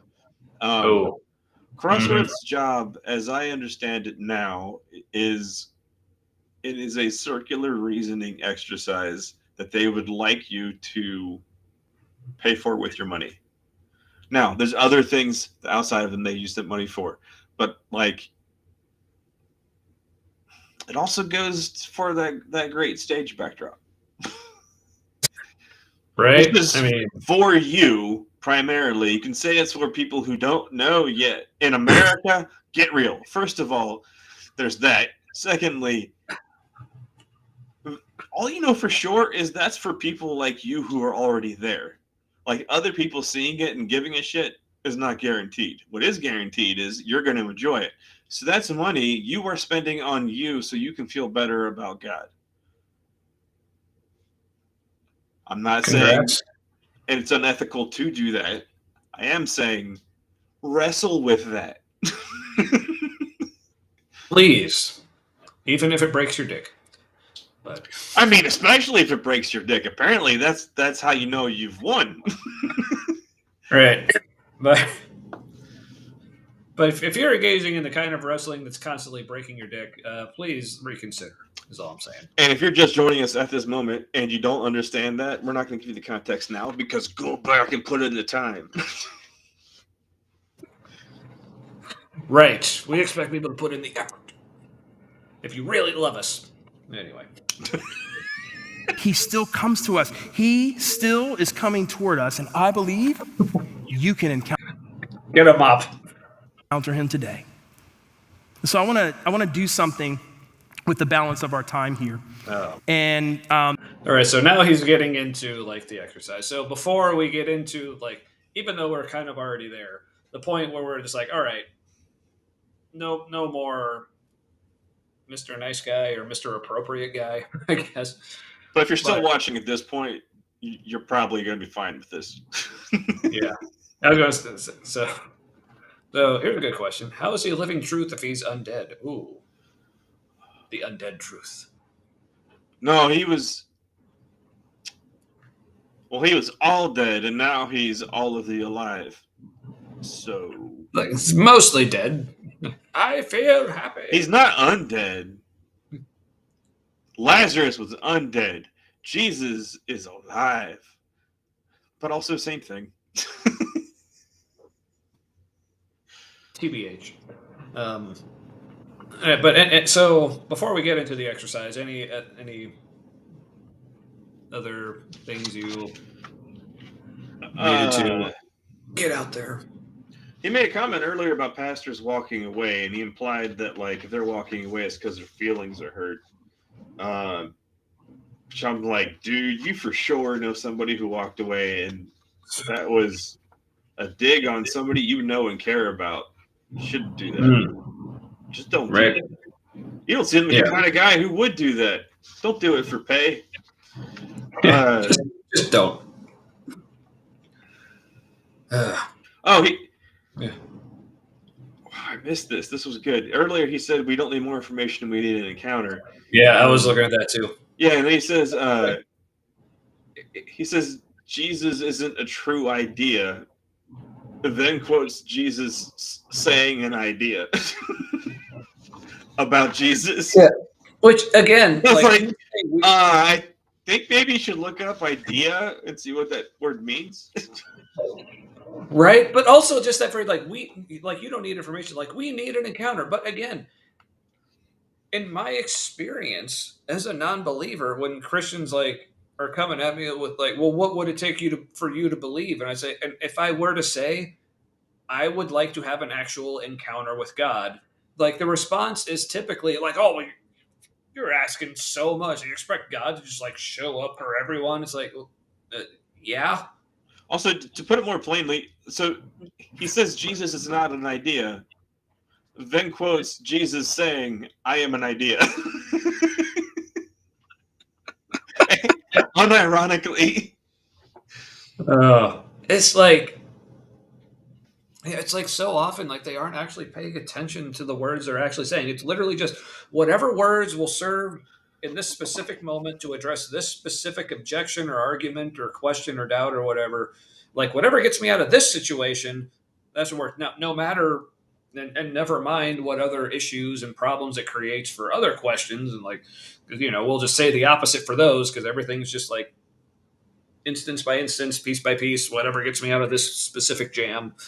Like, no regard for the bigger picture. It's just excusegetics is my favorite term for apologetics. At the end of the day, I have to quote Mr. Deity, which, by the way, like people aren't familiar with Mr. Deity on YouTube. Check him out. Subscribe. Awesome channel. But yeah, I need to watch this stuff more. Yeah, it's really good. But yeah, just this whole like. Yeah, I just cannot get over him saying we need an encounter to believe. Like that's what I've been saying the whole damn time, but Christians keep telling me I'm expecting too much. So like I wish you would all just make up your fucking minds. You need feelings certainty, not intellectual certainty. So that was kind of the subtle thing from earlier too. Is there is a good certainty. It's the feelings certainty.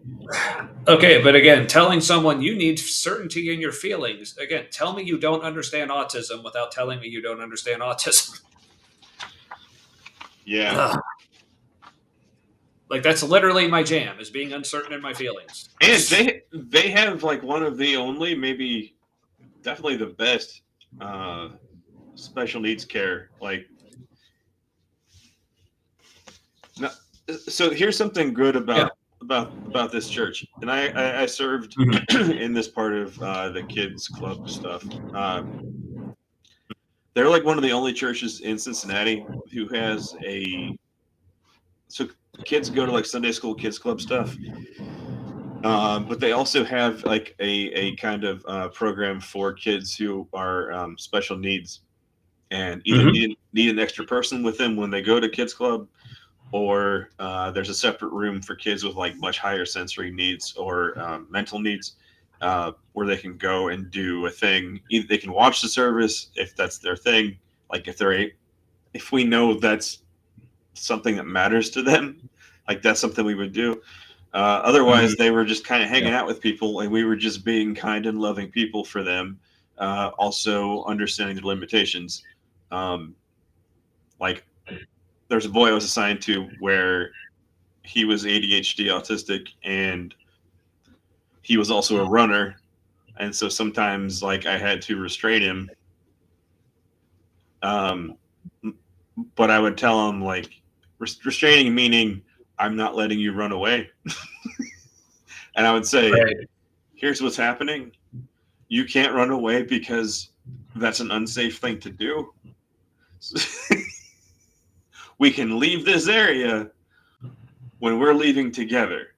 And if you try to leave separately, then I have to carry you. Right. So, but also interesting that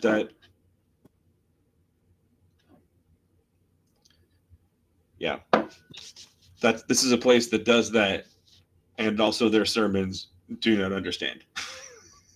Right. Yeah. All right. Well. All right. So we're about to get into this exercise that Chuck's wanting to do. So this was the part I was warning y'all about earlier, that we were going to go to places that we've kind of already gone as far as irreverence and treating things rather inappropriately. So I guess in like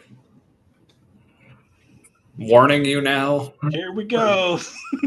All right. So about to go through this old thought exercise, and I just could not help but like this was literally like the first time I was watching it, like my mind just could not help but from taking this to the place we're going to take it. So let's do this together, shall we? It's essentially kind of an attempt. Well, they're not doing this on purpose, I assume, but it's kind of a group hypnosis thing, and it's also kind of funny. Right. Yeah, but here's the thing. I don't know how to search my feelings. So stop asking me to. The anxiety. All right. This is something that's just been really helpful for me in my own relationship with Jesus. And so I want to do what's called an imaginative reading with you. I want you to be a part of this with me. And really it's because just the regular reading isn't good enough. We got to get imaginative with it. Basically based on this. It's based on the fact that, I wasn't there 2,000 years ago when this room experience happened for Thomas. Neither were you. But we're going to deploy the greatest tool God has given us to understand. And no, it's not Brian Tome. The greatest tool. Senior pastor of Crossroads, for those not in the know. That was one place I just cracked myself up. As soon as he said, I'm going to deploy the greatest tool, and the first thing that came to my mind, oh, Brian, where is he here now too? But, all right, let's... understand him, which is our own minds and our own imagination. But I thought our minds were corrupt and we couldn't lean on our own understanding and our own thinking and right. And also, didn't he say earlier he was basically saying don't use facts to connect with God, but now he's saying use imagination to connect with God. Aren't you implying that if using your imagination is a great way to encounter God? Yeah, so basically what he's saying... Aren't you admitting maybe a little bit that God is imaginary? Right, you're basically saying, no, God isn't in facts, he's in imagination. That's literally, that's what we're saying here. I know. I mean, he's making the argument for me. Thank you. And we're going to allow ourselves through our imagination to enter into this story, to not just read the Bible two-dimensional, but to enter into a four-dimensional experience where we're there. And I believe as we do this, that Jesus wants to encounter you today. We're going to imagine a lot more than just God. It's a little bit of priming here. Yeah. A little bit. But hey, it's all right. We're going to a good place with all this. So we're going to dim the lights here. Oh, yeah. And I'm going to ask you if you're comfortable in all of our rooms or in your living room, wherever you are. I'm going to ask you if you're comfortable. Yeah, so please, everyone watching, just want to right now, just set the mood, wherever you're at, light some candles, like I got here, maybe some incense, get a little mood lighting going, get yourself a drink, maybe, get comfortable, because yeah, we're about to go there. Are you ready, Matt? I'm ready. Okay. Comfortable to go ahead and close your eyes. Yeah. If that's not comfortable for you, you can leave them open, and I think this will still be an experience that's meaningful for you. Hey. Why don't you just start by taking a couple deep breaths? Smart. Deep breaths in. This is guided meditation. And out. Deep breaths in. But I also love how Chuck is going old school with the preacher wiping sweat off his brow. Yeah. He's probably sweating. Yeah. Just let your mind settle. Yeah, settle. And be still. Get ready to surrender control to the suggestion. And now imagine yourself in the room with Jesus and the disciples. In the room. Just after his resurrection. You're there. I'm there. In the quiet upper room. Oh, shh. And the air is thick with a mix of fear and hope. Thanks. Interesting. And you see the disciples huddled together, whispering, glancing at the door. Sounds like a restaurant. Yeah, the room smells of oil lamps and dust. And in that room, you see Thomas. Tommy. His face is a mixture of disbelief and longing. Sad. Mostly longing. And suddenly, Jesus appears. Not with a burst of noise, but with peace. His presence fills the room. And you see Jesus look at Thomas. I mean, really look at him. Oh, really look at him. I think this is where my mind started going this direction. I mean, Jesus really looked at him. really. I mean, you're You know what I mean. You see what Thomas is wearing. Oh, he better. We don't know. But hey, either way, man. Either way. And as he speaks to Thomas, his voice is gentle and steady. Yes, you know. Steady. And Jesus walks toward Thomas. So steady. And he gives Thomas what he wants. Yeah, he Yeah, he does. does. He gives Thomas what he asked for. What he asked for. See, because consent is important. Remember that. Well.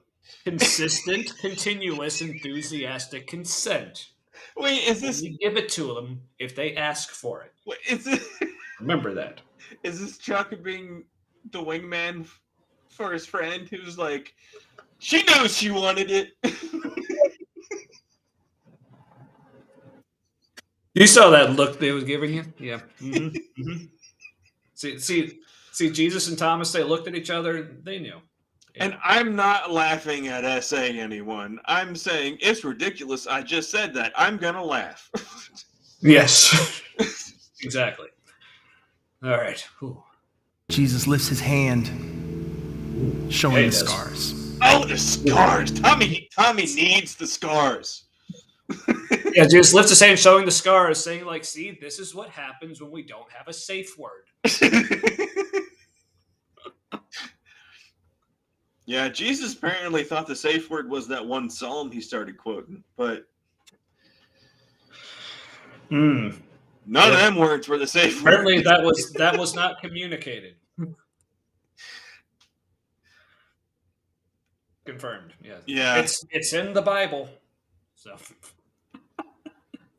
And then, gently, so he speaks. Gently. He says, Thomas, put your finger here and see my hands. The first time I heard that, I just busted out laughing.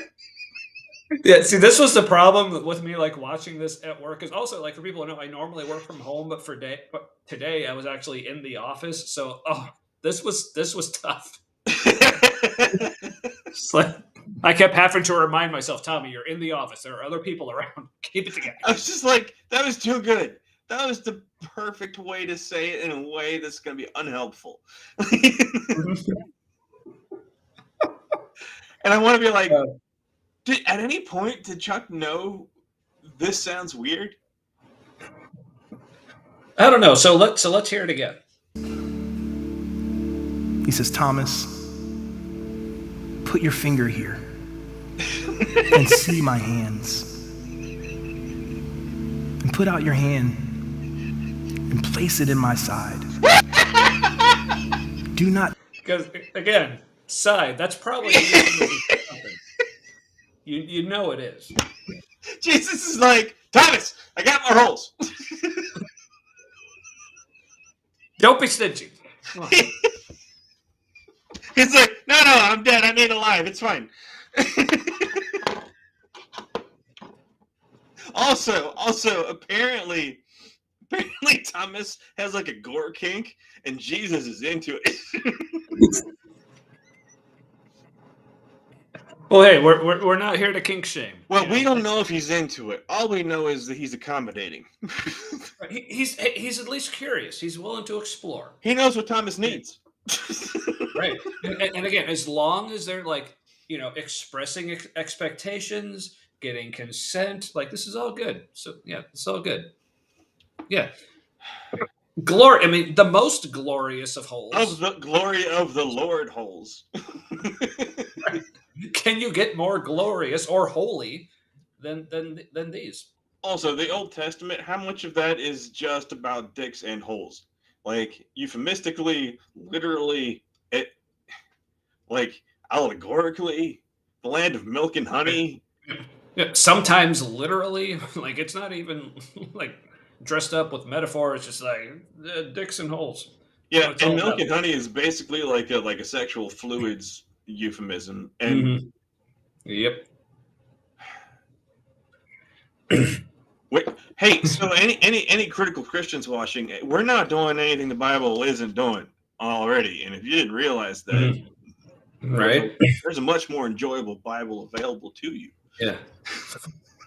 Right? And if anyone's objecting the whole like talking about Jesus in ways and like things that are only supposed to be between like married people, like we're the bride of Christ. Like if you're not willing to let like Jesus, like if you're not willing to engage in like the fingering of holes with Jesus, then I mean, do you really love him?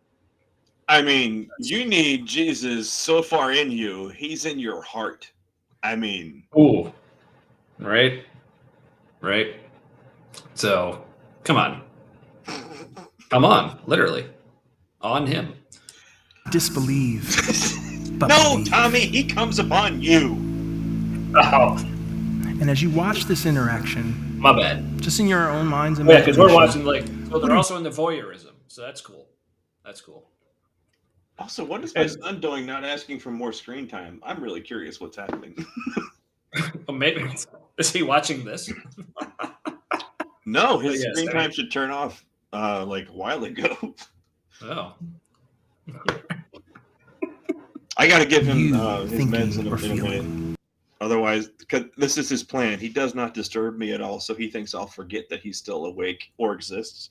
And yeah, but unfortunately for him, you're a good dad. So. right. Which means it's already too late to give him medicine, but I'll go another 5 minutes because I have PDA. Right. There you go.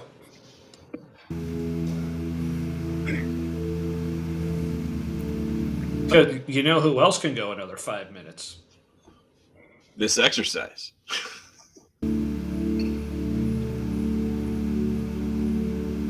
How does Jesus appear to be toward Thomas? Unclear. I'm weirded Is he out. judging him? No. Or is he loving him? Yeah, he's loving him. In fact, if you were to step into Thomas's shoes in this moment, what do you think he'd be feeling? So many things. Go ahead and take a moment and just express those feelings in whatever words make sense to you, whatever feels good and right. You can say them in a whisper to God if you want to make it a prayer, or you can just think it as thoughts. Just whisper it. That's creepy. Share those feelings with God right now. I wish someone in the crowd would have just going, ah!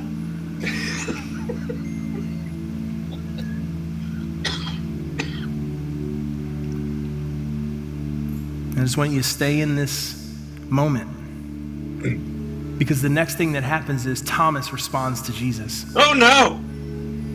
And Thomas says, "My Lord and my God." Man, he must be good. In this moment, Thomas's doubt was turned into deep trust. How? Because Thomas doesn't just call Jesus Lord, which is a title used throughout the Gospels. He calls him Daddy. He calls him God, affirming his divine nature in unmistakable terms. In fact, Thomas the doubter is now the first to declare this definitive faith in Jesus. You're kind of ruining the mood here. And not a distant faith, because he says, "My Lord and my God." Thomas's doubt didn't distance him from faith. It was his doorway into real faith. But can we get back to the things with double entendre in them, please? Oh, deep, there we go. A personal faith in Jesus. No evidence. This is what just happened. And I want you to just stay in this moment. Oh, I'll stay here. And I want you to imagine this. Okay. Jesus turns slowly. Slowly. And when he stops, he's no longer looking at Thomas. Weird. He's looking straight at you. His eyes meet yours. I'm a cuck. Not with anger, but with love. And he says, "How long have you been here?" I was like, Jesus knows I'm here. It's like he sees the fourth wall. He sees the fourth wall.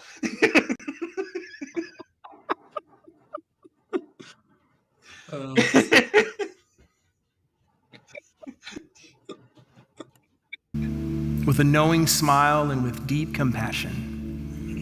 Like, oh, you want in on this too. In the words that are captured in John, Jesus says to you, have you believed because you have seen me? Yeah. Blessed are those who have not seen and yet have believed. Yeah, you think you're special. But What about all those fucks that didn't see? wait, so but if we're supposed to be more blessed because we didn't see, then is Chuck like going back to what he's actually intending with this exercise, not where we're taking it, but if we're supposed to be more blessed because we don't see it, why is he trying to make us see it? Is he trying to make us less blessed? How dare him? Yeah. I want all the blessings of being as ignorant as possible. I much preferred when this was like an exercise about Jesus trying to get me to fuck him. Just imagine Jesus saying this to you right now. Stay in that moment. Okay. Stay there, right there. What are you thinking as Jesus looks at you? I'm thinking, at what point is exercise against my What are will? you feeling? Chuck keeps telling me he wants me to stay here. I mean, like, what if I want to leave? What if I'm like, this is weird? And he's like, I want you to stay here. Blindfold stuff. Hey, again, if that's what they're into. Right, all right. good. Like, I know I could have my eyes open, but, like, just the definite vibe of, like, I'm bad for having my eyes open. Because, like, it's so dark in there. Even if you have your eyes open, like, all you can see is him. Like, And I can't escape the exercise even if my eyes are open. But I gotta say, I think of all the things that we've ever done on this show that would definitely send us to hell, this definitely sends us there the most. And I'm proud of that. I am. So. But, you know, it would kill in hell. Right. So they're probably playing our show in hell right now. You're welcome. We got you. And yes, we know this isn't really what he's doing. We're just saying the double entendres are just too good. Yeah, it's like, look, we just suffered through like over 20 minutes of what Chuck was actually trying to say and dealing with that. So like we've earned this. Okay. That was all the priming for this moment. That was all to give you the experience, as much of the experience that they wanted you to have in this moment. Mm-hmm. But it gets better. So. As he looks at you. What does his voice sound like to you? Gravelly. Judgmental or loving? Judgmental. It's like it's no, he's not judgmental. He's like, no, look, I understand that happens to a lot of guys. I mean, what do you see in his eyes? I don't know. What do his eyes look like? That's never been said. Let me give you 30 seconds. And I want. That's all? I don't need 30. It's like, I don't need 30 seconds. I'm already done. I mean, or do you mean 30 seconds to clean up? I mean, there. I want you to talk to Can you imagine if somebody's having like a really powerful moment right now and he's like, I'll give you 30 seconds. And they're like, ah! I've never seen God before. 30 seconds. You spent this much time getting here and then you're like, here's 30 seconds. Enjoy it. Yeah, all edging. Yep. Yeah. Spiritual edging. Yeah. Chuck knows how to do it. Such a tease. But apparently, as you're imagining it's all this for moment Jesus, being in his about to presence, come you say upon whatever everyone. feels right and good to say to Jesus. Go ahead and take some time to do that now.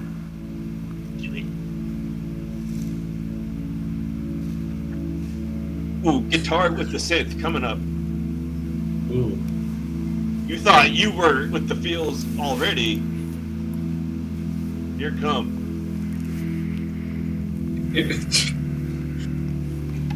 Here's Robbie with the string.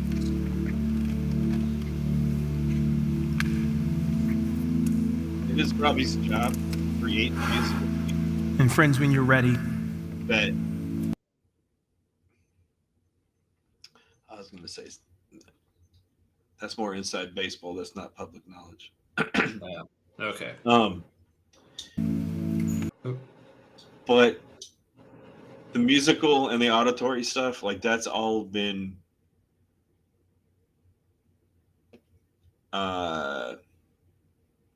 that's all part of like the conversion factor. Like it's conversion as like in sales. Like this is Yep. Closing the yeah. deal. Yeah. Yep. Yep. Take a big deep breath You're gonna need it. and open your eyes and come back to present. Come back to present shit. That's like the end of most of stuff. Yeah. I'm going to say something to you that you may have never thought a preacher would say. Koala nipples. Maybe that was their safe word. Well, that was their problem. It was 2 words. Right. That's how Jesus ended up with all the scars. Like they just didn't have their system set up, and like, look, you're gonna have a bad if you don't have firm communication and a safe word set up, you're gonna have a bad time and scars. So anyway, so what's let's see. Yeah, that's all priming and opening to suggestibility.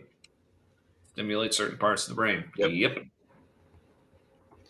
Yeah, wonder how people are imagining Jesus' appearance. Probably classic Kenobi Jesus. Absolutely. Yeah, that makes sense. Jesus was for sure not very Jewish or Palestinian looking. Right? Well, with most of them. Except, There's some people, Jesus might have been black for some people. yeah. But unfortunately, I bet most black people think of Jesus as not black. So, Yeah. not saying they need to. I'm just saying.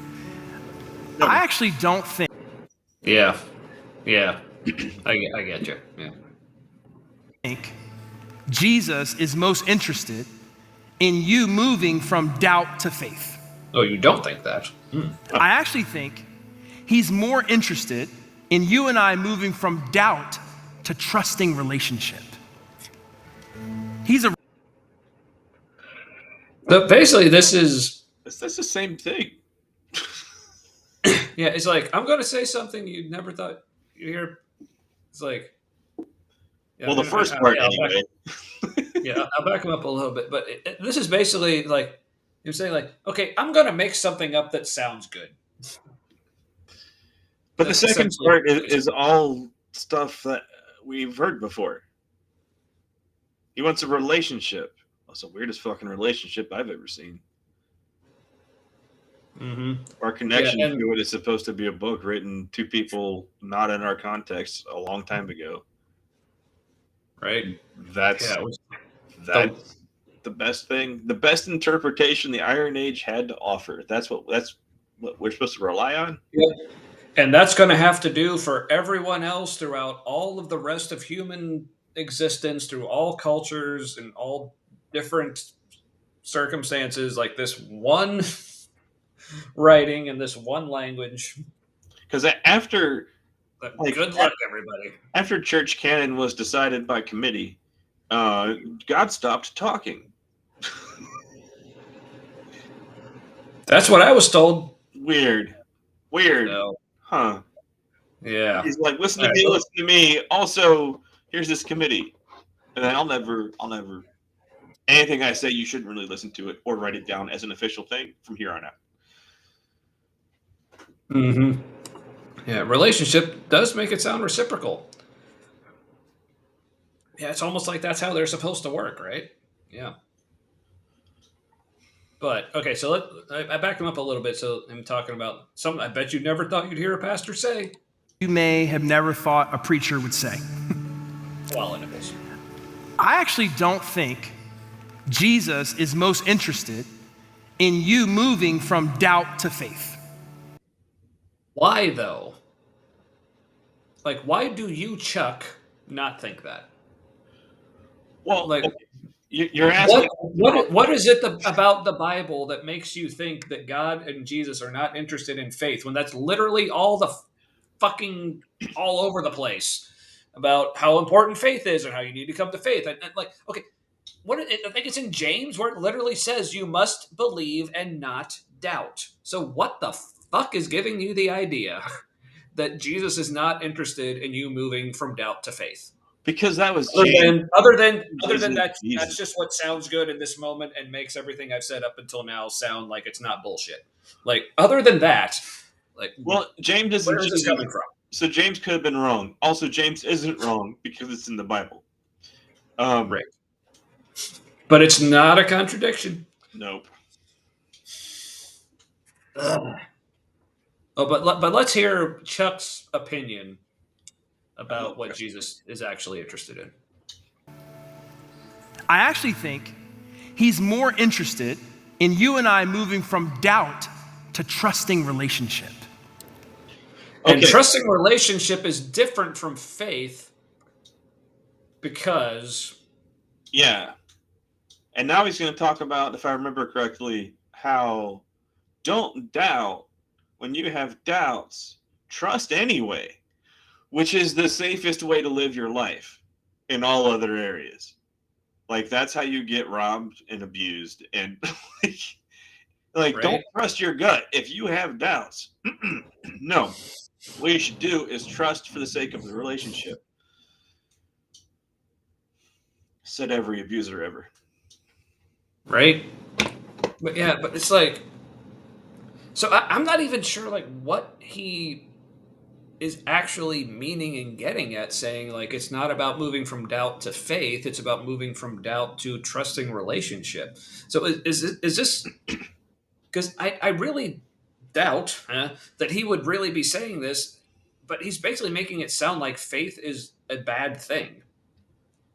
Because it's almost like he's saying, no, faith is just completely blind trust, and you just like believe in whatever people tell you. No, it's all about like trusting relationship. Which, okay, yes, that actually is true. But again, but all he's able to offer us about Jesus is faith.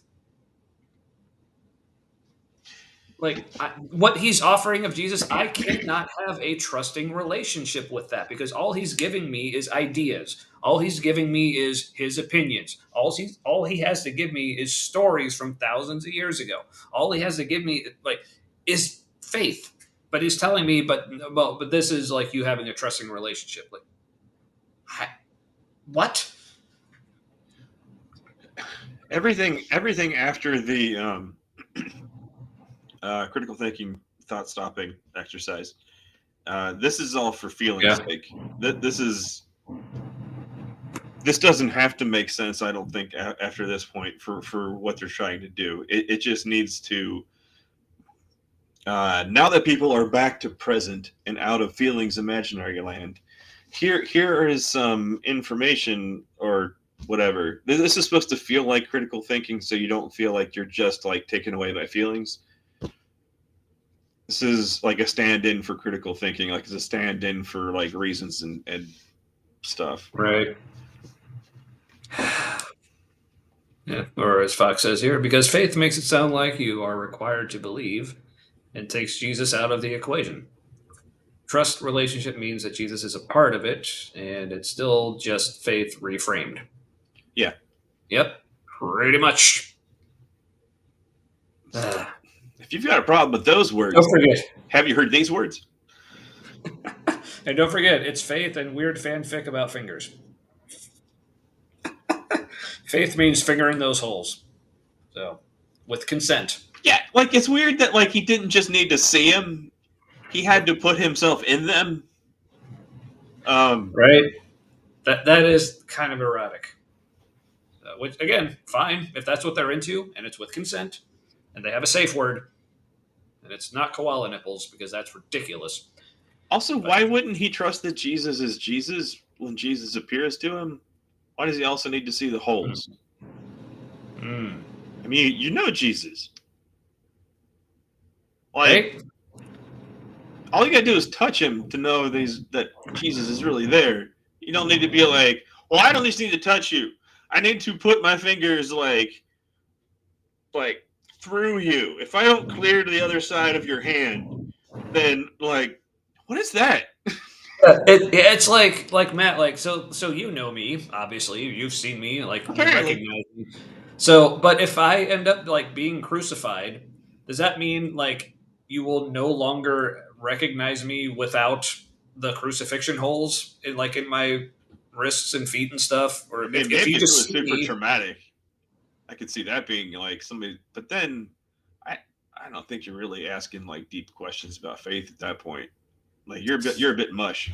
Like at that point, yeah, for real, yeah. Ah, speaking of mush, we're almost done. He's a relational God. And if faith is defined in your mind as I have a set of beliefs that I agree with, then I don't think that's what Jesus is going for. I think Jesus is going for something deeper than that. He wants you to have a relational trust. but that really feels like what you've been going after this whole time. And Yeah, Jesus isn't doing that. Why are you?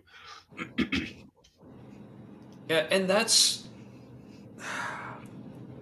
again framing this like as it's not about having the right beliefs, okay, but that is a belief. Like that's one of the things that got me about the whole like speaking of like the deconstruction community and like the progressive Christians. They say like I don't think it's all about. I don't think God is really concerned about us having the right beliefs about him. It's like okay, well that is a belief about God. Like to believe that He doesn't care that you have the right beliefs about Him. It's like that's what it all comes down to. But they try to pretend like that's not what it is. But that's all that it is. It's like here, I'm going to back him up. Just hear him say that again because there were some things I was having feels about. Relational God. Relational God. And if faith Okay, a relational God who refuses to actually show up and do things that like actual relationships consist of. Yeah, sure. Got it. is defined in your mind as I have a set of beliefs that I agree with, then I don't think that's what Jesus is going for. I think Jesus is going for something. Would you say you don't believe, or would you say that you believe that Jesus is not about what you believe about him? Like, Interesting. Yes. So as Fox says here, I think a lot of stuff after the resurrection has people not recognizing Jesus, kind of like they got his understudy could continue. Oh yeah, it was like how like Mary like thought he was the gardener or something, and Yeah, yeah, I think like that people part. on the road to Damascus, and I think the gardener part is more of a theological statement about how oh like yeah, it's Jesus, all Jesus didn't die; he's alive in everyone. And yeah. But see, like see, you expecting him to show up for couples therapy, that just means you don't trust him enough and you're not believing that he's there. Like, oh, you need proof. You need him to actually show up for you. And like, I think if you really look don't back have on enough faith. things, you'll notice all the ways Jesus has shown up for you. Have you heard the Footprints poem?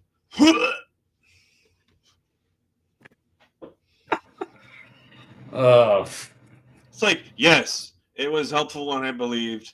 Super weird after I stopped or was questioning. yeah. I realized Eventually, how much oh, it didn't matter. yep. But let's hear more about how Chuck believes beliefs are important. Something deeper than that. He wants you to have a relational trust in him. Okay. Well, if he wants me to have a relational trust with him, then he needs to fucking show up. But Like I that don't know. also Like I feel isn't like a what broken record on this, but I don't know. I feel like I can't overemphasize this enough.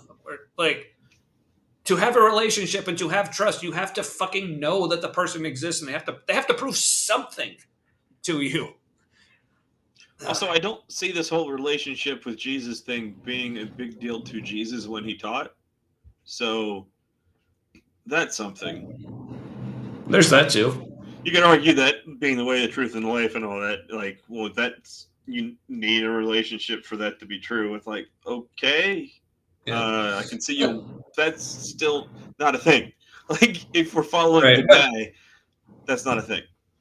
Yeah, but that's probably mostly because the actual Jesus was probably like an apocalyptic cult leader who thought the world was about to end. So he had no image of like people living thousands of years from now who needed to know him because like the world's about to end. Everyone who needs to know me is right here. So of course they know me and have a relationship with me. Like Well, there's no need for like all the. he also wasn't wrong. Israel, as they knew it, was about to end. Like he was reading the room, and all the stuff about like don't get all laid up with where you're giving your money, and like because Caesar's on the coins, whatever Caesar's give to Caesar's. There's a lot of talk about like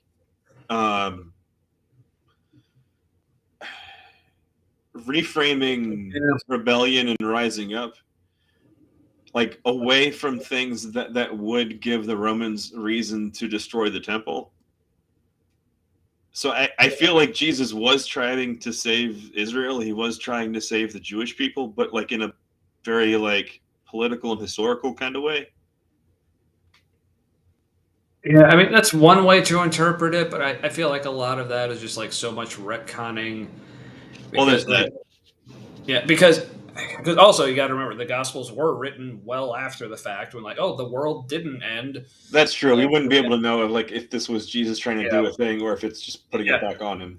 Yeah, because that is one interpretation. This is the one I tend to lean towards. But I mean, not that it really matters, but it's more like if there was a real historical Jesus, like so many other apocalyptic prophets, cult leaders, whatever you want to call them, around that time, like when they were preaching things like the day of the Lord and the coming judgment, they were talking about the literal end of the world. Like that's why that's also like what Paul was about, like why he was saying like don't bother about like getting married, like because in his mind it's all about to end anyway. But I do think they were sensing like an end coming, because like in America right now we sense an end coming. We're not sure like what the end, like we don't know if it's the end of the good times or it's you know what I mean, it's the end of something's coming. Yeah, for sure. But yeah, but again, my opinion of Jesus was more like he thought like the literal like apocalypse, end of the world, whatever was coming, and so yeah. So this whole idea of like people generations and thousands of years from now, like having faith that he still exists, like I don't think that was even in his mind. It's like what people thousands of years from now? There's not going to be anyone.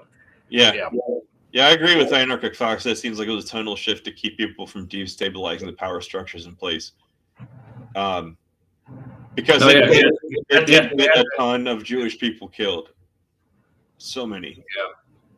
Yeah, and there were a lot of the language in there was them trying to like cozy up with Rome. I mean, like for instance, like the whole speaking of retconning things, the image of Pilate in the Gospels, so contrary to how he actually was, because that was totally like again from scholars who actually study this stuff. They say what it looks like is shifting the blame from Rome to the Jews. So that's also where like a lot of the anti-Semitism is rooted in, is in the Gospel. And also, that's exactly around the time when it was branching out into a Roman faith and not just a Christian, or not just a Jewish faith.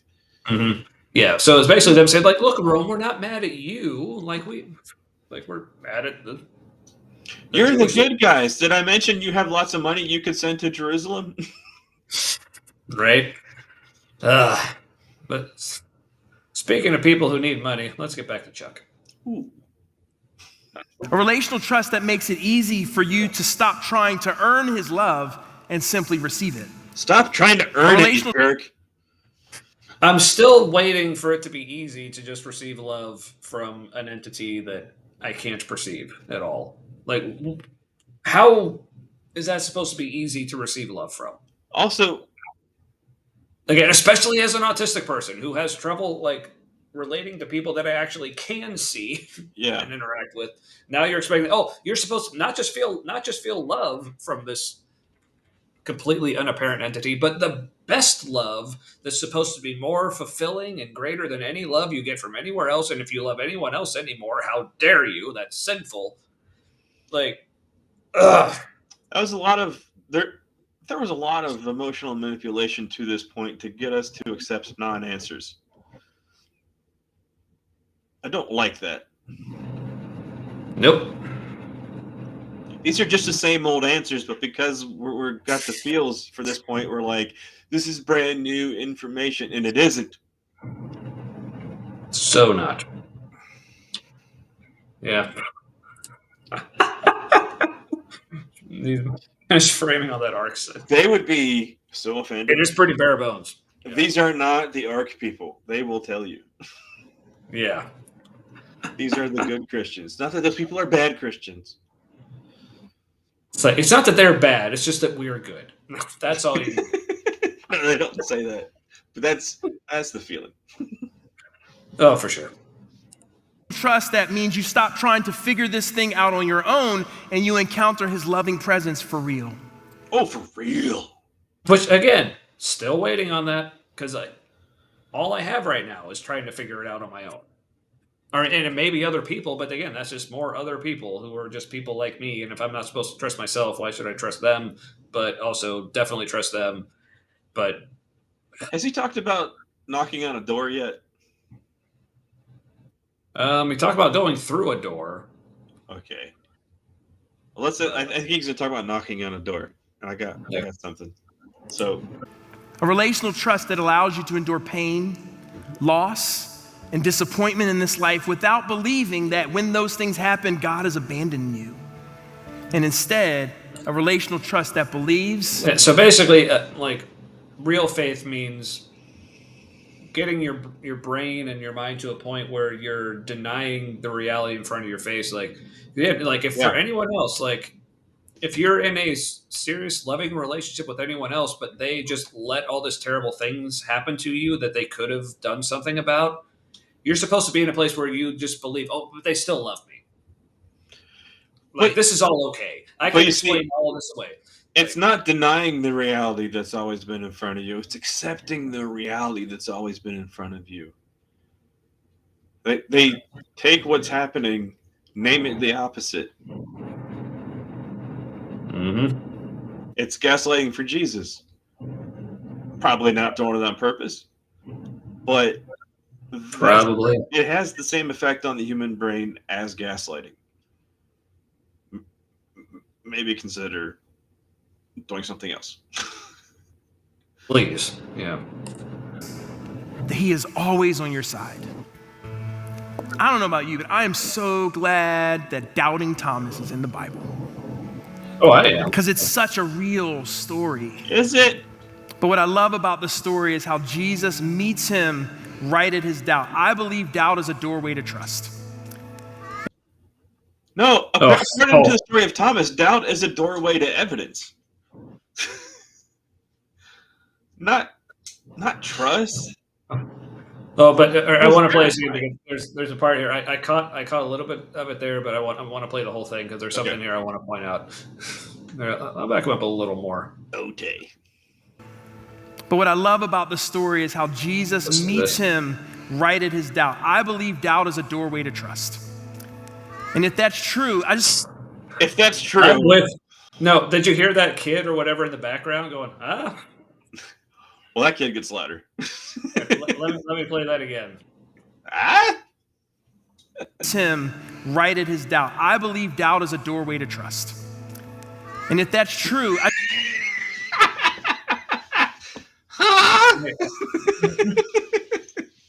Same, kid. Same. I'm like, what? Yeah, so... Wait, when that kid said something at this moment with all the emotional stuff happening, you know how many people in that audience were like, there's a kids club? Yeah, probably because Brian has done that very same thing. I remember, at least on one occasion, when he's preaching in the middle of some kids crying, he'll just go, by the way, have we told you about kids club? Also, I want somebody to be like, also, I'm new. I don't trust you. Right? But so doubt is a doorway to trust. It's I guess again, that's assuming that trust is the outcome. Sometimes doubt is well-founded and it means you should not trust the thing. Sometimes that is where doubt leads to as well. Yeah, but no, doubt is always a doorway to trust. Is how it's framed without saying always. It's saying it is this is definitive. If it is that, it's always that. Mm-hmm. Yeah. But it's sometimes you got to walk through that door. Well, maybe I don't. I Maybe did. don't go I walked that through door. that door. On the other side, not God. Well, then you walk through it wrong. Oh, wrong damn door. Not my fault. No, and not just the wrong door. You walked through it wrong. Like, Well, guess I'm fucked. yep, and it's you only have yourself to blame. I forgot It's where the all your door fault. was. You can't go back through it now. I mean, it's all your fault. You saw what you were wearing.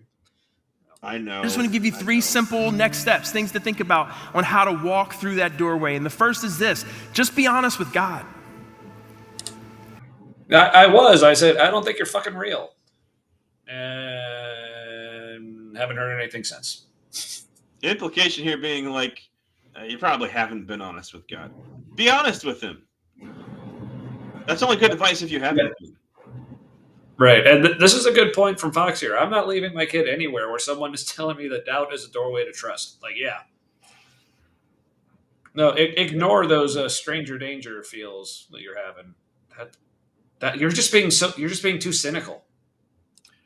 Well, they do criminal background checks on everybody who works in Kids Club, and as we know, everyone who's going to essay a kid has already done it and been convicted for it, and so that is a foolproof plan. Right. No one who has a criminal background ever did a crime before they had a criminal background and therefore started the criminal background. Now, okay. Yeah. That is us razzing them a bit, but they do a criminal background check. There are rules that no one's allowed in a bathroom with a child, and they have people roaming the hallways, making sure that basically there is pretty much nowhere you can be alone with a child in Kids Club, and if you see anyone alone with a child, you report them. That's drilled into people. Yeah. So yes, and there's 2 off-duty cops always at Kids Club, at the 2 different ends, the main ins and outs of it. So yeah, they do a great job. Yeah. We're giving them a hard time, but right. Yeah. To be fair, yes, credit where credit is due. They do a good job on that front for sure. All right. I think sometimes we use intellectual smoke screens, and we use all these intellectual. Oh, here comes the gaslighting. Right, we're gonna hide behind our intellectual questions. That's what's gonna. Right, yeah. All these intellectual questions, like what? Why would you ask those? Yeah. So here's Chuck telling you what's really going on in your mind when you're not believing.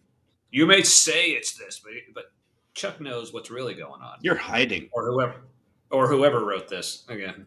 Your big brain is a great big place to hide reasons of, I'm not sure about this. I'm not sure if I believe the Bible is true. I don't know if I believe that it actually happened that way. Was Jesus really God? We use these intellectual. Right, because those are dumb questions. Those are just intellectual questions. What the? Did he just yada yada the Bible? Is Jesus? Yeah. He's he just yada yada is Jesus God? Is any of this real? Those aren't the big questions. The big questions are, how should I feel? Oh yeah, strap in or strap on or whatever your preference is. Pack it in. Let us begin. I came to win. Battle me. That's a sin. That's all I remember from that song. Yeah. Get up, stand up, come up, throw your hands up, jump out your seat, and tie the round. Smoke screens, when really what we're hiding is emotional hurt. Oh, see, you don't really have these questions about is this all real? You've just been hurt. Which, and again, this not only diminishes or dismisses the people who legitimately have these questions, it's also, in a way, being very dismissive of the people who actually do have genuine hurts. Yeah, it's dismissive of the people who have been hurt, and dismissive of the people that have legitimate questions that should have answers if this is true. Yeah, I mean, it's like when I go to my doctors, if I were to ask them, do you actually have credentials? Do you actually know what you're talking about? They'd be like, oh, this is just a smoke screen. Why are you asking me these questions? Dude, that's where we are. Yeah. The new BLS head Bureau of Labor Statistics in the United States, like the quotes from people who in Congress are pretty amazing, like catastrophically terrible, like just bipartisan panning of this person in charge of apparently anything. Yeah. So good jobs numbers from here on out. Stagflation, not a thing. Everything's awesome. Stop asking questions. Oh, where have I heard that before? Speaking of which, back to Chuck. Maybe church hurt. Maybe the hurt that comes from abandonment. Maybe the hurt that comes from something that's happened in your life that you really wrestle with, that there's a good God. Why did this happen to me? Good question. So I would just say get honest with God. One of the ways that you can do that is right after the service. Oh my God. At every site, so there are people who... Because some days in the crowd, like I was like thinking like assault they suffered or something, and they're like, he's like, they're like, oh yeah, I'm like hurting. This is a thing, and he's like, you just need to be honest with God. What? Well, which again, okay, you're assuming they haven't been, because here's the thing, like people who are hurt that bad have cried out to the universe / God. Like that's what happens. And plus, like, and again, if your problem is I've been hurt, I need God to do something about it. Like, if God knows what happens, why is he waiting for you to be honest with him about it? Like, if I knew that something like that happened to one of my kids, I do not have to wait for them to like completely open up to me for me to do something about it. If I know that it happened, like, I'm like, you talk to me about it when you're ready. In the meantime, I'm dealing with this shit. But he's like, no, you got to be completely honest with God first. And you can tell he's waiting on you. Like if something tragic has happened and you're an engaged parent, you can tell. So the fact that like God isn't, and I'm not even omnipotent, and God isn't like pursuing and being like, are you okay? Things seem shitty. Like, and yeah, it's like they just completely discount and dismiss like the very real fact, like the ever present fact in all of these is like no one is directly hearing from God. Like God is not coming down and actually interacting in a very real and physical, tangible way with anyone. But we're just supposed to be like, oh, this is normal. This is just how he operates. I just got to believe. Now, like, in the cases where people have had encounters with something they don't understand, putting a story on that is not helpful. Right. Yeah. But I mean, like in the way that you would expect, like from a God who is apparently able to do anything. And again, according to the Bible, did come down and interact with people in physical, like manifestations, like tangible, observable ways. But we're just told like, oh, don't expect that. Like, why? Yeah. Yeah. Yeah. That's how you lose your credentials. Exactly. Yeah. Even accredited Christian counselors don't do what he's saying. Yeah. But yeah, but again, I just cannot get over this whole like how easily Christians are like comfortable with just dismissing like, oh, God doesn't work that way when it comes to like actually physically showing up in a way that you can actually like no doubt about it. Oh, God or Jesus is right here with me doing shit about whatever I'm going through. Like I don't like really like think about how can you just dismiss that? Like say, well, you can't expect that. Why? Why can you not expect that from a God who is infinitely capable of doing it and apparently loves me an infinite amount and should be able to do that if that's what I need to prove that he's real and to get me through whatever shit I'm going through? And you're just like, well, he just doesn't do that. Like, fucking why? No explanation. Cool, because you don't need it. He doesn't do it because you don't need it. Doesn't give you anything that you can't. Doesn't like give you anything you can't handle. Except Jesus on the cross, literally not handling his shit, crying out to God. So clearly he does give you more than you can handle. Right, and also to their credit, I believe Crossroads has come out and said like that whole "God never gives you more than you can handle." That's kind of BS. I do believe they've even said as much on that to give them credit on Well, they've this. got a counselor kind of on staff / retainer. It's unclear. If you, Yeah. well, it used to be that if you were an employee there, you could get therapy or couples therapy, I think, for free. Um, Interesting that therapy had to be free for employees. That was a need. Uh, people who need therapy. Also, maybe you're giving people a reason to need therapy. It's just something to consider. Yeah. I'm sure that's nothing though. All right, so be honest with God. So me being honest with God is like, motherfucker, why don't you show up? I need you to show up. That's what I need. And it's been almost 4 years, and still nothing. So This is all I don't under wanna- God. Number one. yeah, yeah. But hey, that was just number one. Let's see what the other numbers are. Maybe there's something else I'm missing here. Let me know, Chuck. are available to pray for you. Maybe the tangible step you need to take is to get honest with God with another person. They'll just happily listen to you.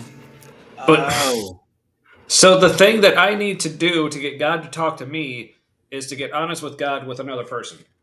you mean for social reinforcement?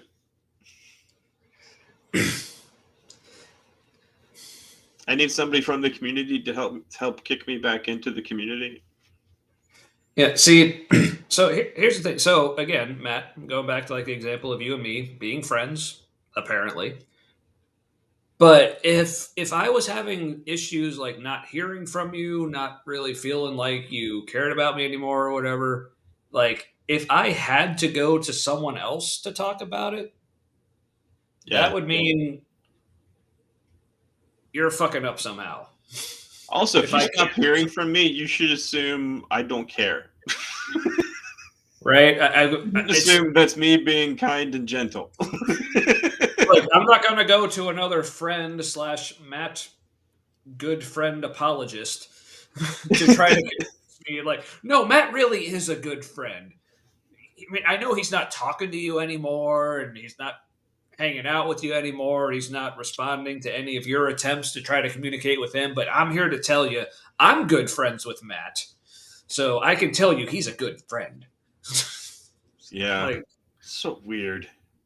yeah. Ugh.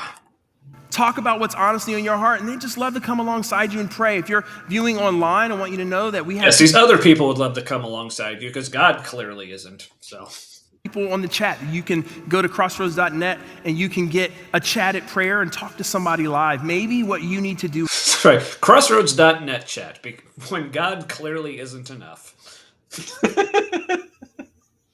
Like, listen to yourselves. Come on.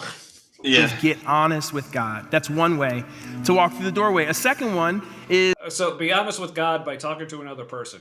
Like, Calling people God. it's like, can you not hear how ridiculous the words are that you're saying out of your face? Can you not hear how much that sounds like humanism? Right? What you need is to talk to somebody who understands, and it helps you forget about God needing to understand. And yeah, it's like the Christian apologists who like talk to like atheists or non-believers or skeptics, or when they'll say something like, well, what theologians have you read? Like, have you like read all the things from like the church fathers? Like, what scholarly works are you familiar with that you've actually like poured into? I was like, oh, I've read the Bible. It's like, was that not enough? but have you heard what people have said about the Bible? Specifically, have you heard anything recently in this kind of non-denominational, totally denomination church? Yeah. So it's like, oh, you're not hearing from God. Have you tried talking to other people? Like, is sit in this story some more. If you just Google John, you look up Doubting Thomas. right. Yeah. Because that's the thing. Like, if you don't believe a thing, just keep reading it over and over and over again. Until it What's that becomes whole thing your about, like, reality. yeah, what's that about? Like, if you like repeat a lie often enough, Yeah. people will think it's true. That's basically what he's asking for here? It's like, That's our I'll president. just keep reading. That's our president's whole thing. Yeah, just keep reading it enough, then you'll believe it. It's like, well, yeah, it's called brainwashing, dude. Yep. Or you can just look up John chapter 20, verses 24 through 29, and maybe just sit in this imaginative story again. I find that when I revisit... Again, you got to use that imagination. That's how you connect with the real living God, is in your imagination. These kinds of things, I see different things. I might see some angle that I missed the first time. And so I just want to encourage you, maybe that's for you a next step, is you're just going to sit in this story some more. Or maybe. Yeah, because that's again, going back to like the analogy of our relationships. Like, look, if like right now, it's like, okay, Matt hasn't spoken to me in weeks. In fact, like I can see, like I texted him, I can see that he's read it. Hasn't responded. Like I've been pouring my heart out to this guy, saying, "I need your help and your advice on this stuff." Just get nothing. It's like, oh, here's what you need to do. You remember that time like 10 years ago when you were hanging out and things were really cool? Just keep thinking about that. It's like, never mind how he's ignoring you right now. Just keep your mind in the story from years and years and years ago when things were cool. Just keep thinking about that, and then you'll be cool. Like, this is going to work for some people, and I kind of feel bad for those people because at some point it's not going to work, and they're probably going to feel bad that it isn't working, and they're going to think it's their fault. Yep, they're going to do things in the Bible. People cried out, and it's like, why have you forsaken me? Speaking from experience on that one, fuck, damn it. Yeah, This is why religious trauma is a thing, people. Yeah, and there's good mental ways and emotional ways to process this stuff, and that does get you somewhere new and better. If this puts you back into the same loop and have the same kind of problem again,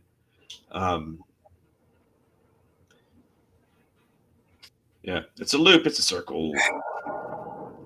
The circle of life. Man. What else does he have? He's almost done. I know. Third thing, you just need to stay in the room. And I mean literally. No. Literally. I want out. I said stay in the come room. back to present, not leave. Keep coming. You can belong at Crossroads before you believe. You can be. Oh, stay in Crossroads. Oh, your room. Gotcha. Right. Have you been in an authentic community with your doubts here? So, what? Have you gotten in a community? Have you gotten plugged in? I'm going to speak breathy from here on out because that turns off your critical thinking. Because everything I say, your brain interprets as an emotion thing, even though I'm saying like what you're supposed to think are intellectual things. This is fucking tactic. They all do it. I've never liked it. It's always creeped me out. And then when I found out why they do it, I was like, whoa. Yep. Maybe for you, it's just stay in the room. I want you to know we built this place for you. We built this place for your doubts. We built this place for people. Yeah, that's what Jigsaw said too. I didn't ask you to. That's weird. You built this whole place for me. Like, but also like stalking me? Which again, like, why? We locked the doors. They did give out bacon one time, though. That's true. That was amazing. but here's the even if they did build Crossroads for me, like, why did they need to? Yeah. Why did God need them to build this thing? Like, this is like, even as a Christian, this is something that always like bugged me. Like, whenever I would hear Christians say, like, "Oh, we feel led by God to like start a new church in this city, like in this city that already has thousands of churches." Like, why do you think we need yours? Like, what is so special about you? What is everyone else doing wrong that you get? Well, there's nothing special about them. They are sinners like the rest of us. But these sinners have had to do shit. Right? But yeah, this whole like, no, this like our room, like Crossroads, this is what you need. It's like, because Jesus isn't enough. You need us in our way of telling you about him. It's like, ugh, that's. No, they'll never actually say that. People who don't have it all figured out, and you are. Which, I mean, they're right. Jesus actually isn't enough because, like, he was just a dude who lived a couple thousand years ago and he's dead now. He's literally doing nothing for me. So We needed the book. Welcomed here. So, friends, just stay in the room. I want to pray for us. And then I want to invite you either to stay for prayer or to walk out of here with the courage of Thomas. In fact, that's the prayer I want to pray. God, I pray Wait, hold on. that Pause it. we would either have the courage. He skipped off the courage of Thomas. The courage of Thomas to require evidence to believe. yeah, that's literally my thing. Like, that's been my thing the whole time. Like, since deconverting, a big reason why I deconverted is because I had the courage of Thomas, apparently. But I kept being told that that was wrong of me to expect the level of evidence that Thomas got. Well, Thomas did it. You don't need it. He got yours. Don't worry about it. Yeah, as Fox says, they like to do things and say it's for you so they can make you feel special and also somewhat beholden to them, or maybe a lot beholden to them. Yes. Especially There are financially. things that happen in that church, Yeah. like fun things that don't happen anywhere else. And so they're like, you literally can't have that experience anywhere else. So, you do end up needing what they have. Right. Yeah. Because think about that is like, because they will sell their experience as, no, you're just encountering God. You're encountering Jesus. But if you can't get it anywhere else, does that mean God and Jesus aren't anywhere else? Is that really what they're trying to say? Or Yeah, they never really say, like, get plugged into a faith community. They say, we have small groups here. It's always getting you plugged into there. And when we were in the prayer ministry, we were always supposed to try, I never did it, but we were supposed to, like, whatever the person's issue was, we're supposed to, like, oh, have you heard about, like, men's healthy sexuality thing where you can go feel worse about masturbating? And you're struggling with this? Don't worry, we'll shame it's like, you right out. oh, you should definitely leave your wife. Have you heard about healthy marriages? And like, your wife is cheating on you more than once. Well, have you heard all about like the benefit of like surrendering your life to an abusive spouse forever? Like, it's like because Jesus is for your marriage. I think the Bible even if it's like literally says if your spouse is cheating on you, fine, ditch him. Like that's like the Moses thing in the Old Testament. And people were like, I just need to have faith that God's gonna fix things. It's like then you hear the story and you're like, oh, in the past, you were such a dick that this makes sense. I realize you're not a dick anymore, and at least not as much as you were. But like, you broke things a lot, and they're so broken that like you can't go back now. But we weren't allowed to say that. We had to say your marriage can be saved and have faith and believe, and like you are the head of the household, and like her faith is your faith, and we didn't say that, but that was the kind of thing. Yeah, it was not good times. There's a reason why almost anybody who had kind of a counseling background didn't stick around the prayer ministry. Right. Anyway, all right. Well, we got less than a minute left. Let's see how Chuck lands this shipwreck. Courage to come up for prayer. If there's something we need to get off our chest and just be honest about, or if we're moving and transitioning to what's next, God, that we would leave with the courage of Thomas to face our doubts and believe that you will meet us right there. But with the other person. That's the thing. I don't know if Thomas actually did believe that Jesus would meet him where he was. He just said, here's what I need to see. Until then, I'm not believing it.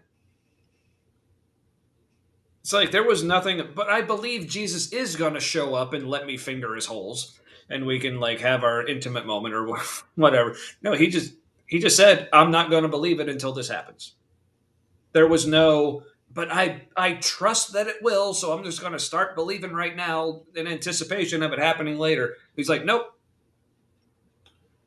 So again, like, you tell me that you want me to have the courage of Thomas, but when I actually do it, you tell me, well, that's not legitimate doubt. And being invited to come forward and share a sort of a personal secret with a stranger, that is something cults do. And like, it can be helpful to share something with somebody who cares about you, even if they are a stranger. But when it's in service to a theology or like a particular kind of program of thinking, it's short-term benefit for long-term loss. Right. Yeah. All right, we're almost done. Pray a blessing on every person who could have been anywhere but chose to invest this time. God, I pray that they have encountered you here, and they will encounter you more and more in the days to come. I pray. So if you've encountered God tonight, please let us know in the chat. I'd be very curious. This in your character, Jesus. Amen. Amen. God bless you guys. We'll see you next week. Also, if you encountered God after watching this, I'll bet it's very close to exactly what they told you you should, or implied you should feel and wanted you to feel. Huh. All right. Well, all right. We're finally done with this. So, I thought maybe they had gotten worse, but then watching this, I was like, this is the same stuff. Like, this is, if anything, a stealthier version of the same stuff. Yeah. And when I was like, asking ChatGPT about, like, this sounds like this. Is this that? And there are layers of essentially bad faith tactics in this. Now, they're not, I'm not saying they're bad faith actors, but these are bad faith tactics. right. There's so many layers. Like, just how, like, one statement could be, like, several unhelpful things packed into one sentence. They have people putting this together who really know what they're doing. Like, this is really effective propaganda. But like Anarchy Fox said earlier, like, if a therapist or somebody did this kind of stuff, they would lose their license. Like, this is manipulative stuff. It keeps you indebted to the person or the organization who's doing it. Exactly. Because something that you'll almost never hear in any of their sermons is how you do this without them. Right. Now, I would say an honorable church business would be in the business of trying to put themselves out of business. Mm. Yeah. There's a lot of self-sustaining things done. Mm-hmm. Yeah, but, I mean, because that was absolutely a feeling I had while attending there and being like super into it. Just feel like so many times I thought to myself, like, man, I don't know where I would be without Crossroads.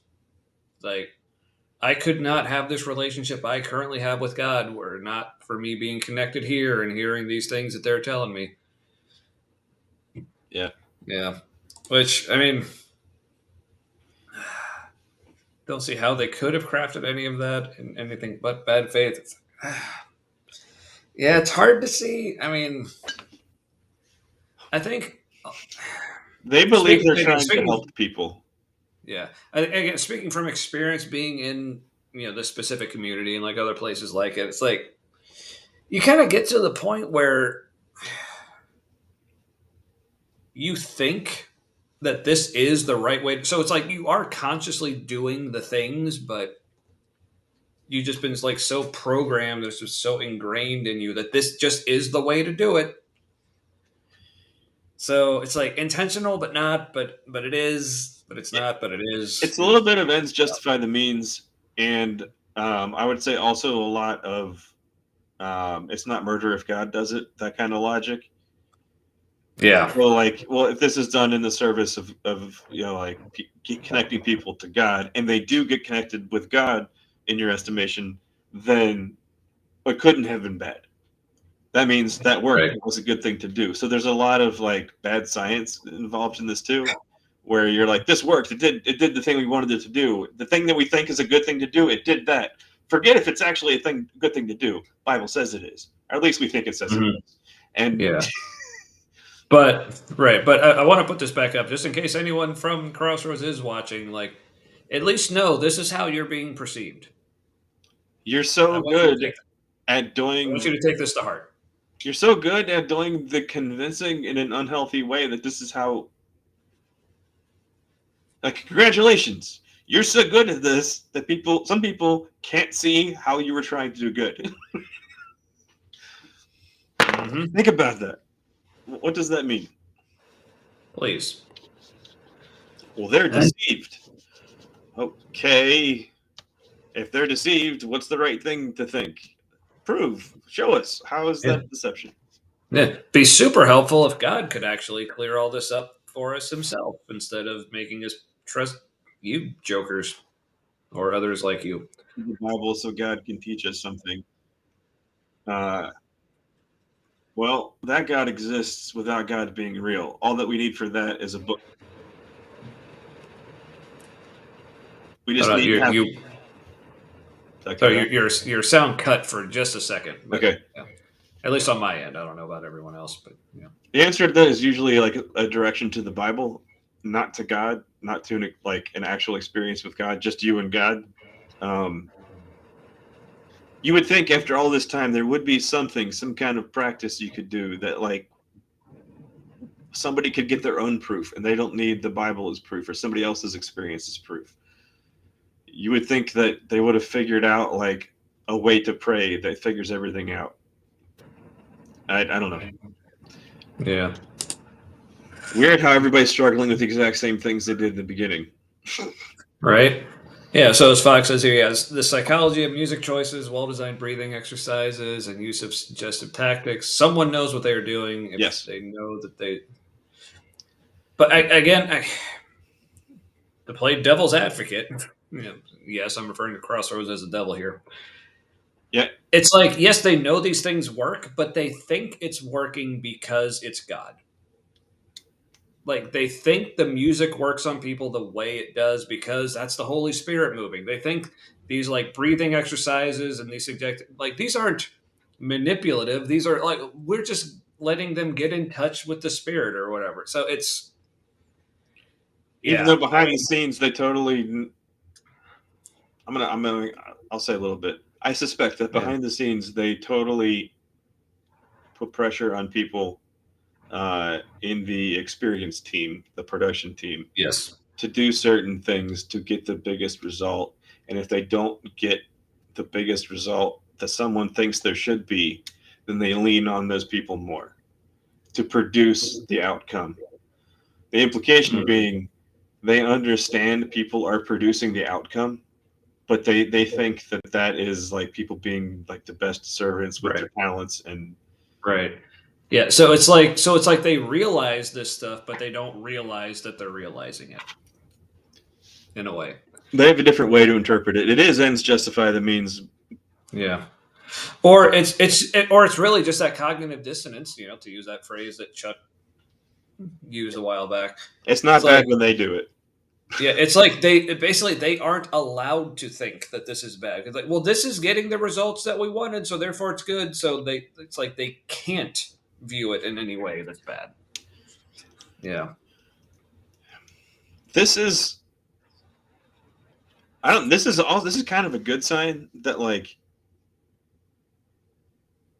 this is what a church has to do to try to be as successful as they used to be. Um, and you need these kind of tactics in order to make things work.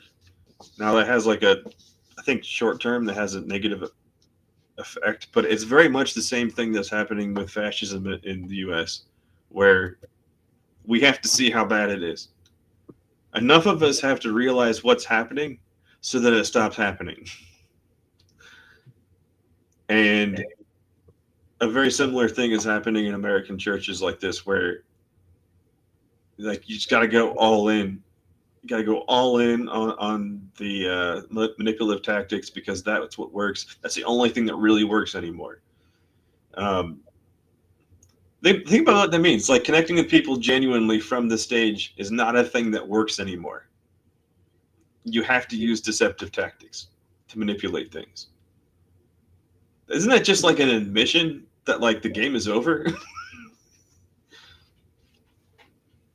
I mean, pretty much, or at least it should be.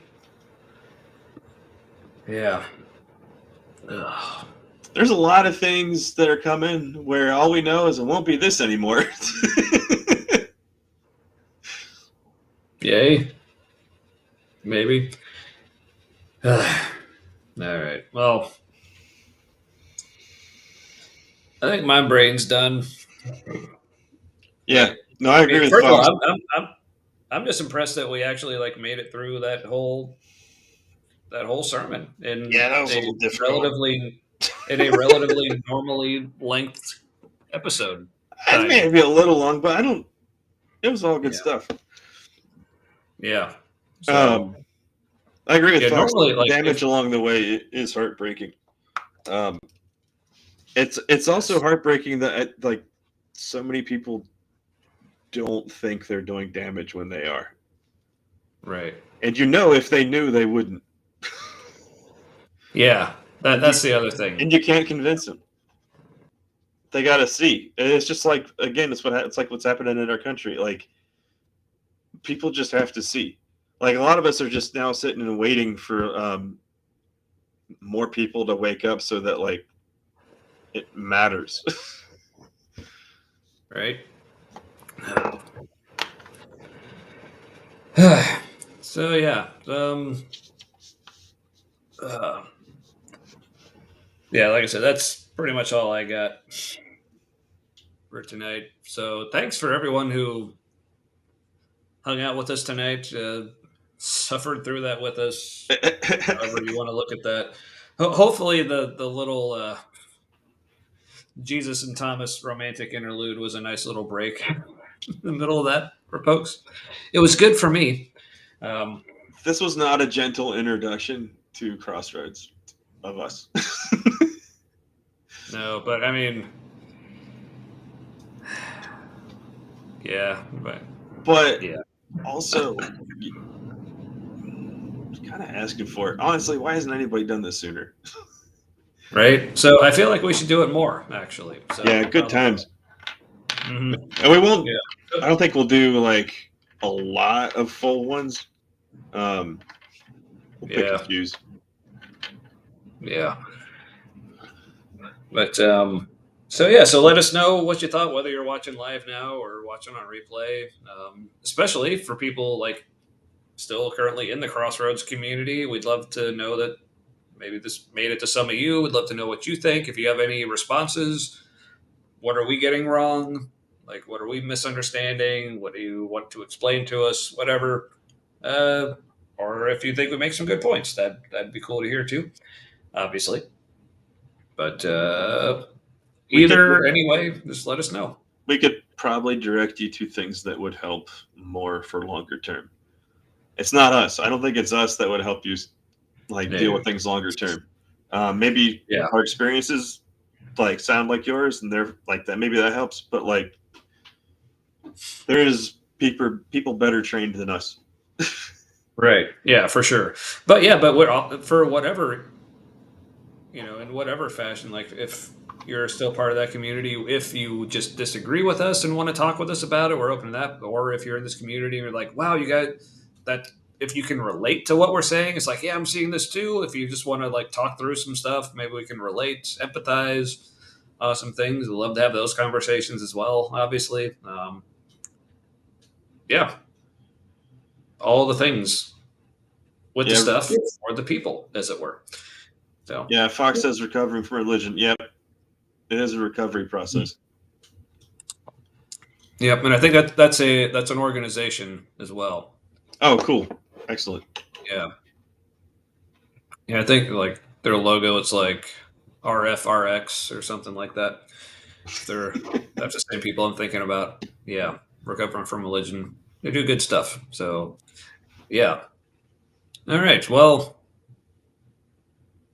I think that's about all for me, other than the usual, thanks for watching. Please comment, subscribe, share, follow, whatever. We're on the YouTube, the Facebook, the Twitch apparently, but I guess only the spam bots watch us over there anyway.